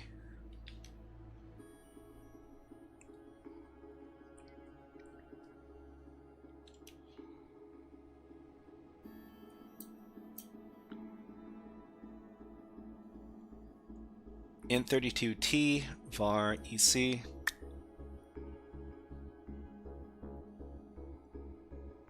For in32T, so in32T is... This is the function. This is the function itself. But what variable is it calling on? arg4, arg8, argc.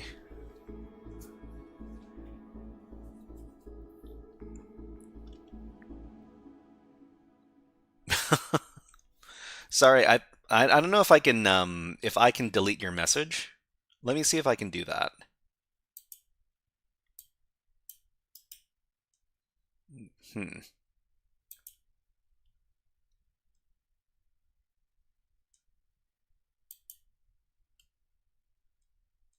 Yeah, I don't have an ability to delete your message, unfortunately, Shulk. Okay, let's do the next challenge. Okay, we're not doing this stuff. Let's put on some new music. Just a second, everybody. How about some moody space music? I'm all about that.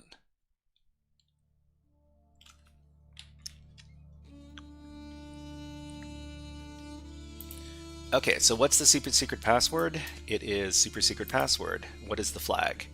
Let's output the flag here.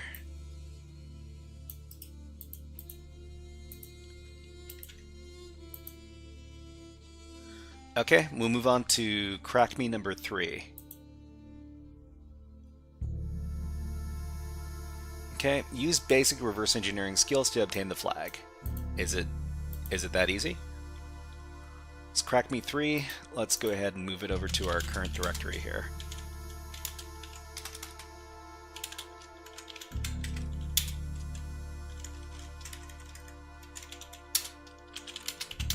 Okay, so Chmode on fire. Well, I mean, they haven't been super difficult so far. We'll run strings on this, just to make sure that there's no... What is this? Why is there a base64 encoded... Why is there a base64 encoded string in here?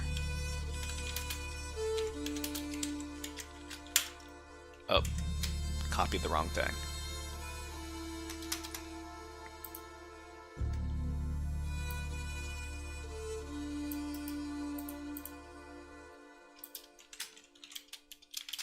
Base64 decode.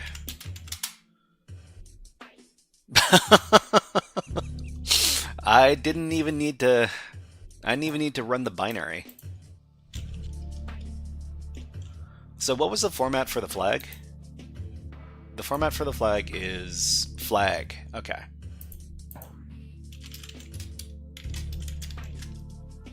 Whoops.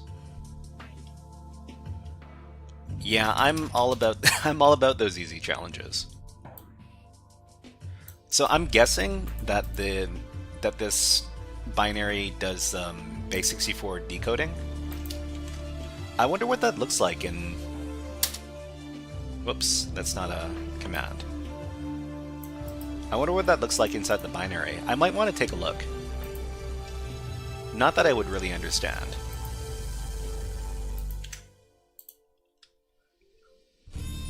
Okay. Let's go back in. Nope. So let's do some Radare 2. Take a look at CrackMe3.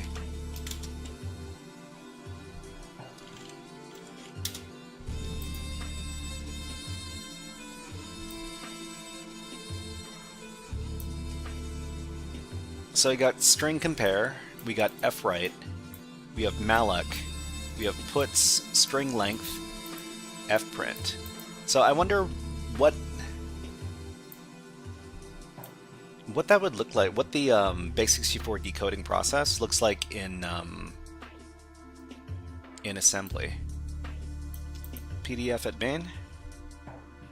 Impressed by your curiosity? Well, I mean, it's kind of what I do over here. So we've got the string. So the string is the base64 encoded string, and they're going to do a string comparison.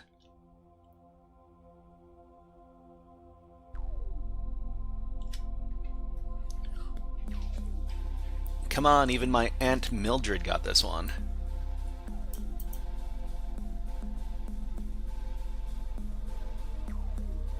So it's probably some sort of loop, where it loops over the characters. Actually, you know what we should do? We should throw this up in Dogbolt. Let's go over to Dogbolt, and we will put CrackMe3 in there.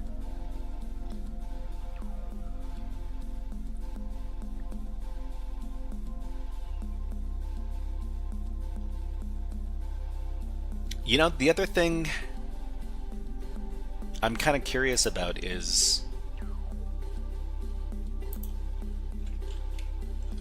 what would C code that decodes a string from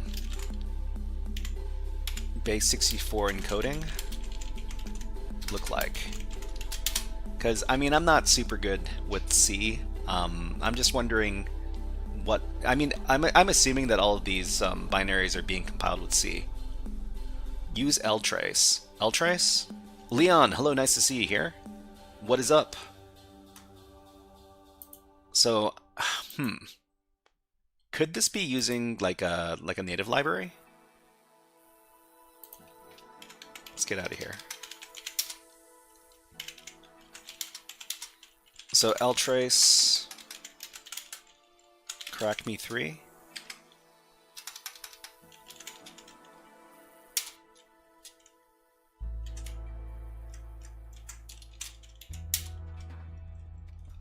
Usage password.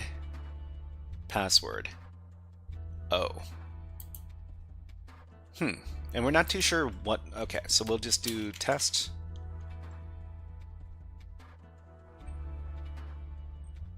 Oh, so it's comparing the... It's comparing the base 64 converted version of whatever I supply to it with the base 64 string. So if I give...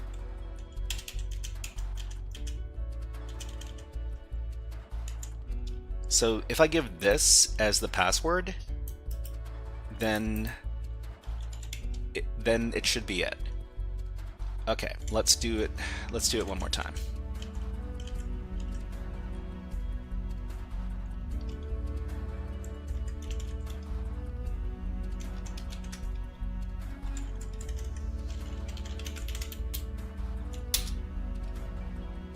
Okay, we got correct password. So it tells us it's the correct password. This is what I supplied, and then it base 64 encodes it, and then it compares it against the base 64 string. Awesome. Yeah, that's pretty cool. Let's move on to the next thing. Okay, so option 1, base 64 decoding using OpenSSL.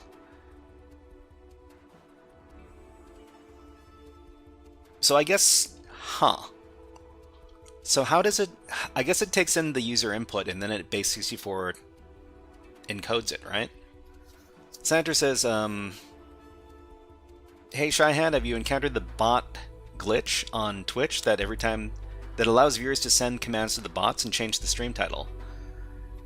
We didn't see the encoding function. Yeah, I guess we haven't seen it yet. But Senator, yeah, I think they talked about it in a John Hammond video. Let me see if I can find it.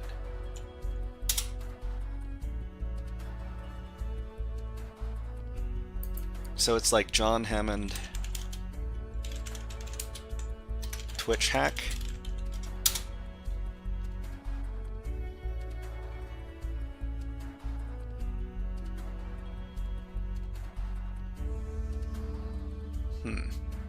Oh, there's my video. Yeah, I don't see it. If anybody has the link, let us know. But yeah, there's a glitch in Twitch, especially if people are using. It relies on people using the what is it called? Stream Elements.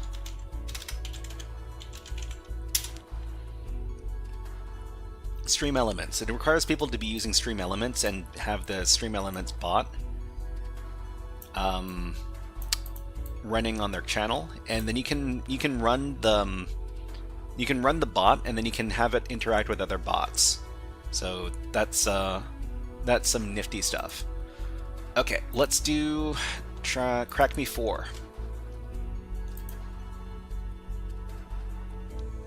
So TryHackMe 4. Great, it is here. We will remove TryHackMe 3. Move this over. Leanne asks, do you like electronics working with capacitors? I'd like to get into it. It's just one of a very long list of things that I want to get to eventually. I don't know exactly when it's going to happen though. Okay, so let's run strings on this just for fun to see if anything's exposed.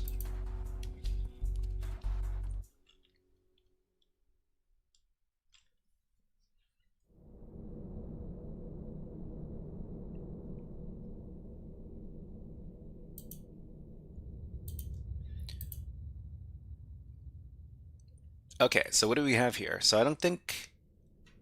So password okay, password not okay, usage, password. This time the string is hidden and we use string compare. So string compare, yeah. We see string compare over here. String compare is it's a vulnerable function, but I'm pretty sure we're not taking advantage of the binary in this case. We're supposed to be doing reverse engineering. The string is hidden. Okay, so if we just run the thing,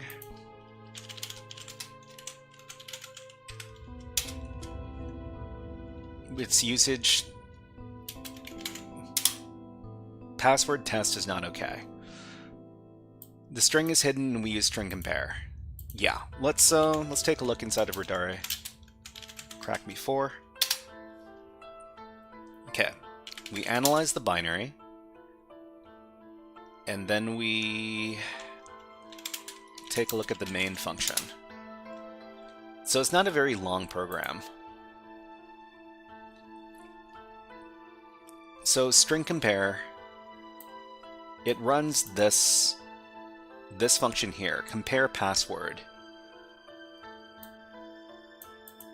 Compare password. I mean, we can take a look at this function as well.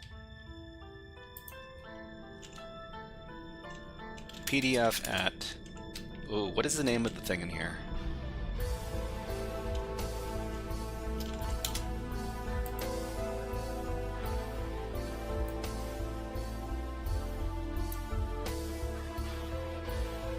So compare password.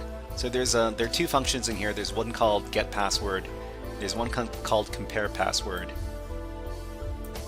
We want to take a look at the compare password function. So get the disassembly for this.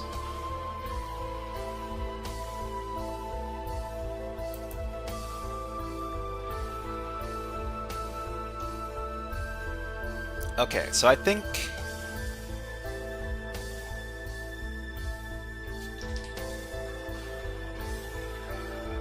so call string compare, load effective address of into REX var 20 hex. So var 20 hex is probably the password. That means we need to set a we need to set a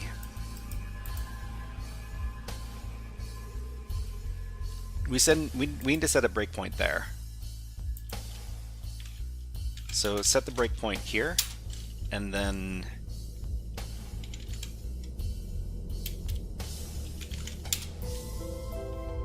run the thing.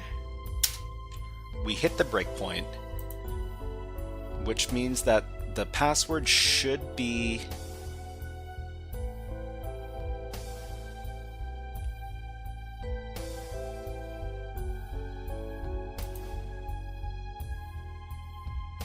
in var hex 20h. So let's take a look at the variables. RBP minus hex 20. Okay, so we've got my more secure password. Wait, my more secure password, this is the password? I guess that's the password. All right, let's go ahead and extract it.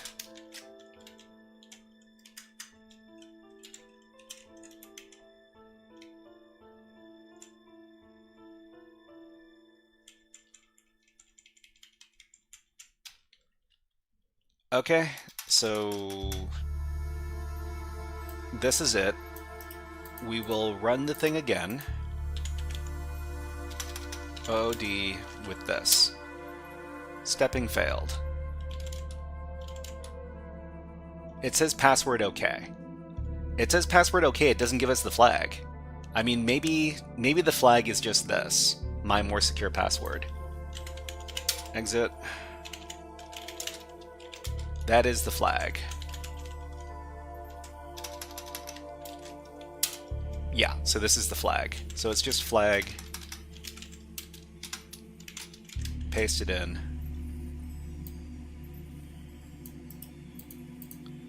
And we're done. What? The password isn't the password. Oh, okay. They just want the flag. They just want the password, not the flag. Okay. Done. Great.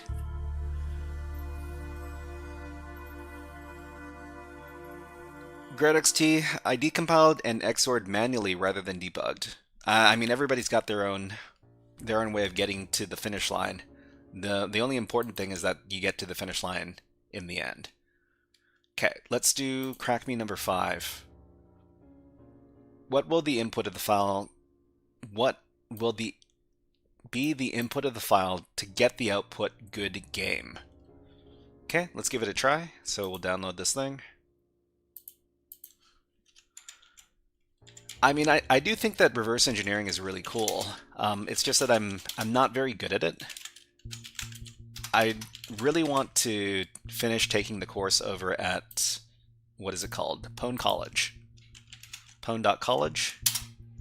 They've got they have a reverse engineering course over here. They have a lot of good courses over at Pwn College.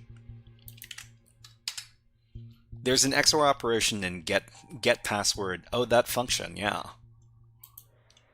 And I'm guessing that it would be. Well, not XOR, but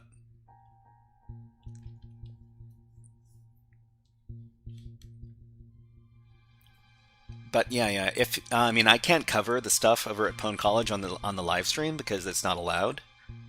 But if you're interested in binary hacking and reverse engineering in particular, the courses over here are very, very good. Okay, so let's. Did we download that one?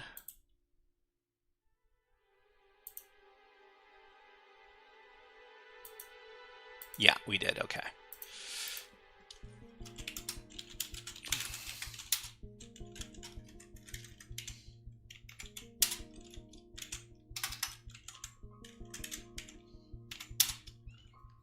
Shayat, did you see my previous message? Oh, Nighthawk, hello, nice to see you here. No, I don't think I did. Let me catch up with chat. Nighthawk.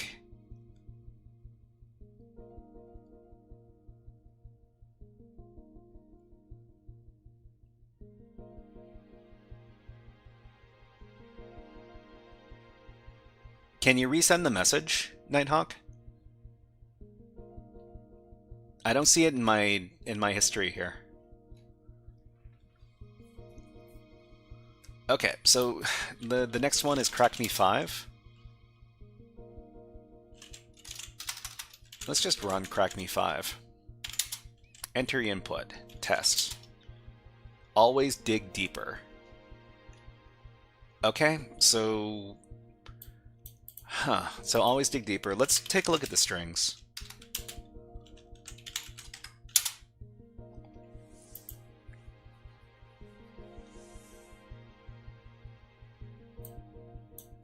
So it replies either dig deeper or good game.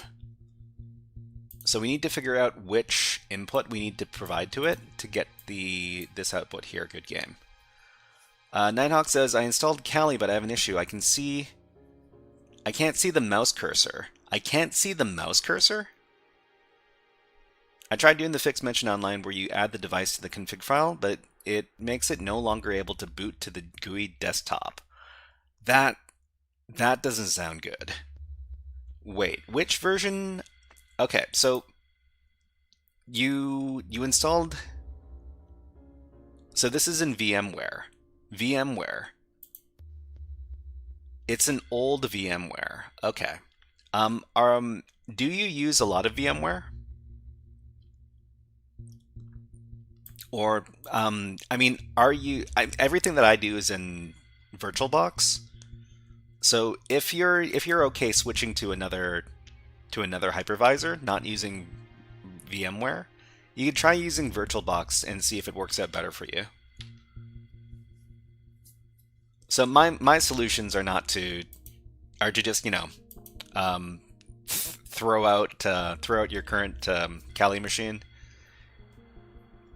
and just try something else. Okay, Nighthawk says, I've got boxes of various CTFs as well as my ablative OS. I don't trust this installer. Oh, okay.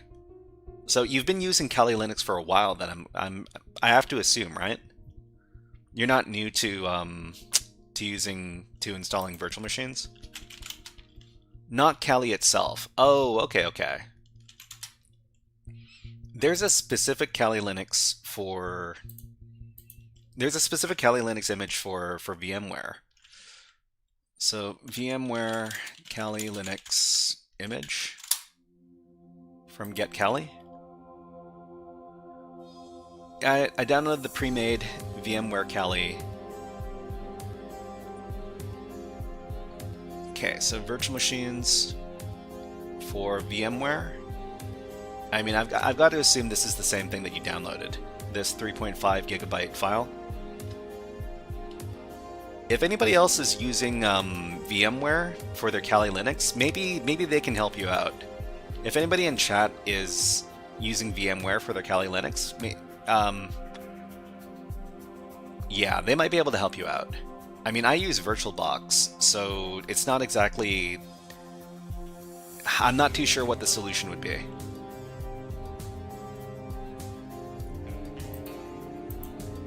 Okay, so CrackMe 5. Let's take a dive into it.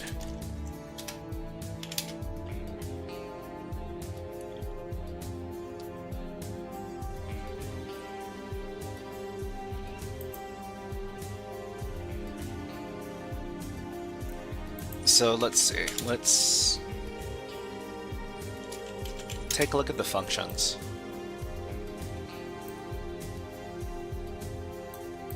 So we got string compare, we got puts, we got string length, A2I.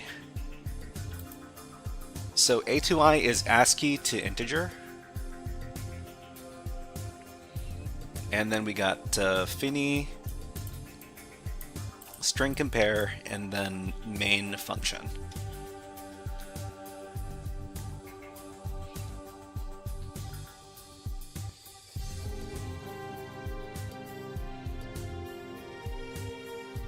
Okay, let's take a look at the main function then.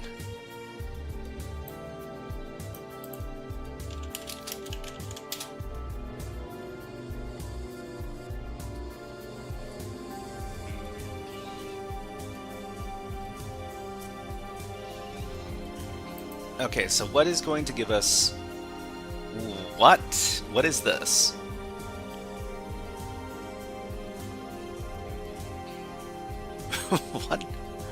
What are we comparing here?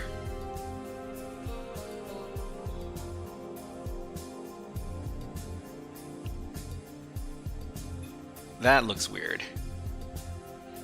Okay, so we need to figure out what the comparison is.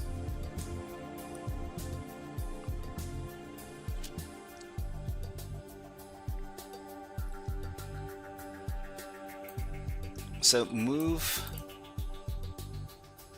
the string good game into EDI and then print it out. So this is a jump. So jump not equal, compare var54h with EAX. So I'm assuming that EAX is our user input.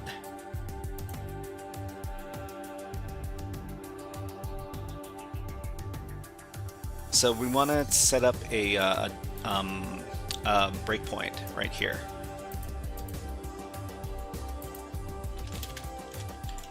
Okay, and then we OOD run test,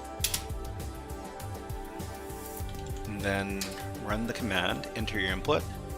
Oh, they're taking an input from the terminal. Test. Hit the breakpoint. Okay. So at this point, we should be able to take a look at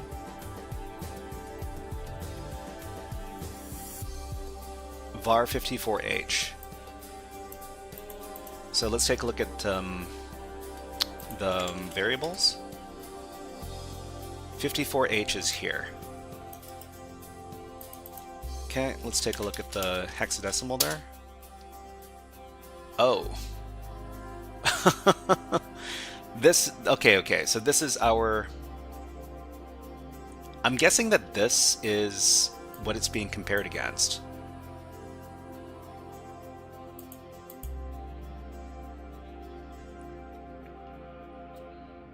So 54H, we're comparing it against EAX. So what is in EAX right now?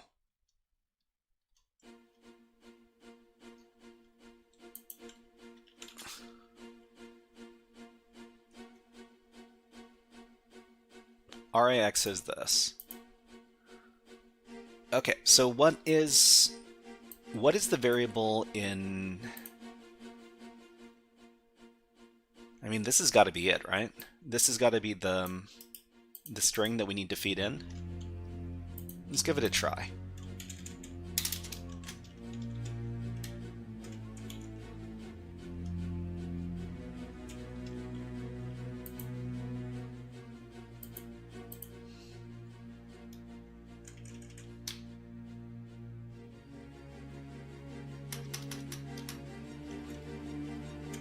I mean, it's a weird looking string.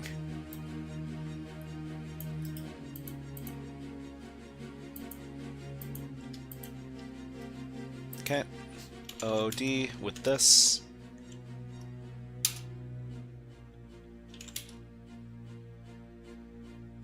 Actually, wait. Never mind. OOD. Run the command, put our input here, hit breakpoint, keep on going. Good game. Great, great, we found it. This is the string. Okay, and then we go back. Check. Done. Great. We can move on to HackerFrogs number 6. Okay, and analyze the binary for the easy password. Easy, you say. Any good resources to learn reverse engineering? Yeah, I mean, I can definitely recommend Pwn College. It's absolutely free. It's some of the best online resources for reverse engineering out there. But there's also all the other educational resources over here on the HackerFrogs GitHub. So here's a link. Summary for HackerFrogs 5, please? Sure. Where are we? So when we took a look at the main function, we see that it prints out this string here after doing a comparison. So what if we go up in the instructions, we see that there's a comparison between var54 hex and the EAX register. And we also load into the memory for RAX the var50 hex variable here. So what we did was we set up a breakpoint for this right here when the comparison is being made.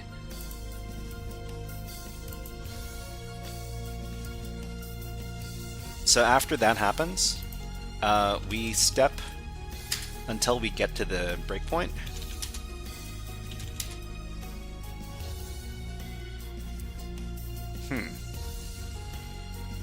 Why isn't it running?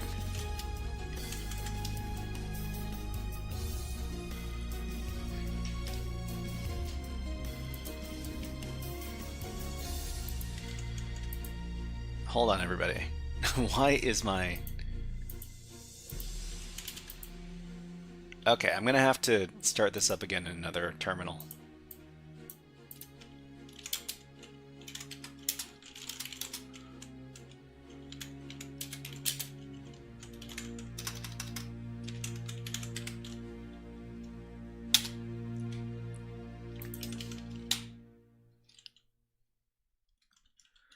Okay, so let me do that again.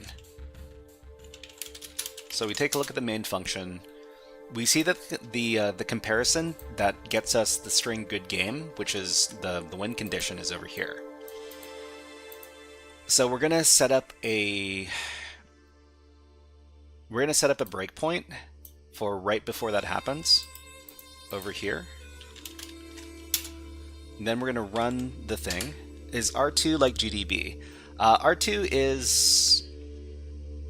I mean, I think that R2 is better than GDB. It's just not as common, but it's actually a pretty popular debugging program. Okay, so it asks us to enter our input. Oh.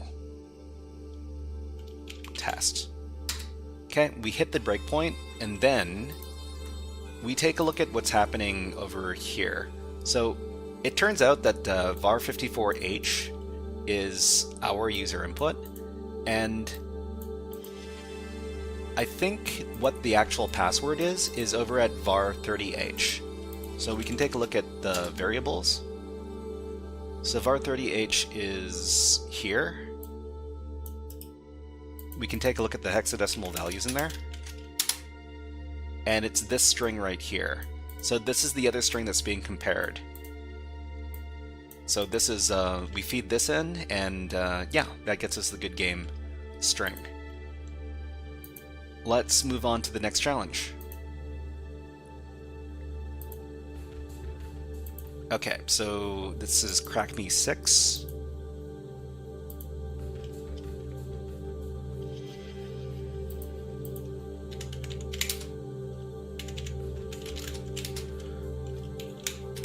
Let's get rid of HackerFrogs 5.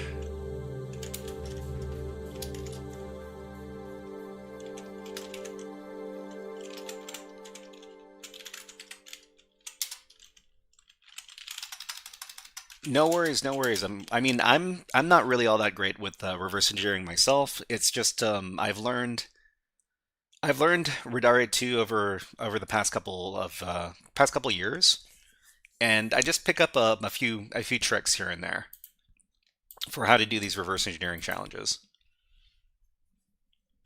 Okay, so we'll make this executable. Then let's take a look at strings. Strings is probably the first thing we want to take a look at, just in case there's any secrets hiding in here. Password okay, password is not okay. Usage, password, good luck, read the source. What do you mean the source? We don't get the source. Or do we? We also see like a library over here. I mean, we might want to do some strace and ltrace, because I saw mention of a library.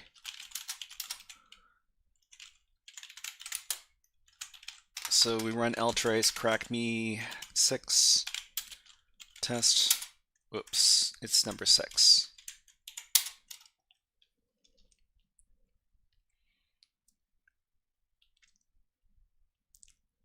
So it says unfinished.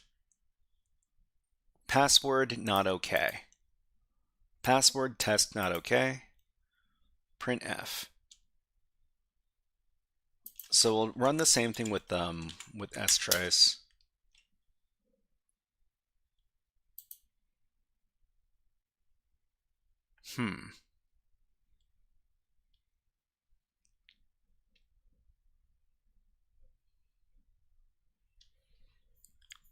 So I keep on forgetting what the difference is between ltrace and strace.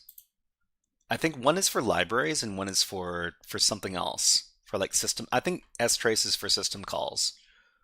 But I can get a little summary over here.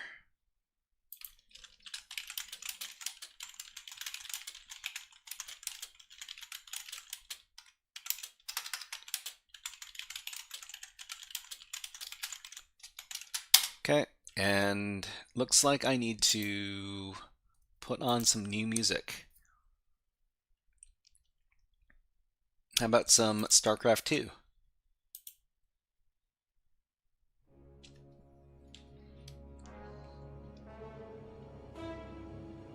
Okay, we can come back to this a little later.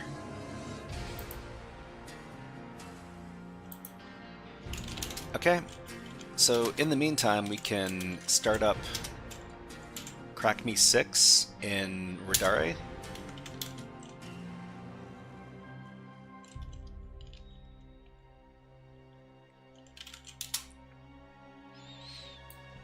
So what kind of functions do we have in here?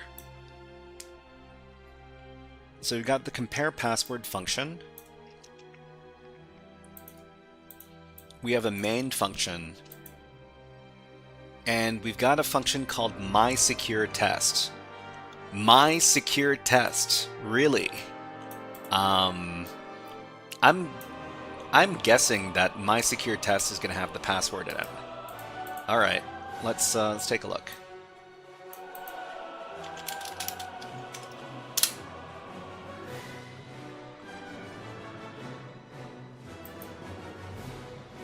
Oh, this looks complicated.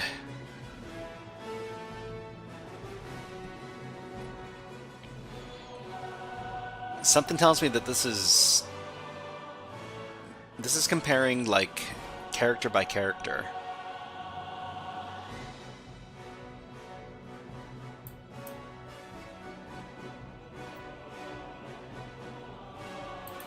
Wait. Is the password a number? Is it 1337 underscore PWD? Is it? Is it? Could it be just that? Hold on. So, hold on. Okay. So I saw 1337 underscore PWD like this. So leet password. Okay, we'll try this out. Let's go in here.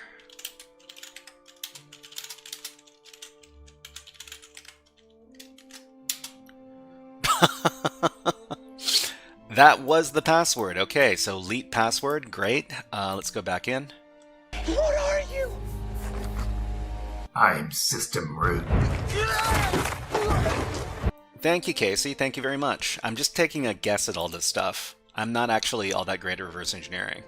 I want to get better. I'd like to be able to teach a little course on beginners reverse engineering one of these days. Let's go back to the challenge. Okay, what is the password? It is this. Okay, crack me. I don't know if I'm going to be able to do all of them today. It would be nice. Let's give the second to last one a go. Okay, download that thing. Analyze the binary to get the flag. I mean, this has been a pretty fun room. I really like this one. And if you want to give this a try yourself, here's the link.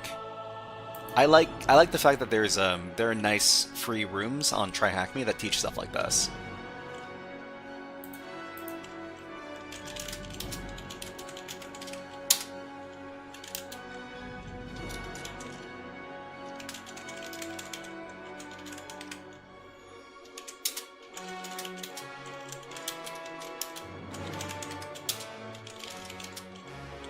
Okay, and as usual, we just take a look at the strings first. Oh, yeah, let me change the music. If the music is a little too intense, I'll change it to something else. How about this? This should be a little bit better.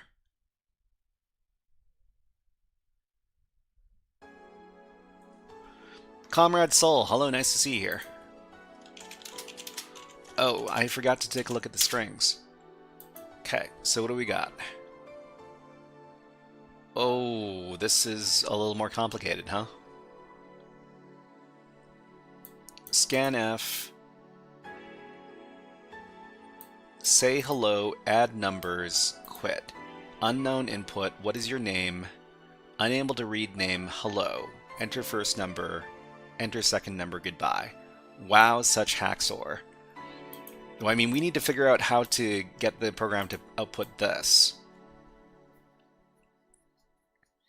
Okay, so VidXDLL says, after crack me 8, I hope you do a crack of a real program. A real program. Well, I mean, What do you mean by real program?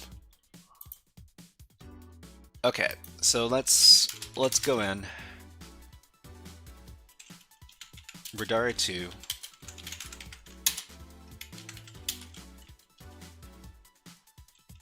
And let's take a look at the functions.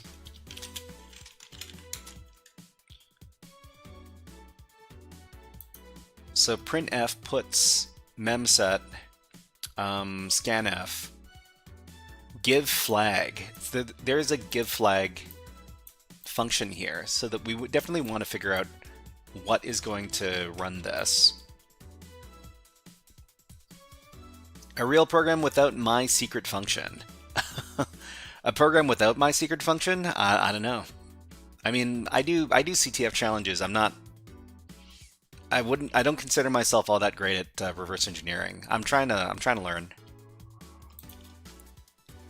So the give flag function, we want to pay attention to this. So let's take a look at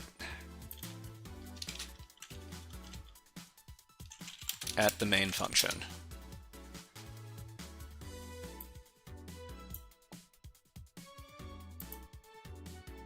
So wow much hacksaw.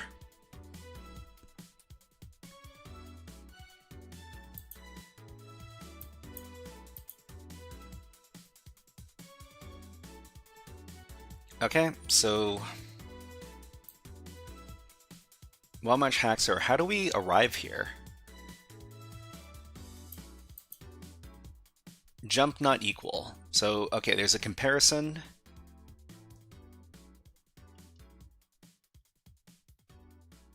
IZ? That's kind of, okay. Let's go back in.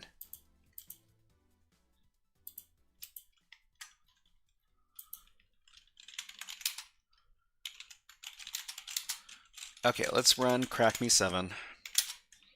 So say hello, add numbers, quit.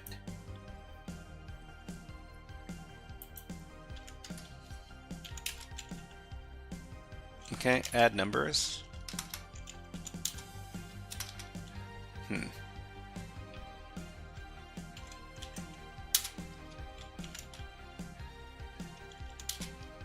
Yeah, so this is... I'm new here. I like the content. Do you do a live every Saturday? Saturday? I mean, it's Friday where I am. It's probably Saturday where you are. So you're probably in... You're probably in Asia? VIX DLL? It's Friday for me. I'm in the...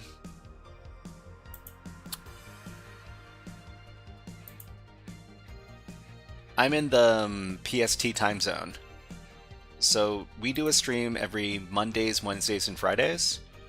So Monday, Wednesday, Friday, for you it would be, I guess it would be Tuesday, Thursday, and Saturday. It's Saturday in Europe. Oh, okay, okay. I mean, you could be in Europe as well. True.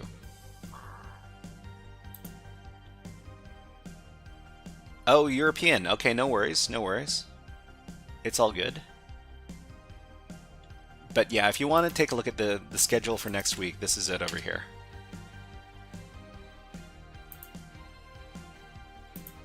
Okay, let's... What were we looking at?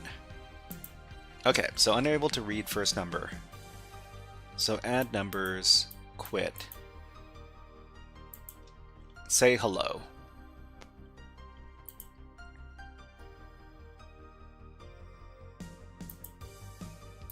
So the other thing we need to figure out is how we get here.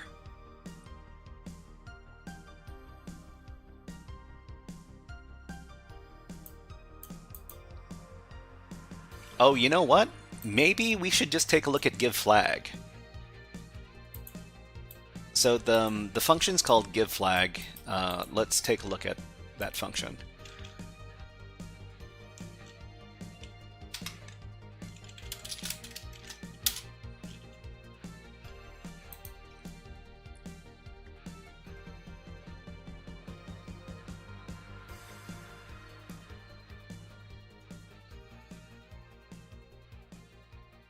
Okay, I see some ASCII characters. So let's see. Backslash, backslash, A.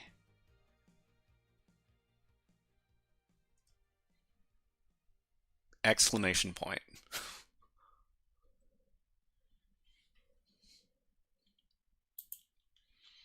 Okay, let's go back here. So they're looking for a flag. I think I might need a hint for this. Ida Radare 2. That's not a hint.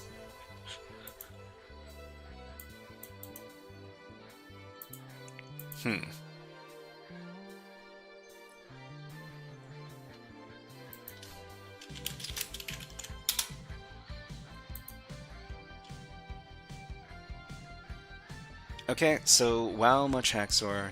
Can you call this function from the debugger? I don't think you can. You can't call the function directly. You just have to find the path that goes to the function.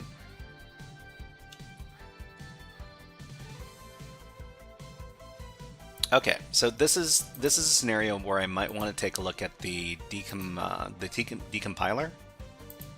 We'll throw CrackMe 7 into there.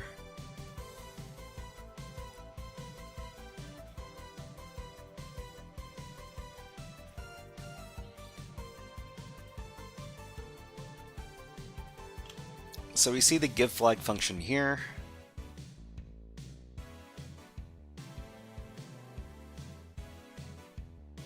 I wonder if the flag is just sitting around somewhere.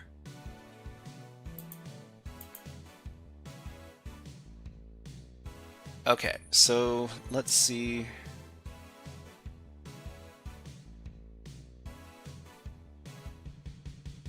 This is main. And give flag is the other one. Do you have a girlfriend? No girlfriend right now, unfortunately. Maybe one day. GroutXT says solved.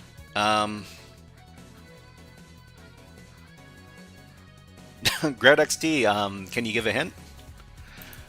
Anyways, we're taking a look at the give flag. So give flag is over here. And we're looking for the call to print something. So the call to print something is Pablo Ramirez asks, there's logic in the number menu, perhaps a hidden option. Oh, there's logic in the number menu. Number menu, okay. Do you have any roadmap for the hacking? Yeah. So Pablo Ramirez, what do you already know about tech stuff? I mean, I can give you the starter pack. The starter pack is over here. It's got two.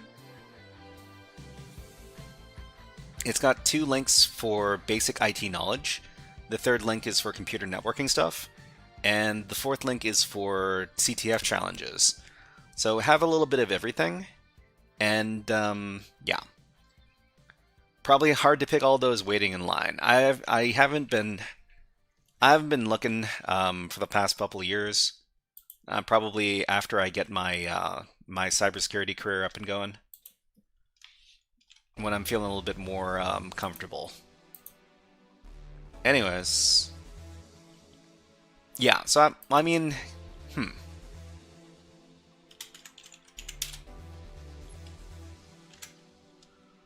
Okay, let's try fiddling around with this. So add numbers.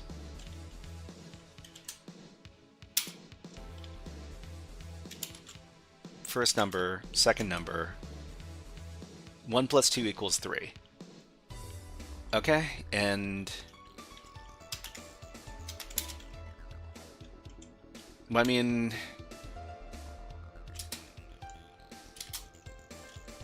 0 plus 0. So I mean, this does math, okay, but maybe it's looking for a specific number.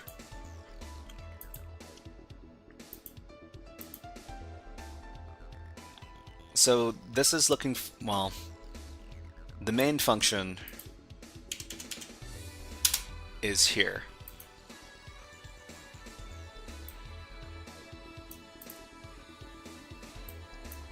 So it does a comparison versus hex.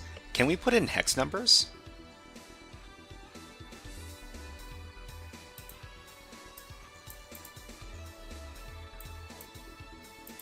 So the hex number is...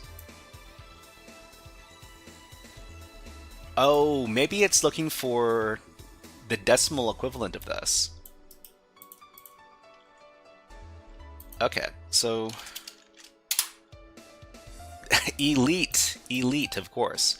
So 31336 plus 1.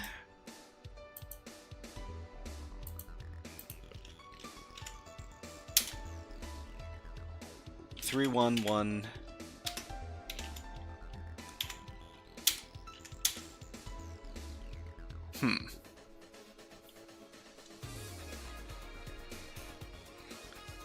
So, BLFP, how did you start learning all this?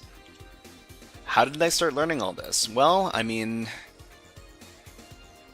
it's not a super interesting story, but I started watching a certain content creator called the Cyber Mentor. And he was doing some really cool stuff on his live stream. The Cyber Mentor went on to create his own company. Look at where the number is parsed, you don't add it. Oh, really? I mean that would seem to imply that.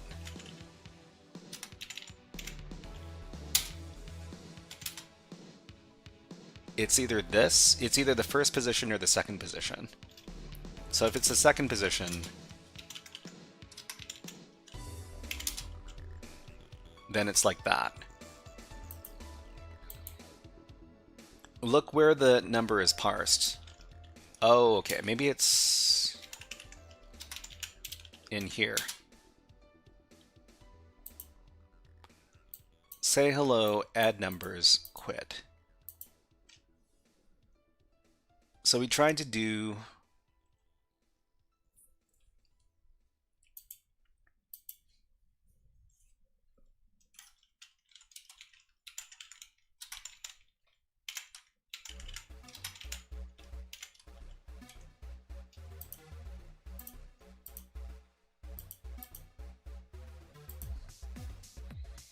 perhaps a secret fourth thing? A secret fourth thing.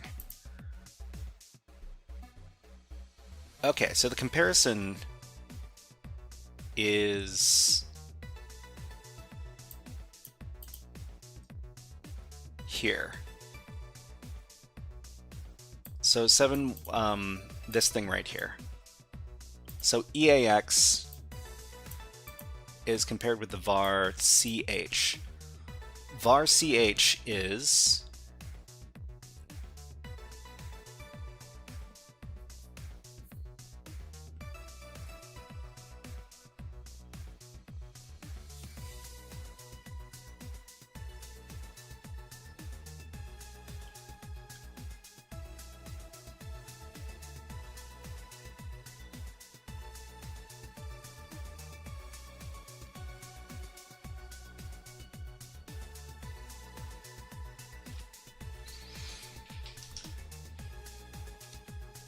var ch.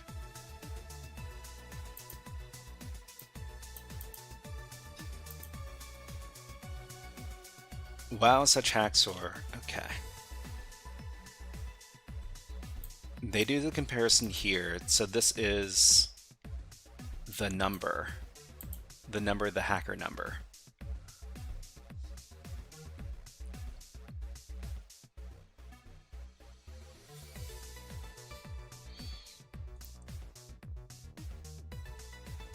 What other inputs are there for this program?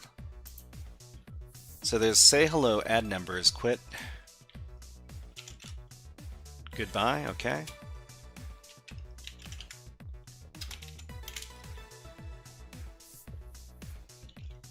Say hello, it's not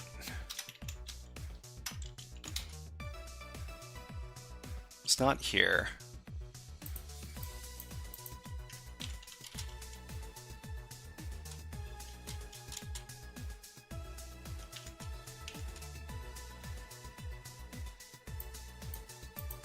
You put in the two numbers and at these points.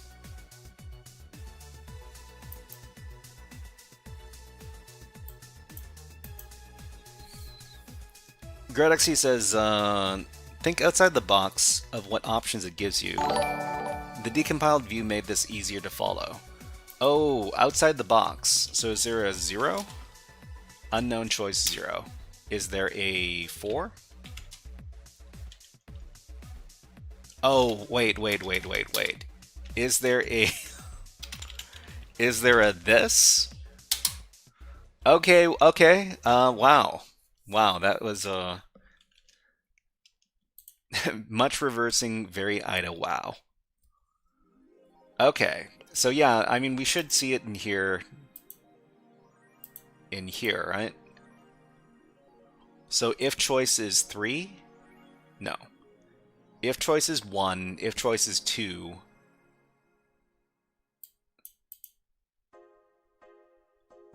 if choice is 1,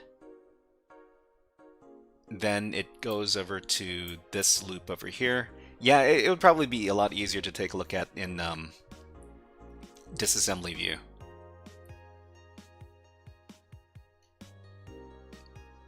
Okay, let's go ahead and submit this thing.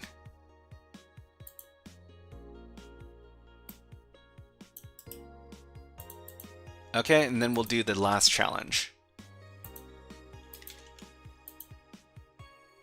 Okay, CrackMe 8. Download the thing. And then move it over.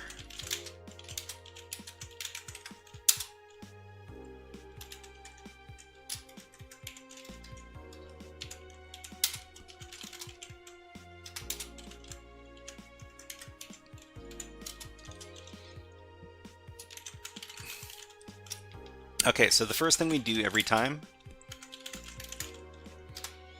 is take a look at the strings.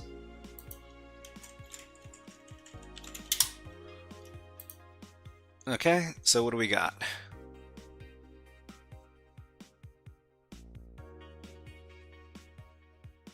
Usage password. Usage string password. Access granted, access denied. So I think we just pass this in. CrackMe 8 test. Access denied.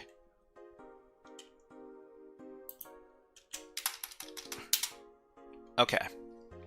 So we just need to find the access granted path.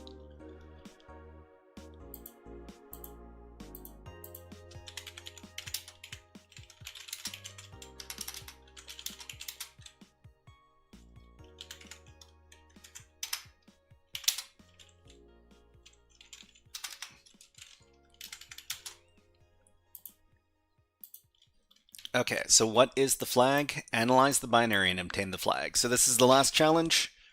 Hopefully it's not super tough. We will see. So function list.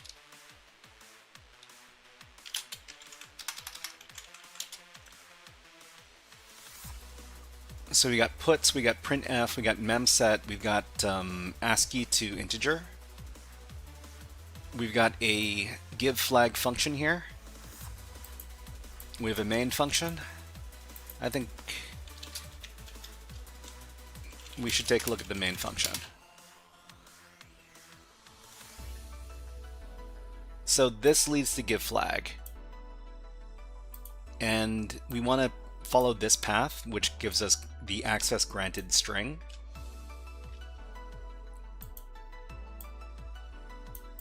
So the access granted string comes from over here, jump equal. Oh, cafe food.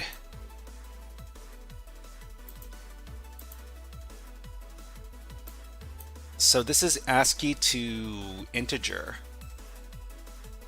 ASCII to integer, they're comparing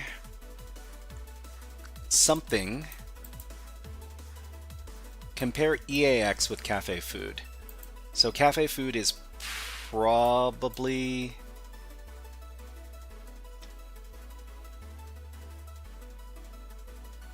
compared to our user input, not the user input, the argument. So the argument is put into EAX, but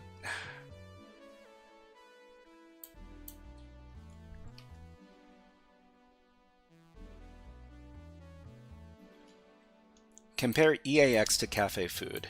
The other thing that could be happening here is that whatever we put in could be modified. So we need to figure out what's happening with EAX as well.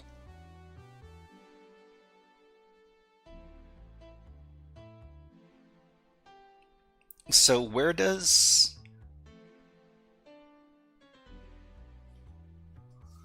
Casey says, I checked in the GDB. Give flag printed the flag. Give flag printed the flag? Really? Oh, geez. Hold on. PDF at sim.giveflag.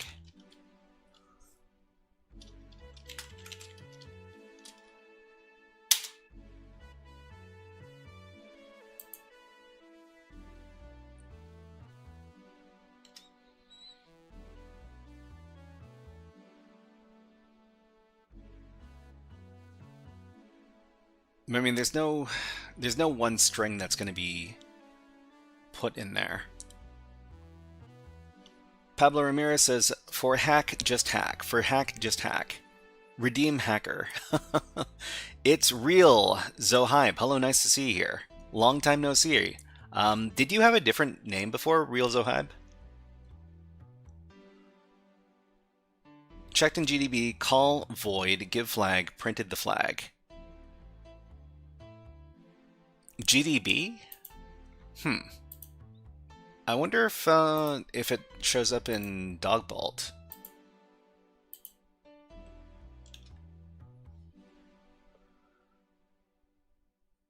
Okay, run give flag. Give flag is here. For I in... So I think the give flag function prints out one character at a time. Something that's stored in another string. So string...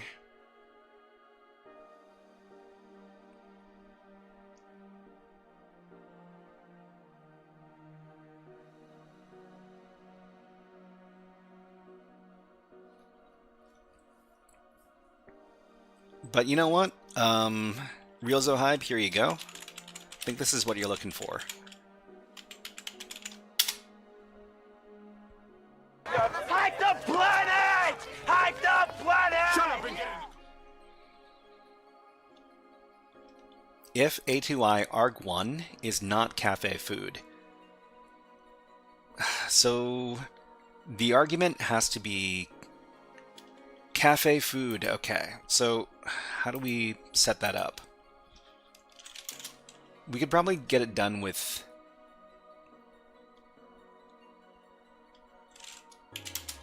So run crackme 8, and then do bash expansion for Perl. Perl execute print. Print what was it, hex?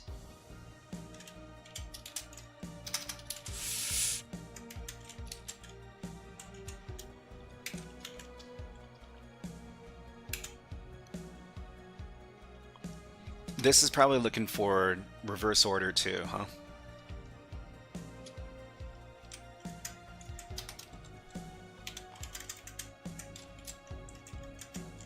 Hex, hex, hex, hex. Zohybe, YouTube used to display full names in chat, now it shows usernames. Oh, really?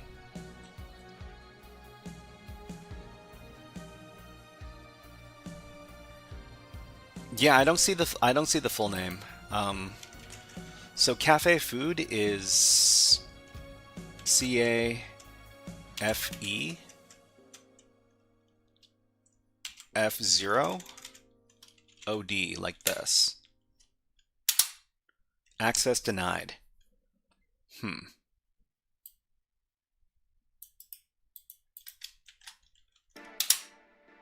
Command not found.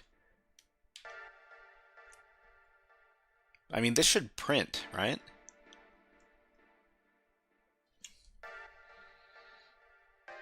YouTube is the jankiest social media platform, constantly changing and breaking things. Yeah, it changes stuff around without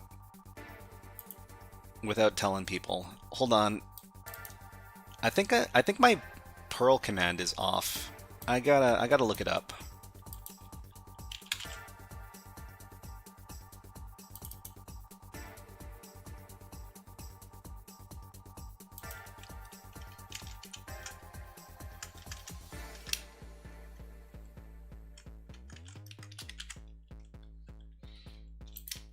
Okay, so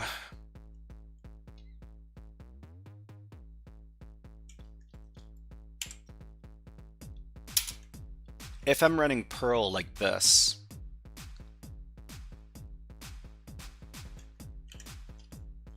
can I put this between some brackets? Okay, so this gets interpreted as a command.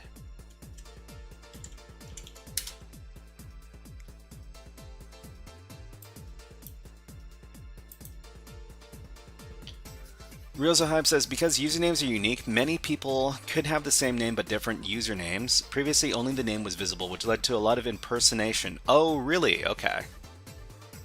Night Blossom says, loving all the songs. Yeah, if you're interested, this is from a soundtrack from a game called The Valhalla. Let me see if I can get the... Yeah, just look this up on YouTube, and you'll get the list. Okay, so let's try the cafe food thing. Where is it?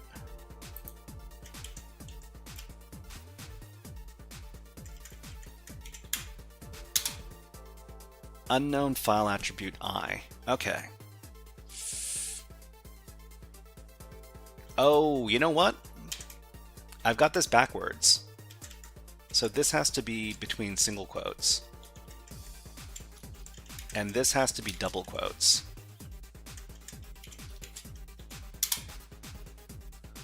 That still doesn't work, huh? GradXT says, finally got it. Night Blossom says, thank you. I've loved many of them before on your stream and is trying to Shazam them. Yeah, I mean, if you can give me like a timestamp for some songs that you're interested in, I can give you the names of the games that they're from. What do you mean unknown file attribute I?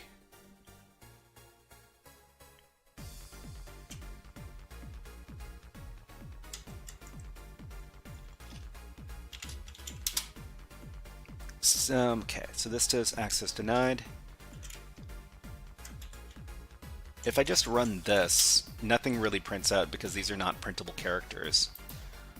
The other thing could be that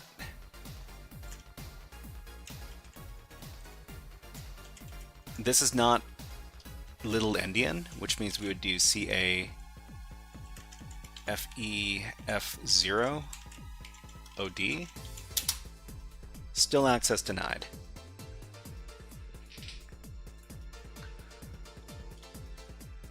Okay, so GradXT, am I on the right track here? I'm trying to feed in. I'm trying to feed in these bytes. Maybe I'm not using the right.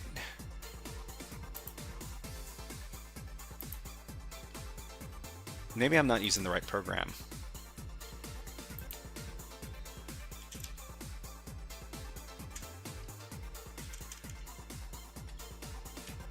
Oh, the other thing I should probably take a look at. Okay, GradXT says a key component of this challenge is the function the hex value is passed to before it is checked. You can't pass the hex bytes directly. They're converted into something before check. Okay, so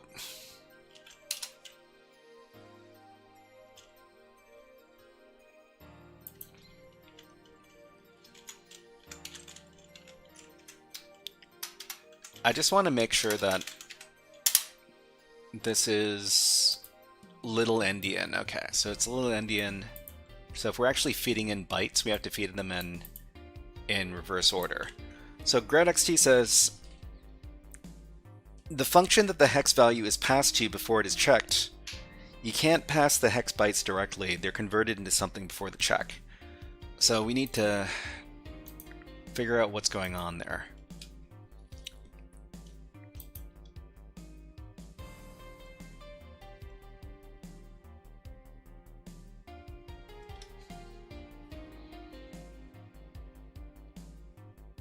One dogball compiler gives you a value you can pass in as an argument. I mean, that's a hint if I've ever heard one. Let me go ahead and do that. Good old dogbald. So we get Anger, Binary Ninja, Ghidra, and Hex Rays.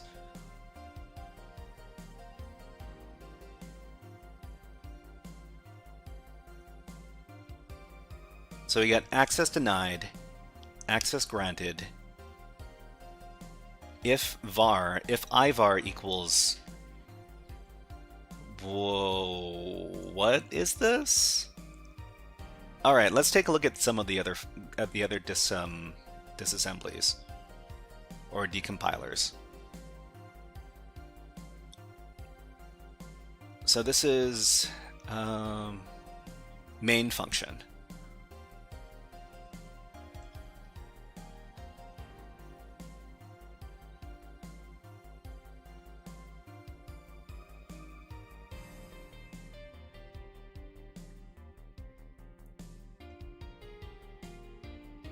So if parameter 1 is equal to 2,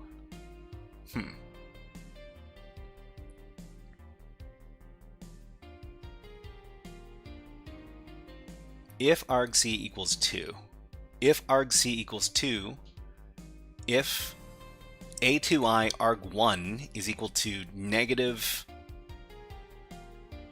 this really big hex number. Well, I mean, this really big hex number is probably going to be this number right here. I mean, I can check inside of Radare by giving this command. So yeah, that's a really big number. Okay, we'll check over here as well.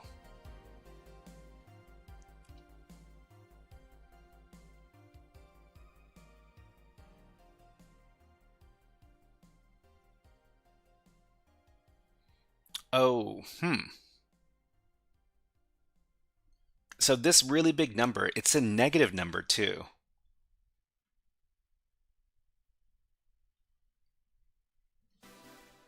Okay, let's check those main functions.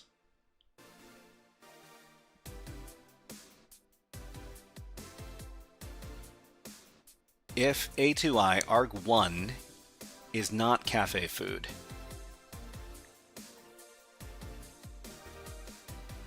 then access denied.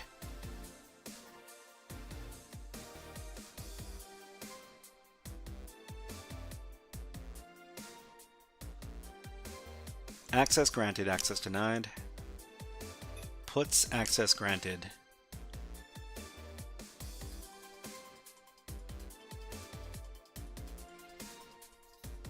Do you know what A2I and I2A do? I think it's ASCII to integer and integer to ASCII.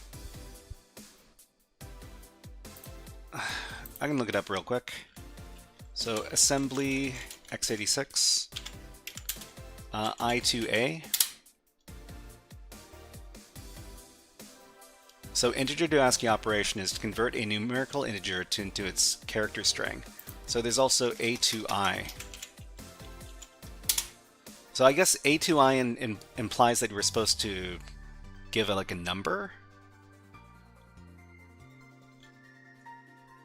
Convert a numerical string to its integer numerical representation.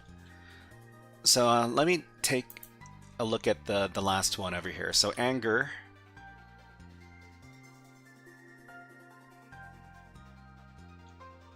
So the main function is access granted. Else access granted, they're looking for... So it's either pass in like this number right here, but it's negative. So negative 88 something something something.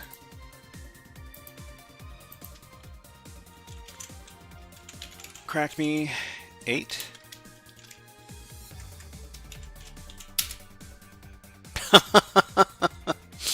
All right. Albert, Sadikov, hello. Where are you from? I'm Canadian. I'm from Canada. Hello, nice to see you here. Where are you from? At least this cafe won't leak won't leak your credit card numbers. All right. Well, I mean, we managed to get there. Kyrgyzstan. Awesome, awesome. I don't know anything about Kyrgyzstan, but I can probably find it on Google Maps. Hold on. Let me do Google Earth. Actually, let's Wikipedia it. Fairhand's not too revealing. No, I appreciated those hints. Thank you. Thank you, RedXT. Kyrgyzstan, Kyrgyzstan, country in Central Asia. Okay. Los Angeles. Okay, so Kyrgyzstan is the Kyrgyz Republic. Okay, it is a landlocked country in Central Asia, and your official script is Cyrillic. And it is a Turkic country.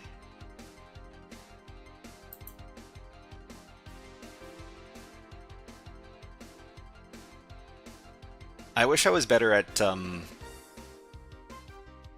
I wish I was better at geography. But maybe I can find it on a map. Hold on.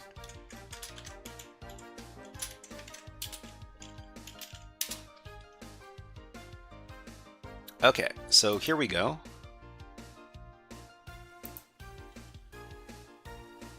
So Kyrgyzstan is next to Kazakhstan, next to Uzbekistan, next to Tajikistan, next to China. Oh, interesting. Yeah, it's, well, I mean, welcome in. Welcome in, Albert. Nice to have you here. Okay, let's finish the challenge. Albert says, was a member of USSR until 1991. Russian is our second language. Oh, okay, okay. So, does that mean that everybody learns Russian in school?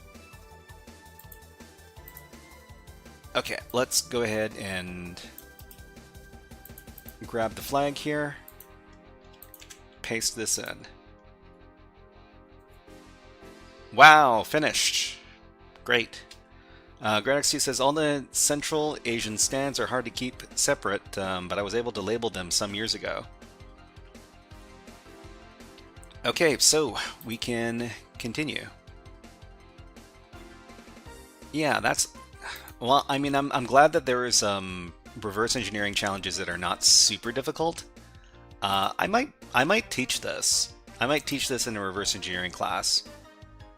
I think it would be pretty cool. Okay, close this up. And let's go ahead. How much time do we have left? I guess we could do whatever we want now, huh? Let's do some... So PicoCTF reverse engineering challenges are tougher. Those were a lot of fun. Yeah, I mean, it was about the right difficulty level for me. Of course, I had a little bit of help. Thank you very much to everybody who helped out. GroudXT, thank you. Okay, what is this riddle registry? This looks good. Oh, this is from the recent event, CMU Africa. Alright. Everybody, we're doing this. You stumbled upon a peculiar PDF filled with what seems like nothing more than garbled nonsense, but beware, not everything is it seems. Amidst the chaos lies a hidden treasure, an elusive flag waiting to be uncovered. Find the PDF here, hidden confidential document. Okay, so I'll give the link to everybody who wants to give it a try. And we'll just make a new directory for this. What is it called? Riddle registry.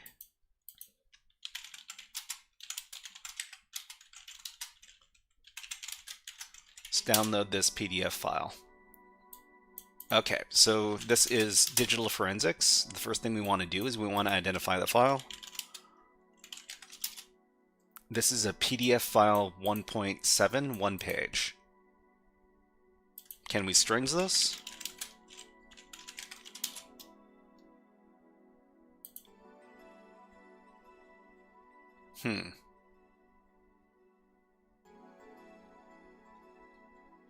There's probably not going to be a flag just sitting around in the strings.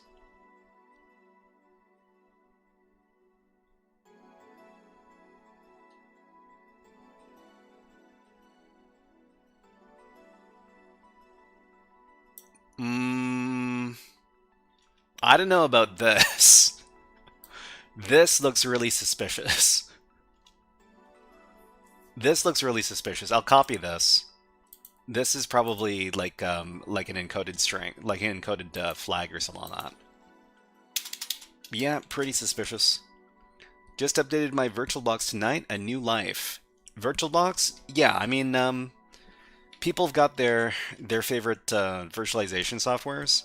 VirtualBox has never really let me down, so I like using it.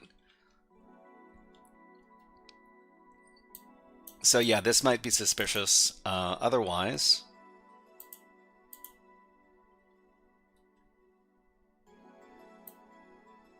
the other thing we could do is we could take a look at the metadata for this. Okay, well we've got... Ooh, this is probably... Yeah, don't know what that might be.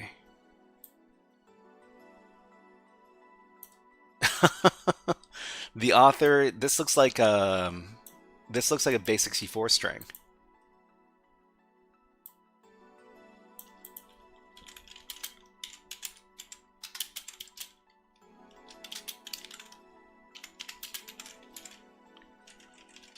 Okay, paste this in. What is this? Oh man, that's it, huh? That's it? All right, if you say so. The other way we could have got this is if we took a look at, what is it called?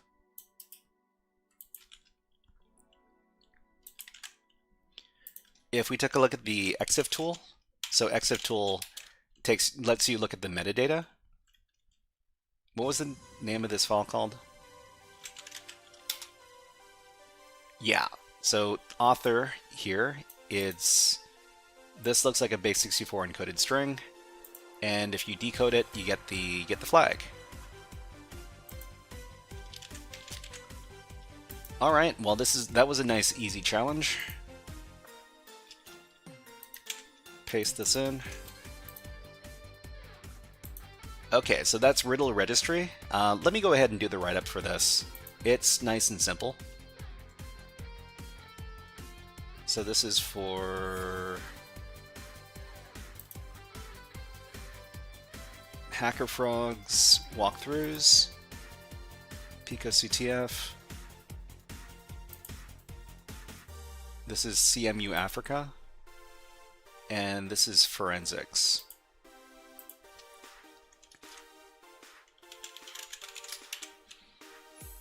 Riddle registry.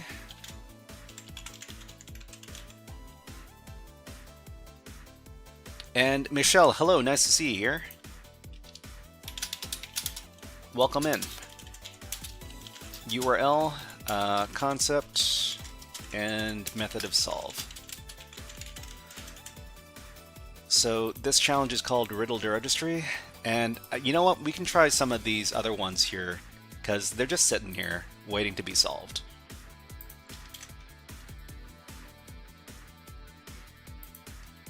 Okay, the concept here is metadata. What is it? Hidden data, hidden strings in metadata. So the method to solve, download the file, examine the file with EXIF tool,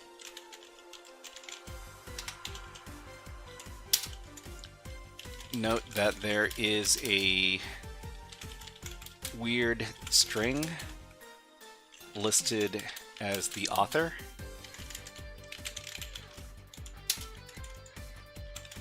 Decode the string from base64.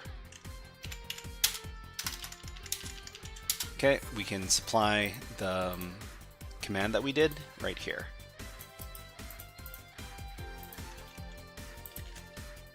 And we're finished.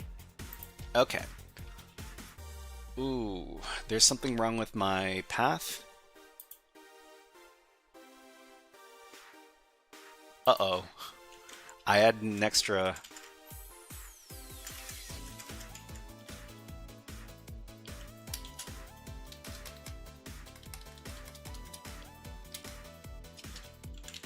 Forensics riddle registry.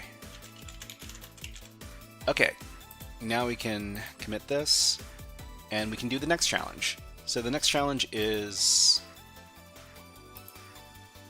log hunt. We got log hunt, we got hidden in plain sight, we got flag and flame, we got corrupted file. Corrupted file might be fun. Let's give it a shot.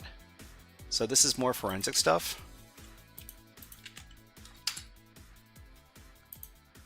So the file seems broken, or is it? Maybe a couple of bytes could make all the difference. So I think what we're dealing with here is, I think I know exactly what's going on here, but let's download the file and confirm.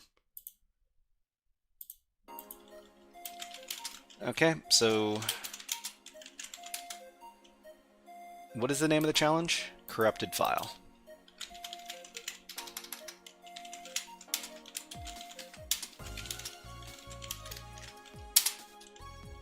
Okay, so what is this file? So this is data.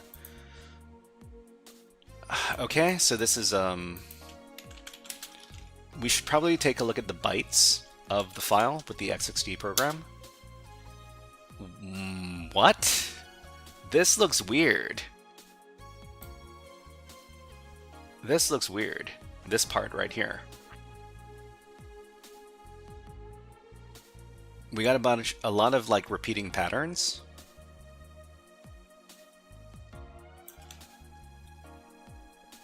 So I think this file was originally some sort of picture file. So JFIF. We can probably look this up.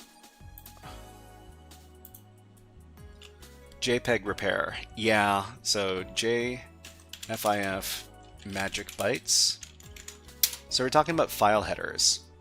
So list of file signatures. Let's look for JFIF. This is JPEG. Okay, JPEG RAW or the JFIF, whatever format. And we're looking at... So the first few bytes of a file, that indicates what kind of file it is. So we got this stuff right here. I think what we can do is we can manually insert the bytes to make this legitimate, and then we should be able to read the file. Okay, so let's grab this. We'll go over to our text editor.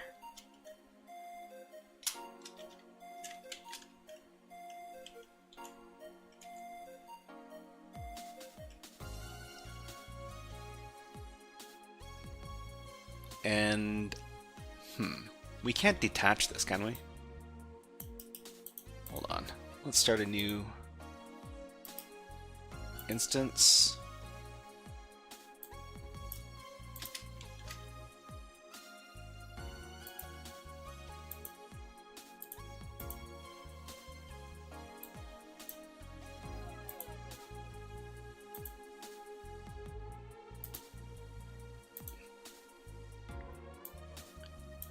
Okay, so these are the bytes that we want.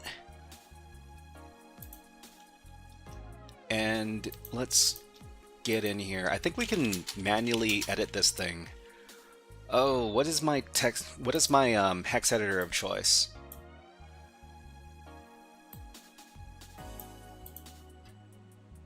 Linux hex editors. Common Linux hex editors. Okay, so XXD. Can we use XXD to... I don't think we can use XXD.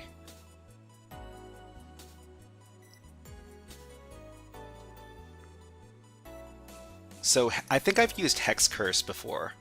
So hex edit or hex curse. XXD can do it. I mean, is there an interactive mode?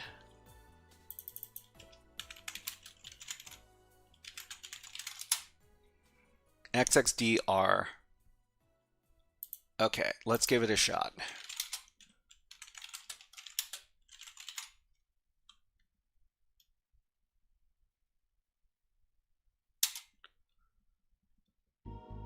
XX cannot seek backwards. Okay. Actually, the first thing I want to do is I want to rename this to something else. File.jpg. Ooh. File into file.jpg. Can we XDG open this? Maybe all we need to do is just XDG open this. Okay, it's corrupt. It won't be read.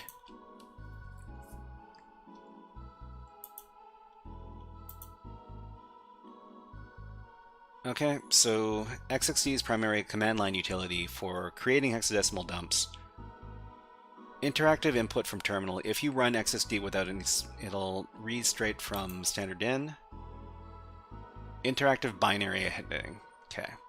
So XXD is often paired with text editors like Vim to provide a functional interactive binary editing environment. So I've also...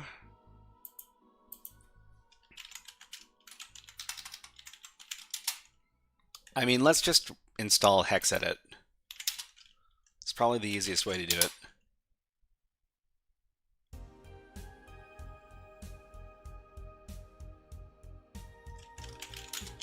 Okay, so hexedit.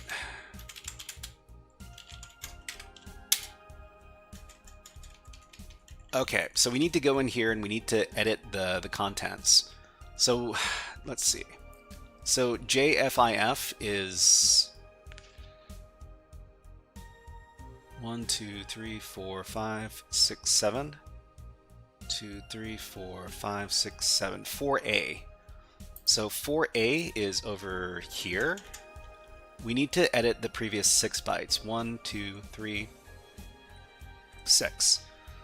So this is not coding your own hex editor? Yeah, of course. I'm not a real hacker because I didn't compile my own distribution of Linux. So FF D8 FF E0 0010. Okay, so we can... How do I save? Okay, hex edit. Shortcuts. Actually, how about just hex edit save file? Hex edit Linux man page. Okay, moving miscellaneous. F2 is save. Okay, so F2 is save. Control X is save and exit. So Control X. Save changes, yes. Okay, and then we XDG open.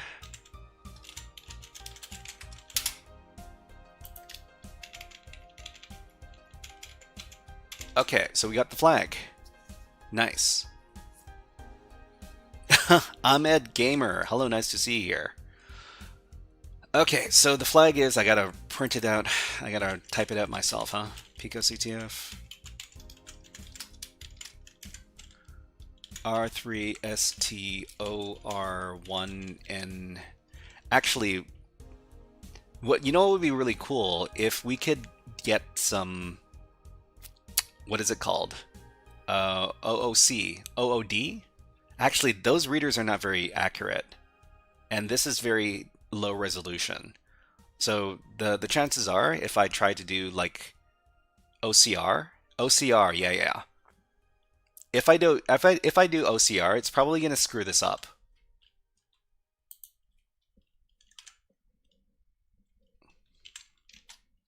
So I'll just type this out by hand.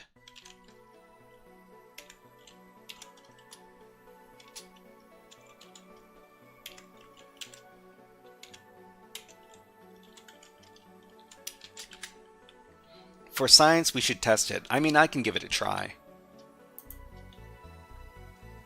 Okay, let's go here, paste this in. Done. Okay. So the OCR, we can probably use we could probably use a web app for this. OCR website.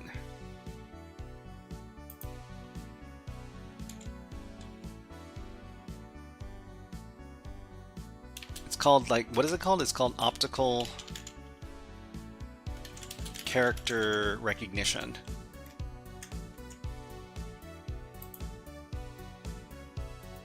Okay, so automation. So we got OCR for images and PDFs. Let's see if it works.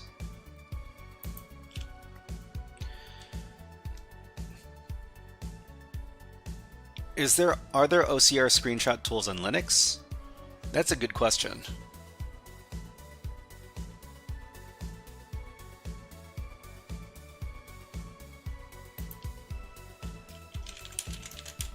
Oh, well, we'll just do Kali Linux OCR tool. Kali Linux supports a wide range of optical character recognition tools. Okay, so Tesseract OCR. So I think I've used this stuff before. Actually, I think I've written like a script to use Tesseract. Yeah, so Tesseract is like we can run this from like Python. All right, let me look at the HackerFrogs archive.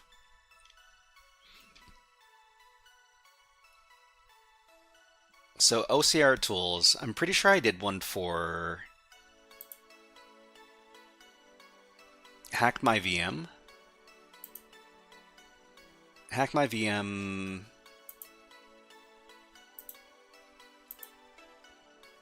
Temperance. So OCR. How do I search inside of these files? Because I know one of these levels had us looking at OCR stuff. Let me see if I can search this. HackMyVM Temperance OCR. OCR with Python. This is my video. This is level 26. Okay. Okay, let's take a look at the Python code for level 26. So we just need to modify this script and we should be able to do it. Nighthawk says you download the zip, extract it, and search using Notepad. You download the zip, extract it, and search it using Notepad++.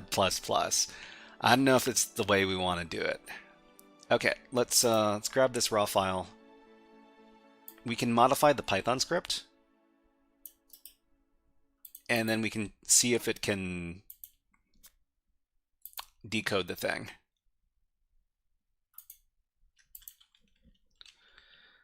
Okay, it's how Git forces me to do it. This is what I'm looking for. Spectacle, the default screenshot tool in KDE, is now integrating OCR capabilities directly. Spectacle. I mean, it's probably not installed on Kali Linux here.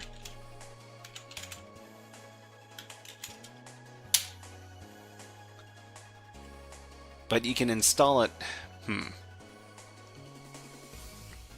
I'll try using the Python script.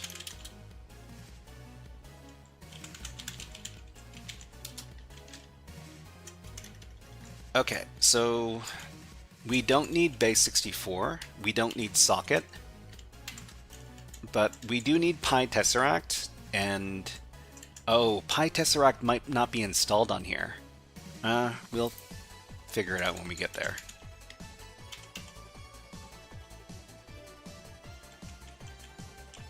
Okay. So open the image with the PIL module. So how do we specify? That's the beauty of the Python virtual environment. Yeah. Convert the string to bytes. Get the extracted text is here. We don't need any of this stuff.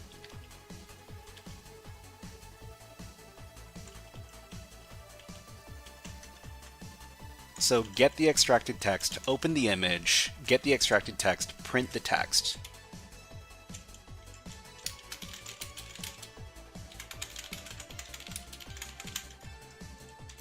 Print extracted text. Actually, this is fine. This is fine right here. So all we need is this stuff right here. IO, I don't think we're using, oh, we are using IO. So how do we pass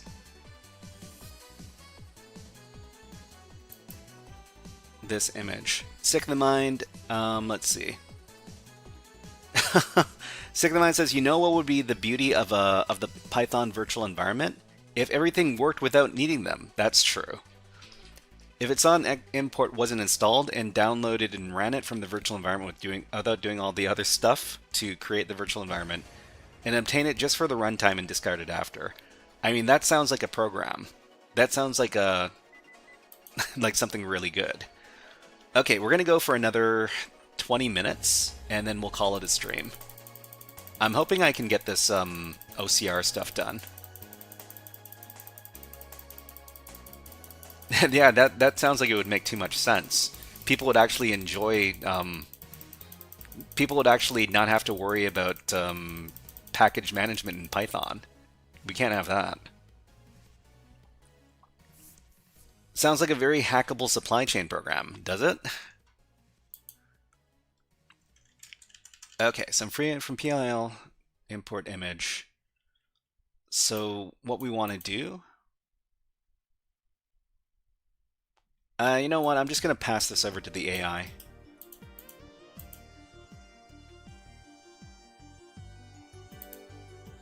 AI, solve all my problems. We need to modify this script to take in a file, do OCR, and print out the message.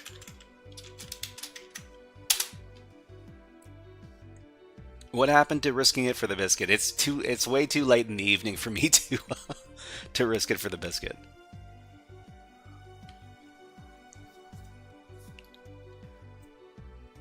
Crypto and PiCrypto doing it like that, okay?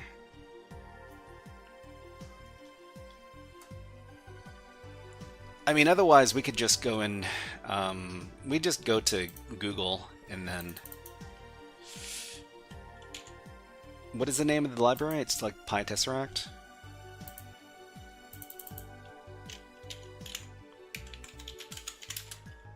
OCR from file Python.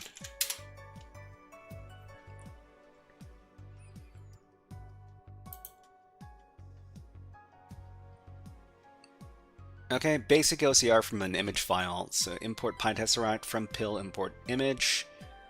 Open the image file. img equals image.open. And then extracted text.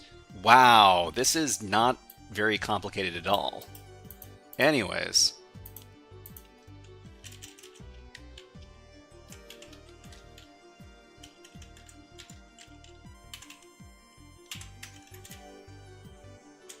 Okay, so image to open is going to be file.jpg.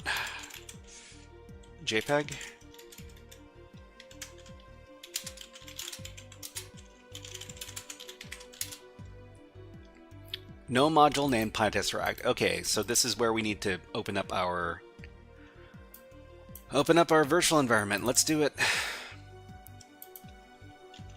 Python mvenv virtual env myenv cd myenv.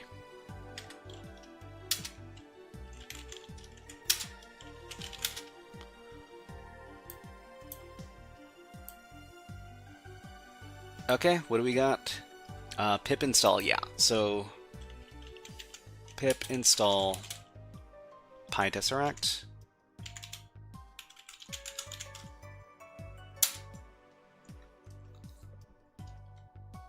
Okay, and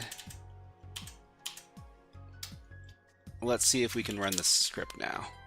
Oh.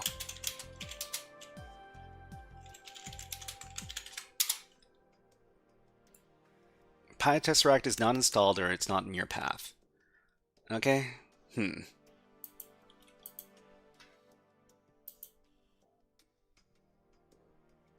I'm pretty sure that PIL is installed, isn't it? Pip install PIL. So the Python image library is standard. Okay. Python install PiTesseract. Okay, so installing PiTesseract is two parts. So the Python wrapper library and the OCR engine itself. Okay, sudo apt install tesseract OCR. And then install the library. Okay, it's a two-part thing.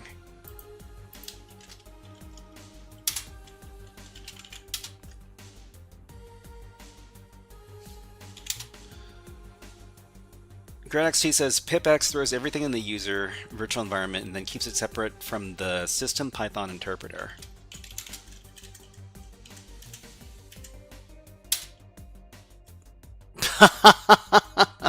It didn't work. It didn't work. These are not the correct these are not the correct bytes, or these are not the correct. Yeah, how close was it?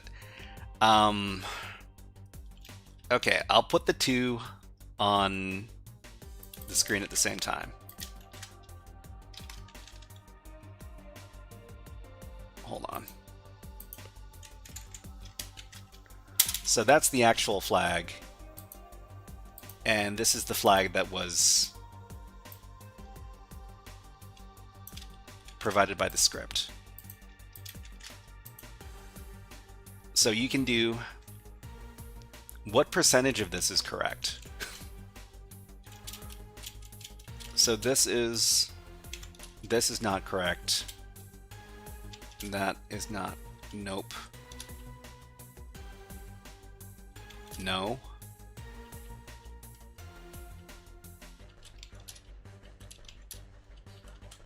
So it got 1, 2, 3, 4, 5, 6 characters wrong. So kind of close is not close enough. The period after the last star. Oh yeah, that's right. That's right. It got this one wrong too.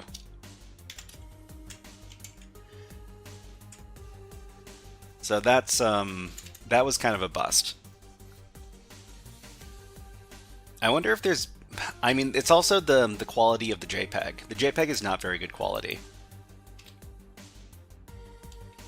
So let me read the JPEG again.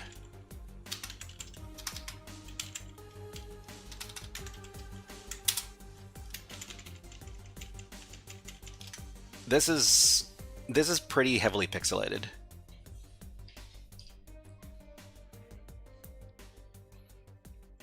So it's not, yeah. Actually, let me see if I can get like a website. OCR website. Free. Try AWS Textract for free. Do we need to sign up for something? We need to sign up for something. Nope.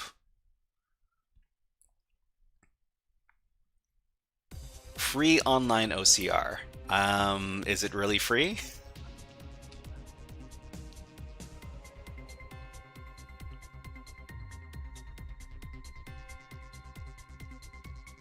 I hope this doesn't show me. Okay, so drag and drop your files. Yeah, great. Computer, temp, corrupt. Processing document, stealing all of my information.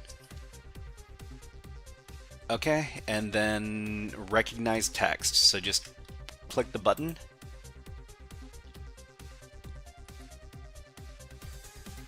Which format do you want to download? How about just plain text?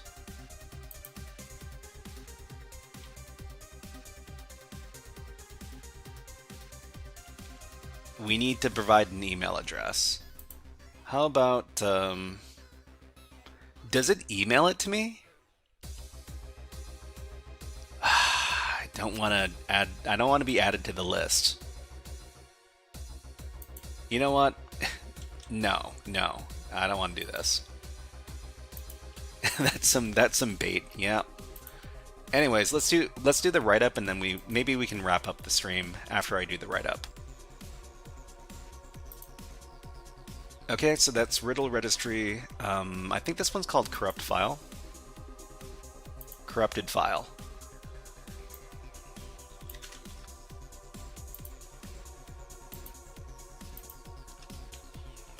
OCR space isn't bad. Microsoft Power Toys in the store. Well, okay, so corrupted file MD.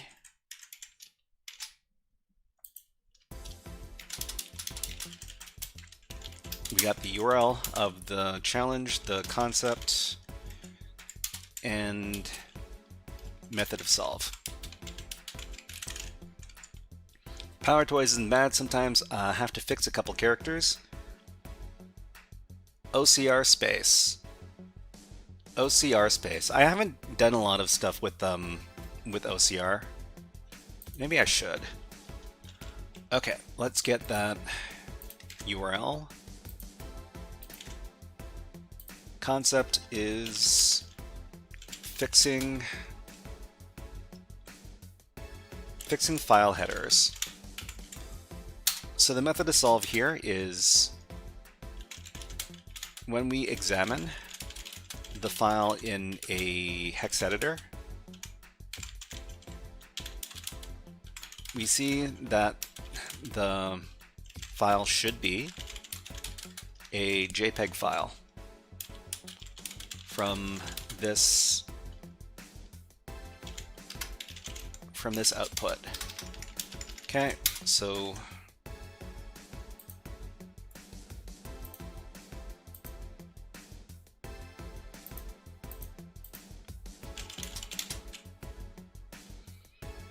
let me download the original file just for reference.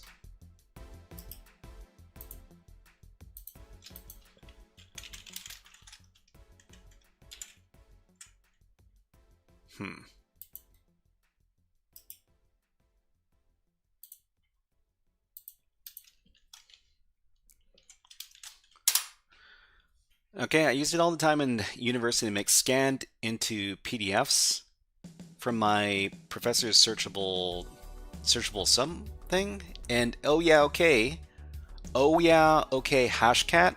Hello, oh yeah, okay. What is up? What is up? Okay, so XXD on file. Go up to the top. And we see this stuff over here.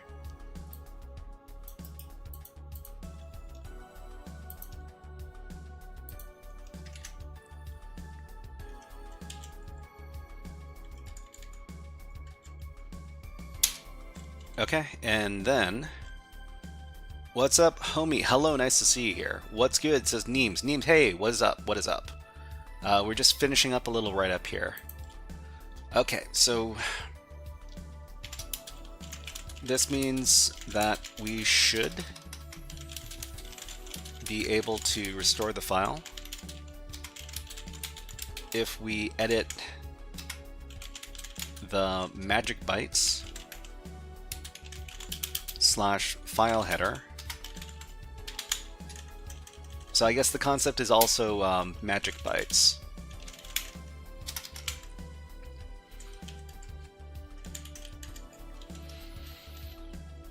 So the magic bytes in the file header,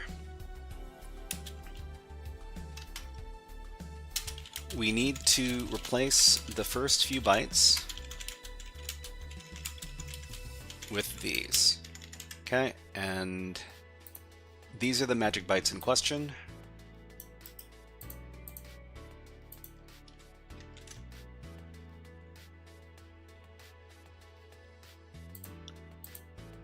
Okay, and we can do that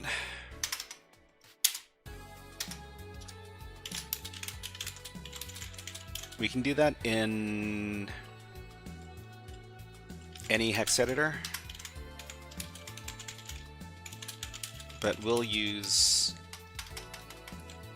in our example, we used the hex edit program.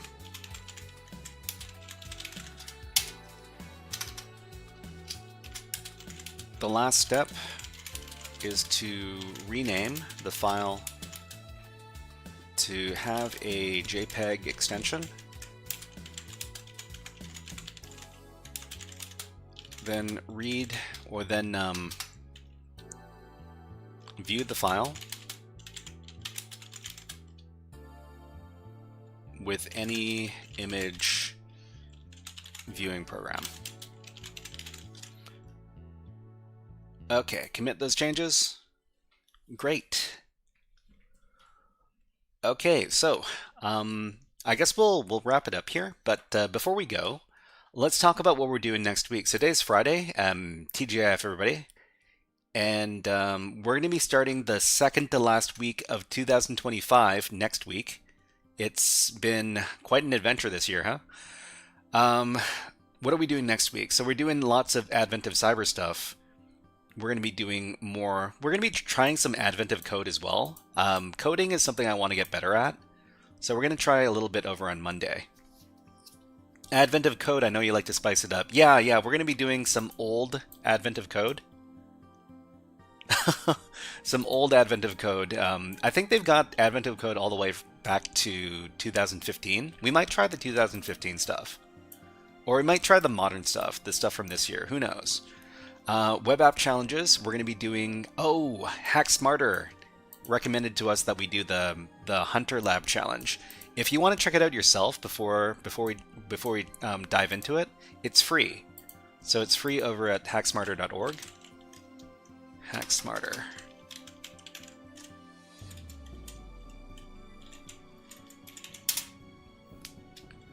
Over here. Hunter. If you want to check it out, it's just over here.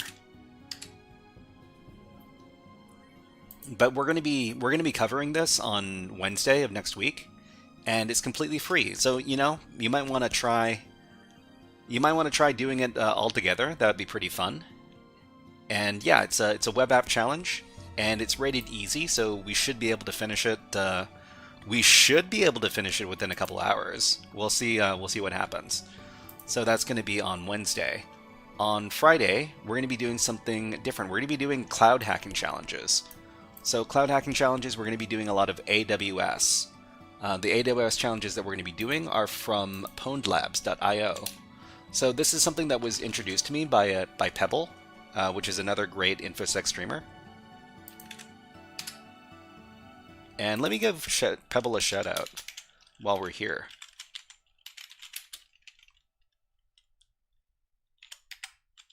How do you spell that guy's name? Twitch.tv. Actually, Pebble should be on the list, the InfoSec streamers list. There we go, Pebble. There's the channel if you want to give it a follow. But yeah. So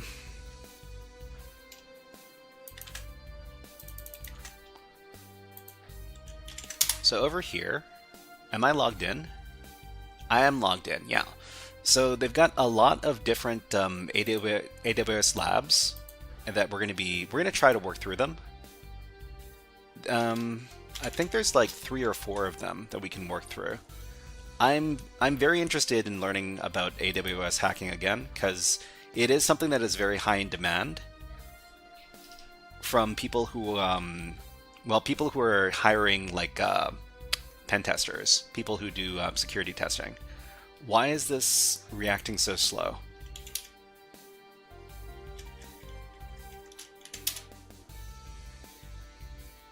Okay, let's go over to our dashboard. And we're doing free AWS. Okay, so we got 1, 2, 3, 4, 5, 6, 7, 8, 9, 10. Wow. We've got over 10 labs that we can do for AWS. So it's going to be a lot of fun. And we're going to be doing this on Friday of next week. So please look forward to that. All right. So who is on InfoSec streamers right now? I don't think anybody is. It's just me. Okay. All right. I think we can find somebody to raid into. Just a second.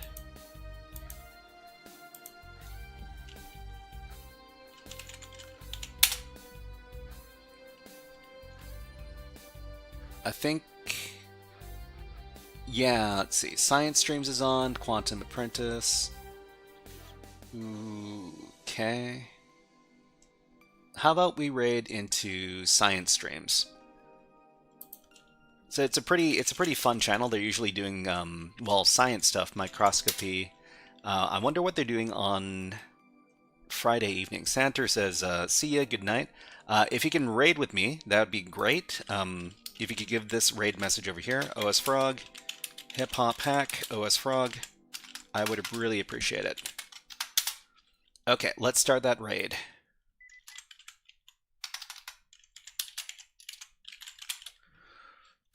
Science Streams. Okay, everybody, thank you very much for coming by today.